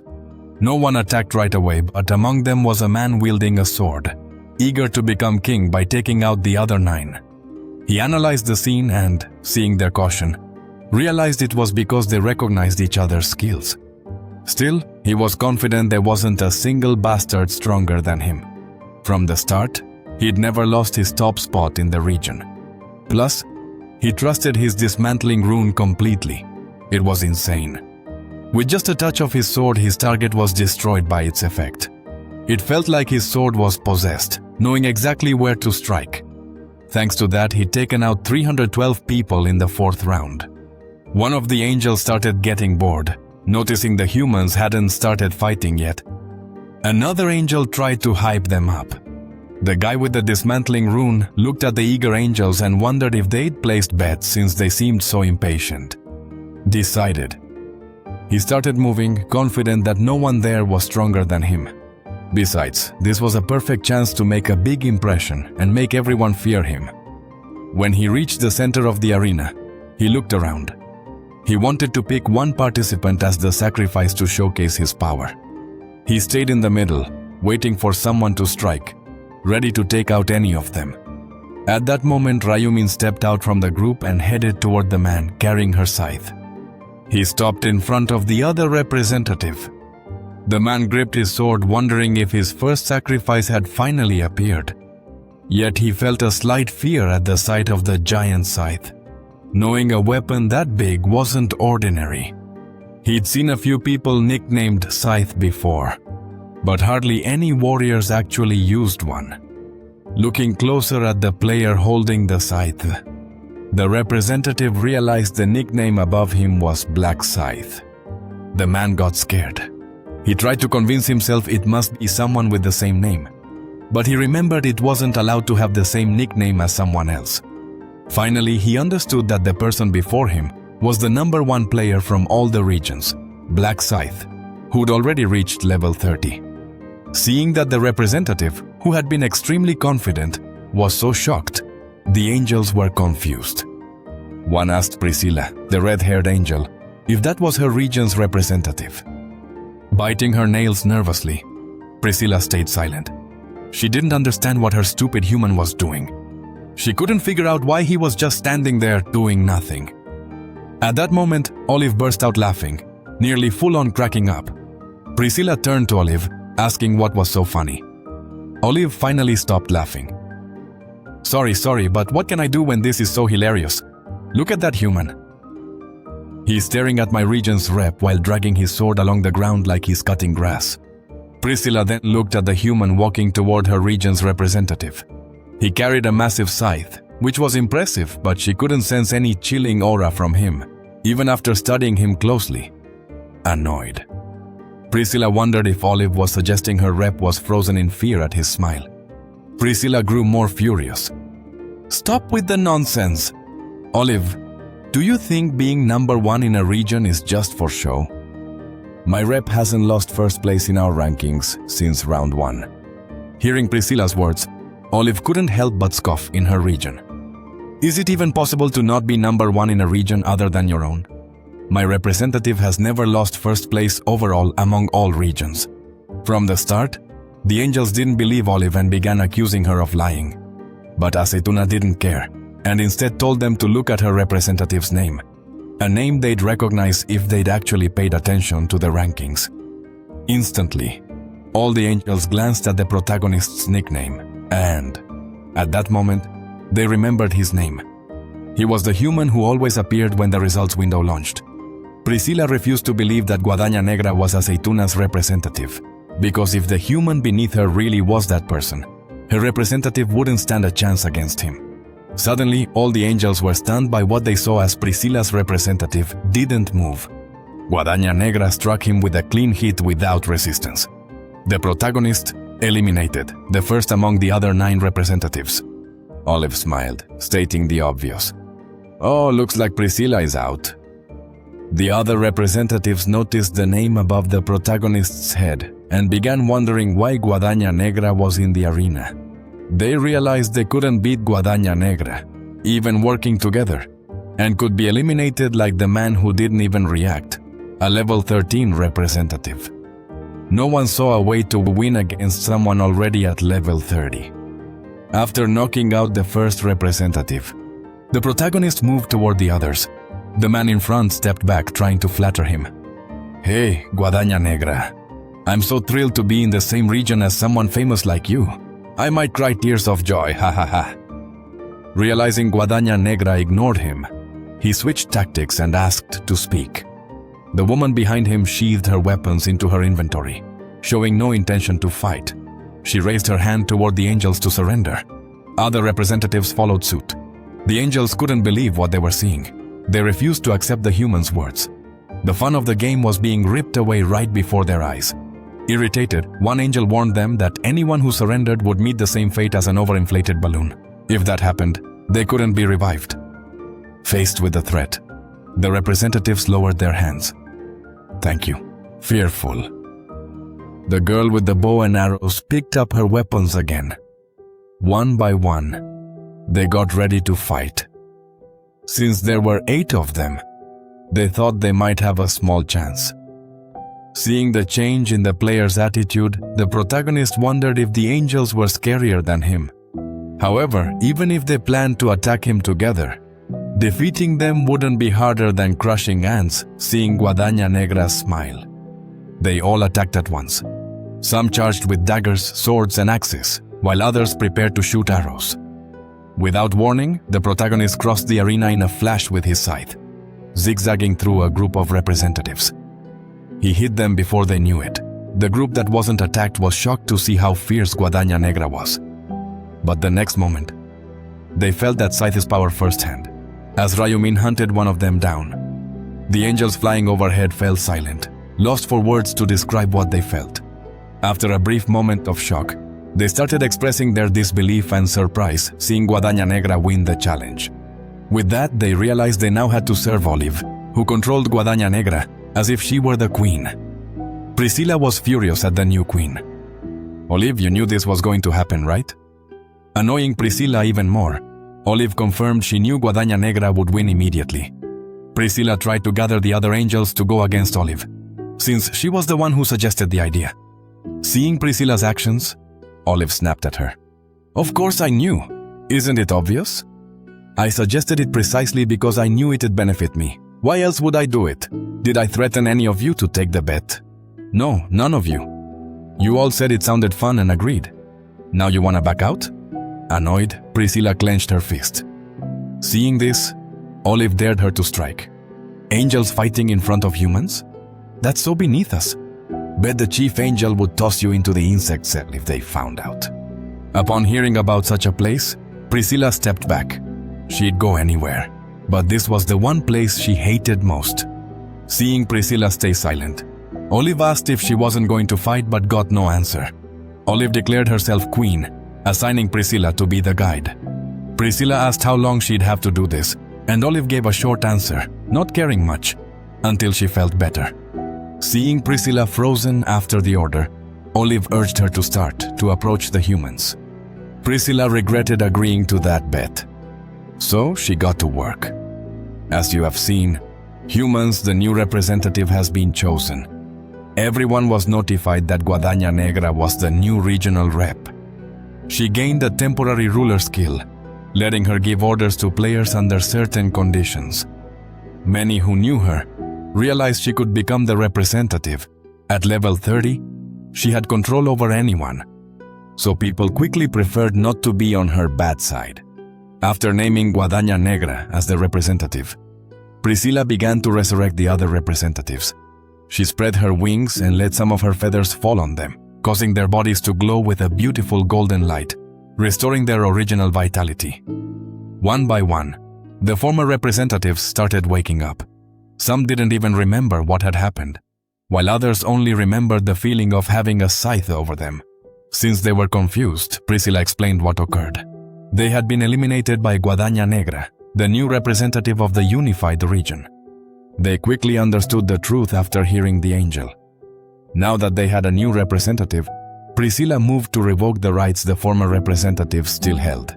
She asked them not to be sad because they would have a chance to regain their powers. With the bonus game over, Priscilla was about to explain the main mission in front of all the players.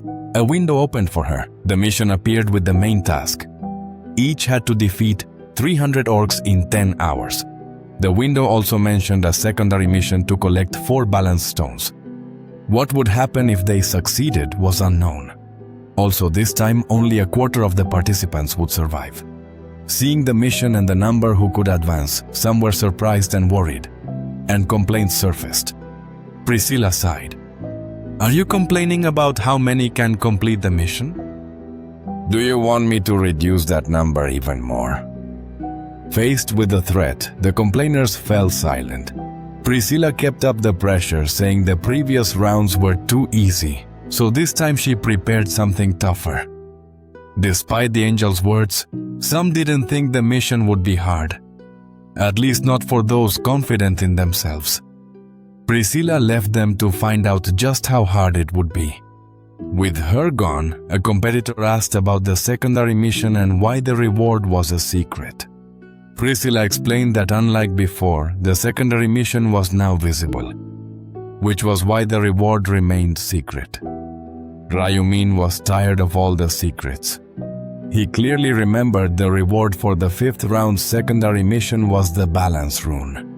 It was one of 8 runes needed, with only one person per zone able to get it at a time. Of course, others had chances to get the balance rune, but it would be even harder than the main mission. Rayumin knew that even if they completed the secondary mission, many would struggle to meet the balance rune's conditions. Priscilla then reminded them they had to collect 4 balance stones if they wanted the mysterious reward.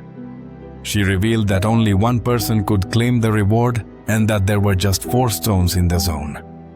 When one of the old representatives asked what would happen if someone couldn't find all 4 stones, realizing the secondary mission might be pointless, Priscilla urged them to stay calm. They could still steal the balance stones by defeating those who held them, explaining how to take the stones from others. They realized it was exactly like earning the representative position. Priscilla confirmed this, but warned that only the balance stone would drop. Nothing else. Also, anyone defeated would be eliminated permanently. Finishing her explanation, Priscilla wished them all the best. Once the angels vanished, the protagonist cursed their annoyance and devised a plan. He decided to first meet the 300 orc quota, and then return to help them injury. As Black Scythe moved through the crowd, all eyes were on him, but no one dared attack or challenge him for the rep spot. Watching him walk away, many even sighed in relief, feeling a chill as he passed by. Setting that aside, the former reps wondered where he was headed, and one suggested they follow Black Scythe. One man couldn't believe the crazy idea, warning that if Black Scythe used the king's skill, he could trap someone as his slave forever. However, the man with the idea thought it was better to do something rather than nothing, since Black Scythe was always faster than them in everything, which is why it always took first place. People began to think it was a good plan but worried Black Scythe might catch them. To that, the idea's originator said they could get far enough away to avoid it because no one wanted to follow his suggestion. That man decided to go alone, leaving behind the group of former reps.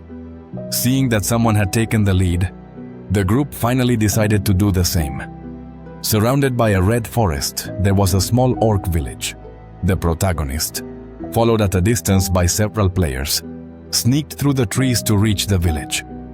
Observers from afar could see the village and noticed Black Scythe seemed headed straight for it. An orc at the village entrance roared upon spotting the intruder, but they quickly rushed to attack before the orc could react. The protagonist swung his huge scythe, hitting it. Within seconds, the orc's body stayed still as its head flew off with the scythe. The orc fell to its knees, and the protagonist took down the first enemy. With the path clear, he entered the orc village. Around him, orcs were cooking or carrying hunting tools. But when they saw a human, everything stopped. They immediately charged the protagonist, who didn't stay still, repeating what he did against the village guard. Ryumin made sure each orc lost whatever was above their shoulders. After killing the first, he attacked 2 more orcs that came next. His scythe, wielded with a crimson energy, sliced through the air as Ryumin's attacks struck every target. After defeating a group of orcs, the protagonist walked on as if he hadn't broken a sweat.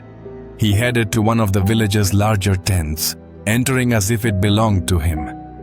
After a short while, he came out as if his work inside was done. Not long after, the group following him saw him leave the orc village, watching how Black Scythe effortlessly handled the orcs. Some players thought they could easily beat the orcs, as they seemed as weak as the gnolls. But the man who suggested tailing Black Scythe doubted that, simply because it was Black Scythe doing the attacking. He warned everyone to stay alert, advice that was heeded since it never hurts to be cautious, especially seeing how easily Black Scythe was handling things. They decided to team up and hit a village together. Even so, the players had mixed feelings. One of the hooded figures wanted to stick with the group. He saw them as a bunch of losers, at least for now. One stayed with the group just to see if he could handle things alone, while another planned to use them as meat shields. The group stayed together until they found a huge village. Seeing how big the orc village was, they got excited. It was 3 times bigger than any village they'd seen before. However, while they were talking, the orc sentries in the watchtowers noticed the humans. The orc guard immediately blew a trumpet to warn about the intruders. The trumpet sound echoed throughout the village, home to dozens if not hundreds of orcs. Hearing it, the group of players was shocked, realizing the orcs' intent. Then the sound stopped. Dozens of armed orcs rushed toward the village exit, the horde advancing. The ground shook in seconds. Dozens of orcs surrounded the group of just over 10 players. Each orc's gaze was dark and terrifying as they eyed their prey. The group quickly understood the village wasn't just large, but it was way bigger than they'd imagined. The mage who'd suggested following the Black Scythe asked what the others wanted to do, but the only real option was to fight. The orcs took the lead and charged at the humans instantly to prove they weren't weaklings. The players charged too. A player's sword clashed with a spiked club wielded by an orc. With the force, the orc's arm was thrown back, opening a chance for the player to strike. Defeating the first orc, the player got cocky, boosting the group's morale, who saw the orcs weren't that fast. Gripping his sword, the player hit a second orc, landing the blow and driving the sword in. He smiled, thinking the fight would be easy. Yet the orc he hit didn't fall. Worse, the orc counterattacked. And to make it worse, the player couldn't retrieve his sword amid the chaos. The orc's big club struck him down. In an instant, the orcs turned the fight around, pushing the humans who had nowhere to retreat. The orcs struck down the players one by one, sparing no one, trampling a player underfoot. The player who suggested following the Black Scythe wondered if this would be his end at the hands of an orc. The orc attacked mercilessly, silencing his scream. Meanwhile, as the protagonist moved through the forest, he noticed the group that had been following him had vanished. He had spotted a group of about 20 as soon as they started trailing him, because it was impossible for so many people to move quietly together. Ryumin didn't plan to interfere with the group because he knew they'd be fine as long as they didn't attack a large orc village. Even the protagonist thought it best to avoid orc villages with sentries, since once the guard sounded the horn, over 50 orcs would charge. Plus, There were more than 200 of these villages. The protagonist was used to hunting these orcs, whose muscle structure was very different from humans, making it impossible to retrieve swords once stuck in these monsters. That's why, throughout his journey, Ryumin always aimed for the weakest spot of the orcs, their heads, even taking on multiple orcs at once. As long as he struck the right spot, he could easily take them down one by one with his scythe, making the task much easier. After defeating another orc village, the protagonist kept moving, finishing off the last big, bulky orc who fell under his attack. An hour later, he opened his progress window. He'd already defeated the 300 orcs needed for the main mission. Thanks to that, he became the first player in the entire region to pull off such a feat. Seeing that he finished the mission in just 1 hour, the protagonist decided to head back and help Minhuri.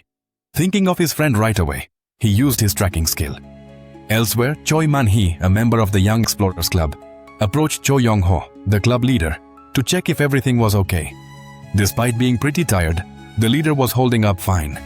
He didn't think the orcs were that strong. Even though these orcs waddled around like pigs, the club agreed it was better not to underestimate them. The leader asked Monkey how many orcs they'd defeated so far, and he said about 50. Cho Young-ho realized they were behind and would fail if they tried to kill 300 in 10 hours. Though worried, Cho Young-ho's group believed they could catch up. They'd have to move fast to survive. Realistically, Cho Young-ho thought attacking a big orc village would be necessary. Monkey wondered if that wasn't too risky. Another member agreed with him, pointing out that if fighting 3 orcs at once was already tough, battling a larger village would be impossible. Another member also thought hunting smaller villages would be safer. Since everyone agreed, Cho Jong-ho didn't want to argue or force them, but reminded them that at this pace, they wouldn't reach their goal. So, he stated that although it was hard, they had no choice. With a stern look, he told his club to remember one thing: there's no future for a sinking ship. Listening to Cho Young-ho, his club pushed into the red leaf forest. In the distance, they spotted the large village they'd seen before. Monkey immediately noticed the village's guard post and alerted the leader, who told them to approach from the village side. The group followed a narrow path, avoiding detection by orcs at the watchtower. When they reached the village fence, they found a small gap they could slip through. Monkey peeked through the fence opening to look inside the village. He couldn't spot any orcs with Monkey leading the way. The club entered the village, quietly scouting the area. Cho Jong-ho asked the others if orcs would be inside the tents. Monkey thought so and figured there'd be at least 5 orcs per tent. Cho Jong-ho was worried because the village was bigger than he expected. One member asked if they should ambush the tents one by one. Cho Jong-ho thought that was a good plan. Monkey agreed too, thinking it'd be safe to take on 5 orcs if they set up an ambush. The group moved toward one of the huts, and Cho Young-ho told them to wait for his signal. Slowly, the group led by Cho Young-ho entered the shop. Deeper inside, they found a wooden door leading further in. In a flash, they kicked it down, storming inside to face the orcs. But they were in for a surprise. Inside the shop were far more orcs than expected, about 10. Seeing the humans, the orcs stood up, counting their enemies. One member asked what to do, and the leader said to take down the orcs one by one as they moved forward. Cho Jong-ho moved up too, ordering them to attack the orcs on the left. The orcic in front swung his club first, but the blow was blocked by a shield. Taking the chance, Cho Jong-ho advanced and struck the orc's leg, weakening him and causing him to fall. Next, Monkey attacked with a sharp sword, swinging over the orc's shoulders. Their teamwork paid off, and in a moment, they defeated the first of the 10 orcs. Watching this, seeing one of their own fall, a blonde orc flew into a rage, charging like a giant boar at the explorer group. In an instant, the bloodthirsty orc caught one member, swinging his mace and knocking Monkey to his knees, worrying the leader. Angry, Cho Jong-ho charged the orc. His attack was precise, striking the orc's weak spot and prepping for another hit. Thanks to Cho Young-ho's quick move, Monkey survived and a second orc fell. The orcs not yet in battle stayed alert. Meanwhile, the small group of players now had a wounded member. Given the situation, both groups felt the pressure.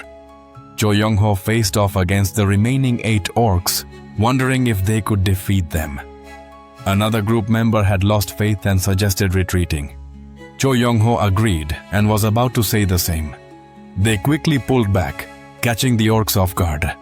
The monsters immediately chased after the players, who were slower because they had to carry Monkey. As soon as they left the tent, the group was stunned. The area that had been clear of orcs was now swarming with them, all staring around. One member asked how many new enemies there were, and another quickly counted about 10 more orcs. Facing so many foes, the teammate carrying Monkey thought they were doomed. Monkey wondered if this would be the group's end. But Cho Jong-ho was still ready to fight. Calmly, he told everyone to raise their weapons. They all told Monkey no. He turned to his captain, insisting that there was no way they could accept defeat. They started saying their goodbyes. Seeing the group's reaction, Cho Jong-ho asked if they knew why the orcs hadn't attacked immediately. To answer, he told them to look at the orcs' faces. The group quickly noticed the orcs were mocking them, grinning maliciously. With those sinister smiles, Cho Jong-ho said, "They're laughing because they enjoy watching us quake like scared little mice. Doesn't it piss you off to be made a joke of by orcs like these? Do you like being treated like zoo animals? Don't give up until the very end. Take down at least one more orc so we won't be so humiliated." The group, fueled by Cho Jong-ho's words, raised their swords to fight. Even the injured Manke joined, ready to battle till his last breath. Watching the humans ready themselves, the orcs stopped toying around and slowly advanced. Cho Jong-ho ordered his team to strike the same orc when he gave the signal. At that moment, Jong-ho signaled. The orcs surrounding them were startled by a loud noise. Several orcs started ignoring the players and ran toward the source of the noise. Looking where the orcs ran, the group saw large flames spreading.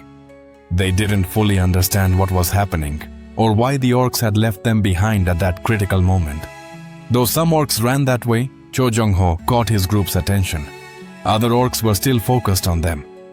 The original 8 in the tent, noticing fewer enemies and feeling encouraged, Cho Jong-ho urged his teammates to fight on. Trusting their captain, everyone joined forces and attacked the group of orcs, sparking the battle. Sometime later, the team was still surprisingly standing, panting but victorious against the 8 orcs. Seeing they had made it, one team member gave credit to Cho Jong-ho. Everyone knew they were alive only because of him. However, Cho Jong-ho didn't want to take all the credit since they had all decided to fight with everything they had. Without his teammates, even he wouldn't have survived.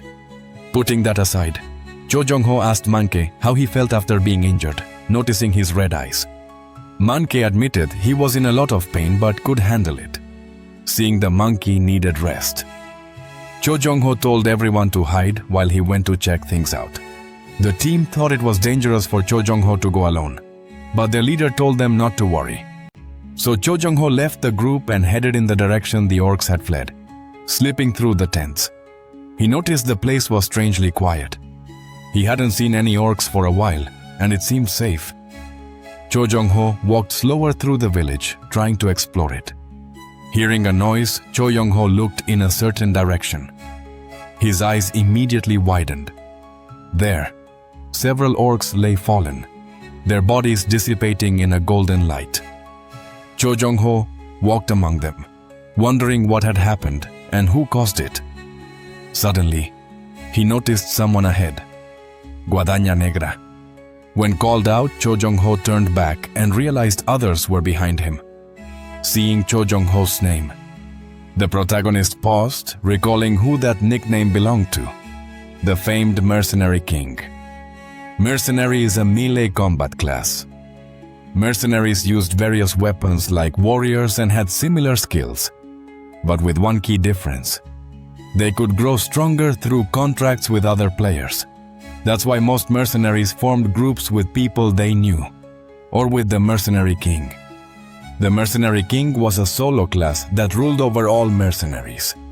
Through contracts, those who signed with him received extra perks. No one had reason to reject a deal with the Mercenary King, the protagonist realized the man before him was Cho Jong-ho, the one who held the title of the lone-class mercenary king. He hadn't expected to run into him. Cho Jong-ho scratched the back of his neck with a shy smile and greeted Guadaña Negra. The protagonist was a bit surprised to be recognized, but Cho Jong-ho explained that everyone already knew the top-ranked player. Even Cho Jong-ho didn't expect to meet the guy who broke all records. Throughout all the zones, he wanted to ask for a handshake but held back, knowing Guadaña Negra might not like it. Watching Cho Jong-ho's behavior, the protagonist realized he wasn't the type to betray others. That's why he succeeded as a mercenary king. You needed a leader's mindset and a kind heart for that class. After scanning the area, Cho Jong-ho asked Guadaña Negra if he'd defeated all the orcs. The confirmation surprised him, only proving how incredible Guadaña Negra truly was. Suddenly, Cho Jong-ho bowed. "Thanks. I survived because you distracted them." Even with the thanks, the protagonist said he didn't even know Cho Jong-ho was there, especially knowing Guadaña Negra wasn't planning to save him. Cho Jong-ho insisted that, help or not, they had been saved. Sighing at the constant apologies, the protagonist told Cho Jong-ho to gather his team and leave, since all the orcs in the village had already been defeated, and there was no need to worry. Cho Jong-ho was curious how Guadaña Negra knew he had a team. Then he noticed Guadaña Negra looking behind him and turned around when he saw his team approaching. Cho Jong-ho was shocked. "Guys, why are you here? I told you to wait." But his teammates were afraid of being left behind. Cho Jong-ho was outraged at the accusation, saying he'd never abandoned them. The protagonist looked at the four approaching and figured they had to be mercenaries hired by Cho Jong-ho. He guessed they'd come to check on things because they cared. It was amazing that Cho Jong-ho already had teammates who truly cared about him. Cho Jong-ho's team was caught off guard when they saw Guadaña Negra and asked why he was there holding his scythe. The protagonist pointed around. "I'm here for a quick hunt." He wanted to move those 5 off fast. The mid-level boss would show up soon, which was dangerous. Right away, one of Cho Jong-ho's teammates nodded. "See you around, Guadaña Negra." Another with bright eyes said, "It's an honor meeting you."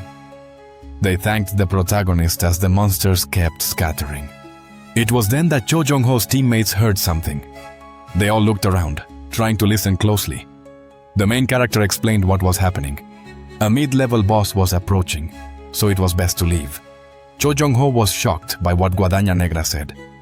Then, as the crimson sky darkened, a giant orc appeared among the tents. Everyone turned, stunned to see the orc coming from afar. The orc, wrapped in an intense dark energy, let out a deafening roar. It began charging toward its prey, with each step shaking the ground beneath its feet. Alert! The main character faced the orc warrior. The reason the boss hadn't left after the village orcs were defeated was clear. They'd need to beat this monster to get the balance stone, a key item for a side quest. Guadaña Negra smiled slightly, knowing once he beat this orc and the other tribe's bosses, he'd complete the mission. The orc warrior rushed into the village courtyard, swinging his swords wildly. Cho Jong-ho's team immediately noticed the monster looked enraged, scared. Cho Jong-ho told everyone to run, but that bloodthirsty orc with bared teeth was already too close. The huge monster attacked so fast that Cho Jong-ho couldn't react in time. Looking up, he faced the sword falling toward him. The blow hit hard, sending shockwaves that tore up the ground nearby. Luckily, Cho Jong-ho dodged the blade as it fell just in front of him. He trembled, shaken by the power of the strike.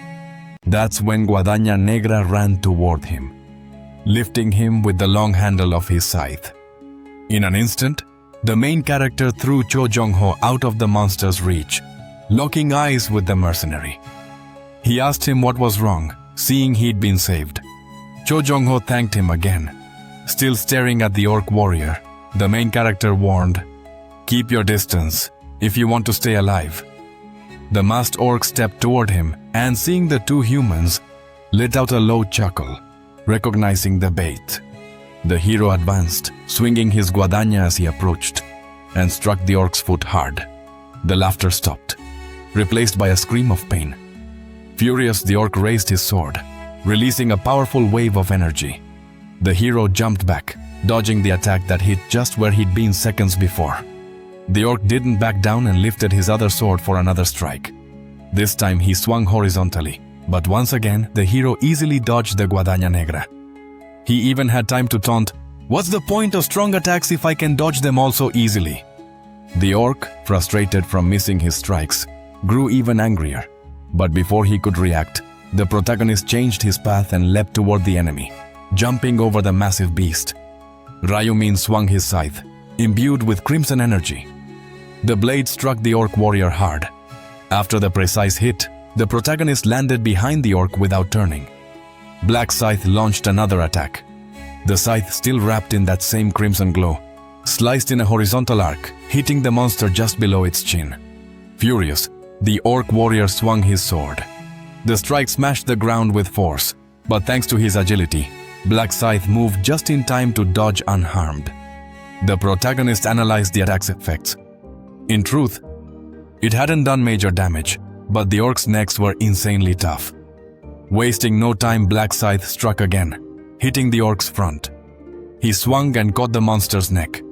Using the weapon's handle, he pulled the orc downward and, leveraging the monster's own leg as a lever, he twisted his body to amplify the motion, landing a powerful blow for the first time. The strike was strong enough to pierce the enemy's defenses.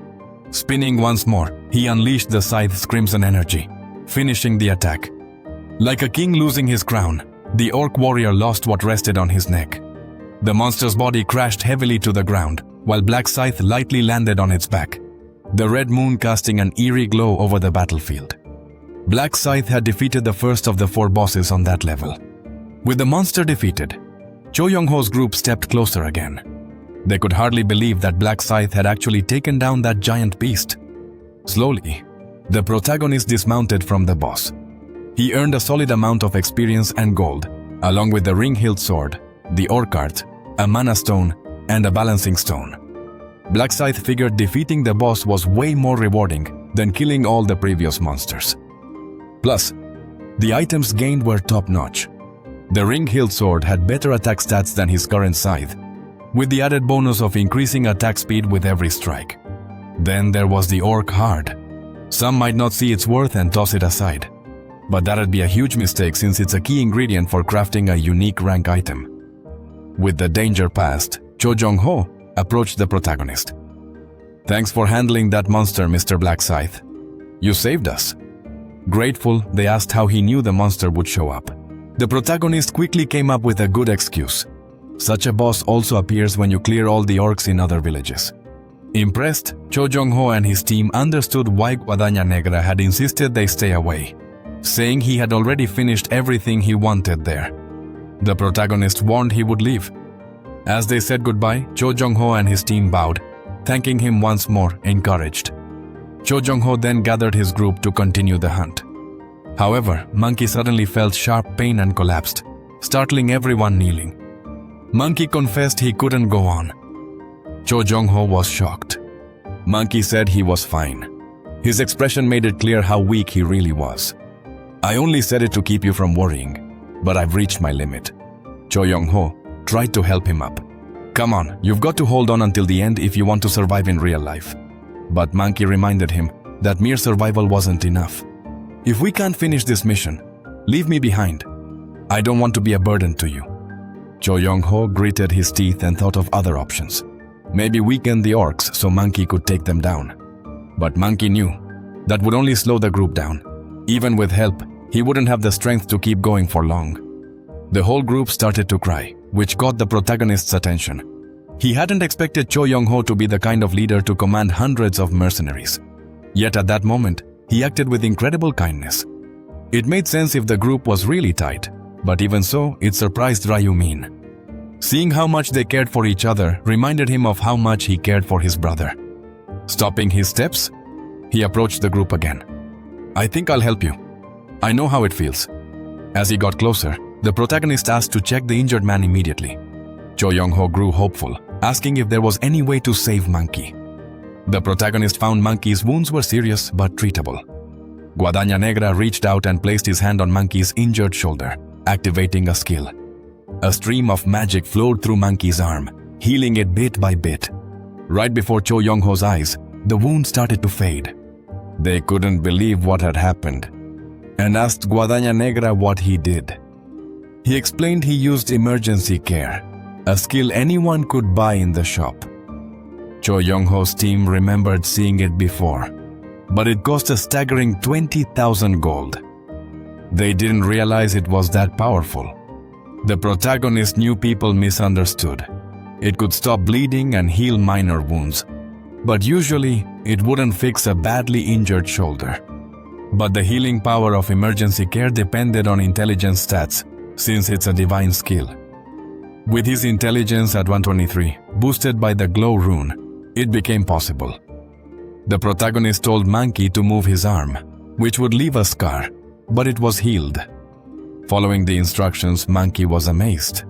The protagonist warned it might not be 100% healed, so he shouldn't overdo it or the wound could reopen. Still, hunting wouldn't be a big problem. Once he heard he could keep hunting. Monkey stood up and bowed deeply. "Thank you so much. You're my savior."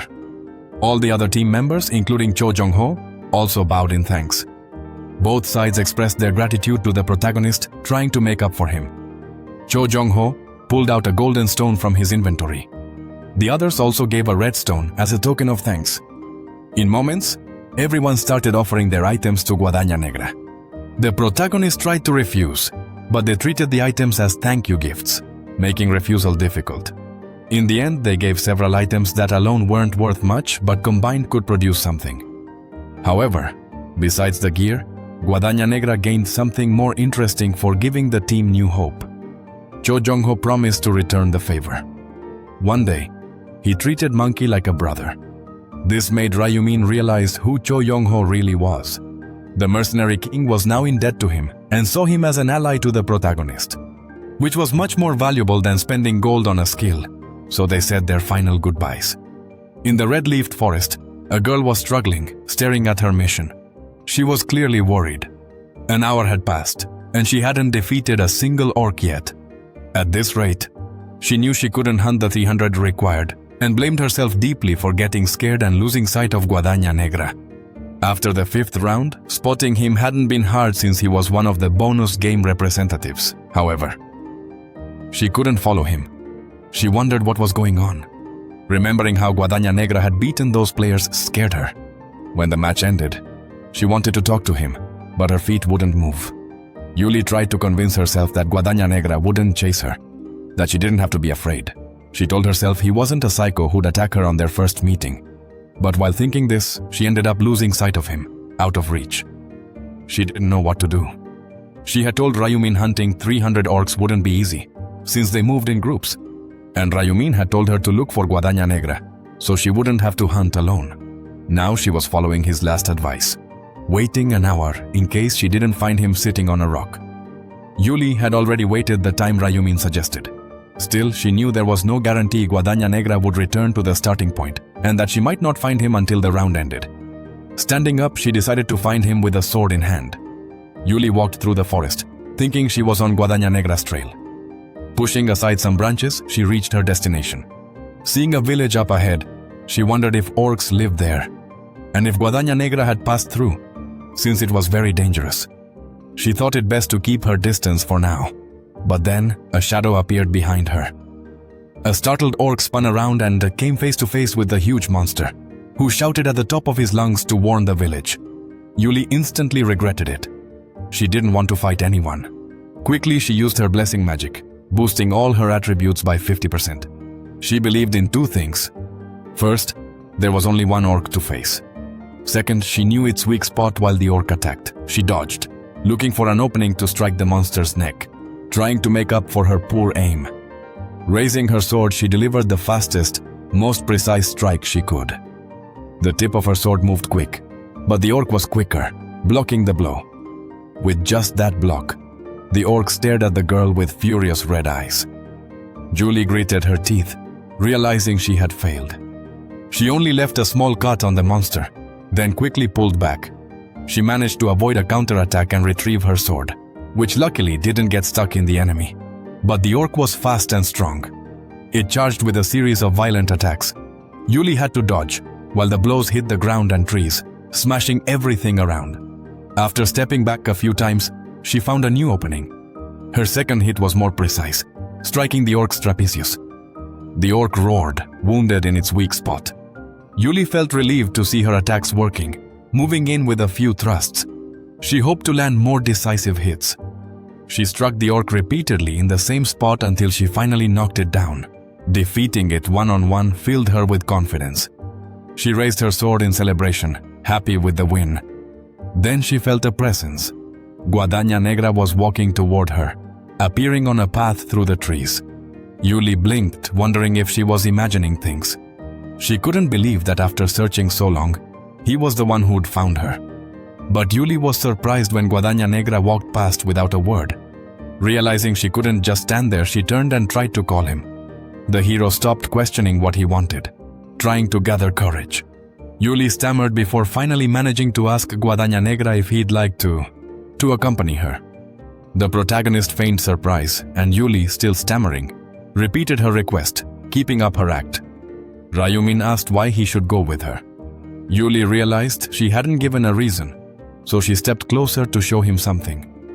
Then, she cast her blessing ability on the protagonist. She explained it was a healing skill that could boost attributes by 50%. The protagonist opened his stats window, confirming she was right. Yuli then asked if this demonstration had answered his question. Since he could help her hunt, Blackseat asked if she had to join his group to get the bath. Yuli confidently said she wanted his help hunting. The protagonist thought for a moment, unsure. But since he had a temporary ruler skill, he could use her as an assistant. Instead, Yuli was surprised to hear this but cheered up when he asked if she promised not to betray him. She immediately agreed. Guadaña Negra extended his hand and introduced himself as Guadaña Negra, a level 32 VIP. Yuli showed up as a level 13 democracy.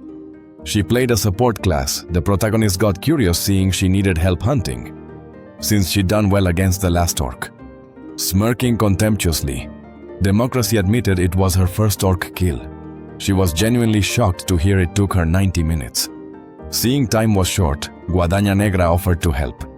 Surprised, she asked how he did it, without answering. Guadaña Negra stepped toward the forest, and she followed. He told her to stay close since he couldn't protect her if she got out of sight. As she got closer, she realized he wasn't as cold as he seemed. She was glad she'd taken Rayumin's advice. Democracy's thoughts vanished as monsters appeared ahead.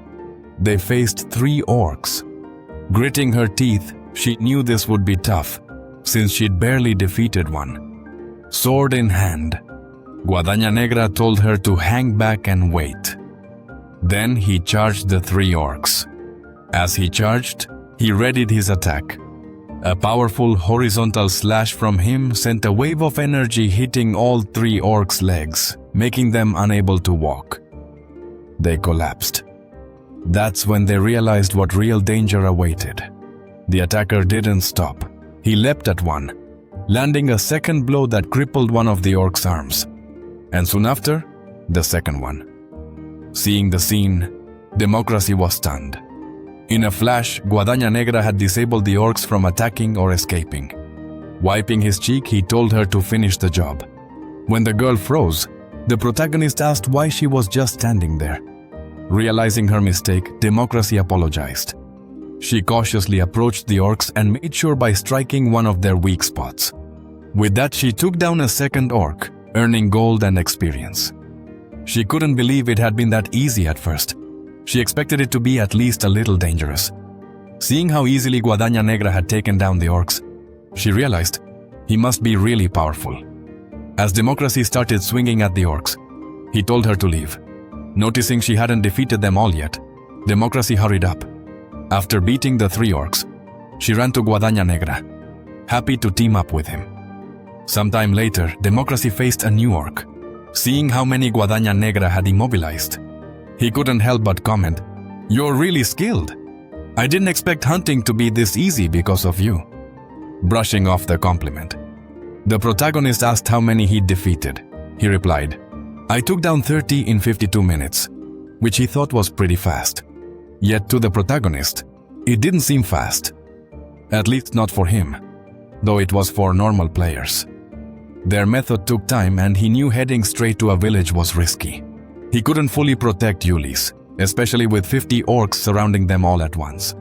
With that in mind, she realized they needed to find an orc shaman. Then she excitedly said she thought they could take down 300 orcs in 3 hours easily. But Blackseed said that was way too slow. They should be done in an hour. Surprised, Democracia asked how that was possible. Guadaña Negra then explained his plan to find an orc shaman. The girl didn't understand why they had to find that monster. The protagonist explained it's a monster that can summon orcs.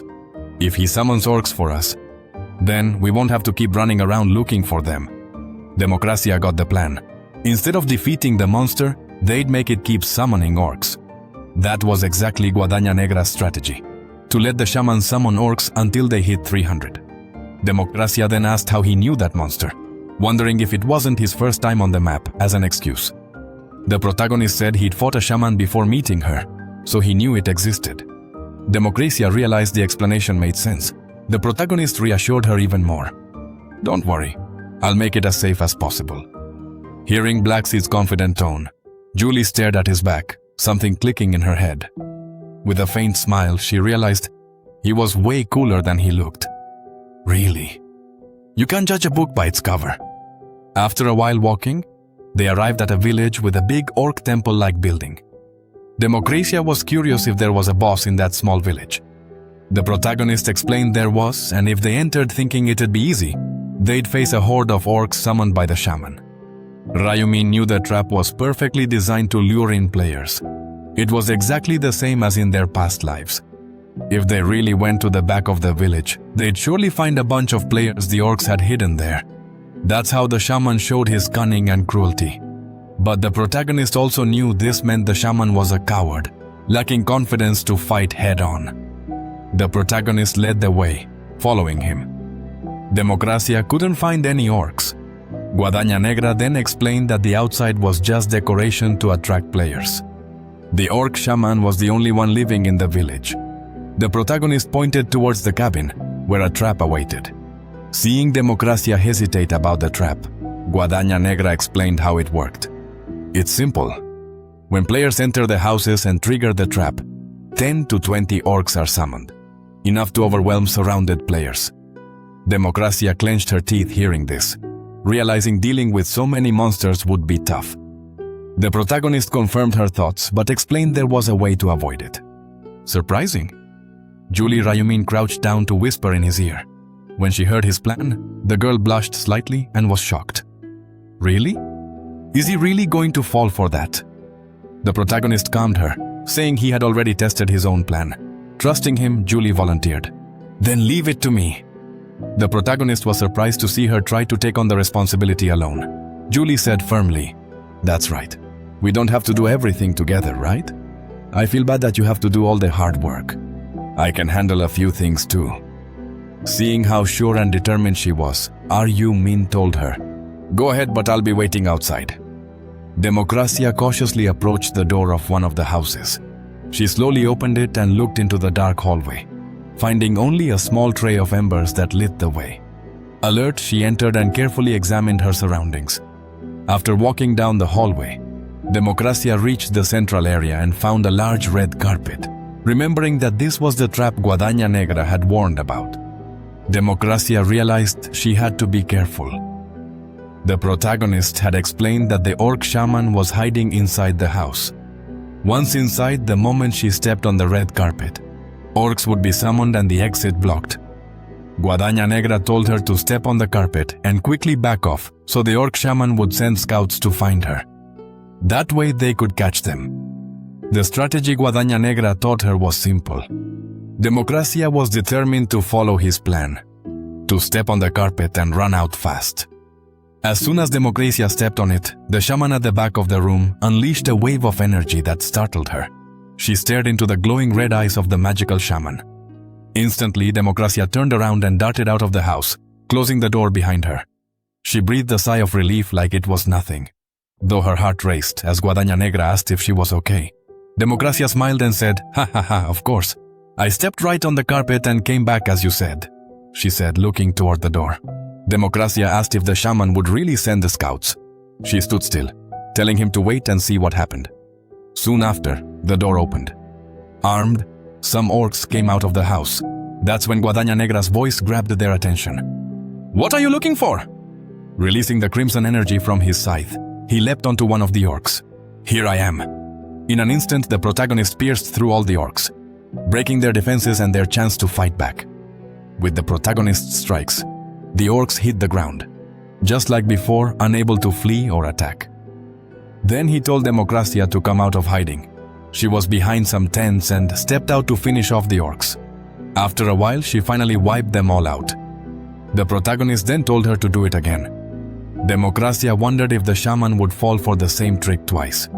The protagonist explained that even though the shaman was smart, his memory was as short as a goldfish's. With a spell, the shaman ended up losing his memory. That sweet little smile told her not to worry. With a radiant smile, she took in the advice.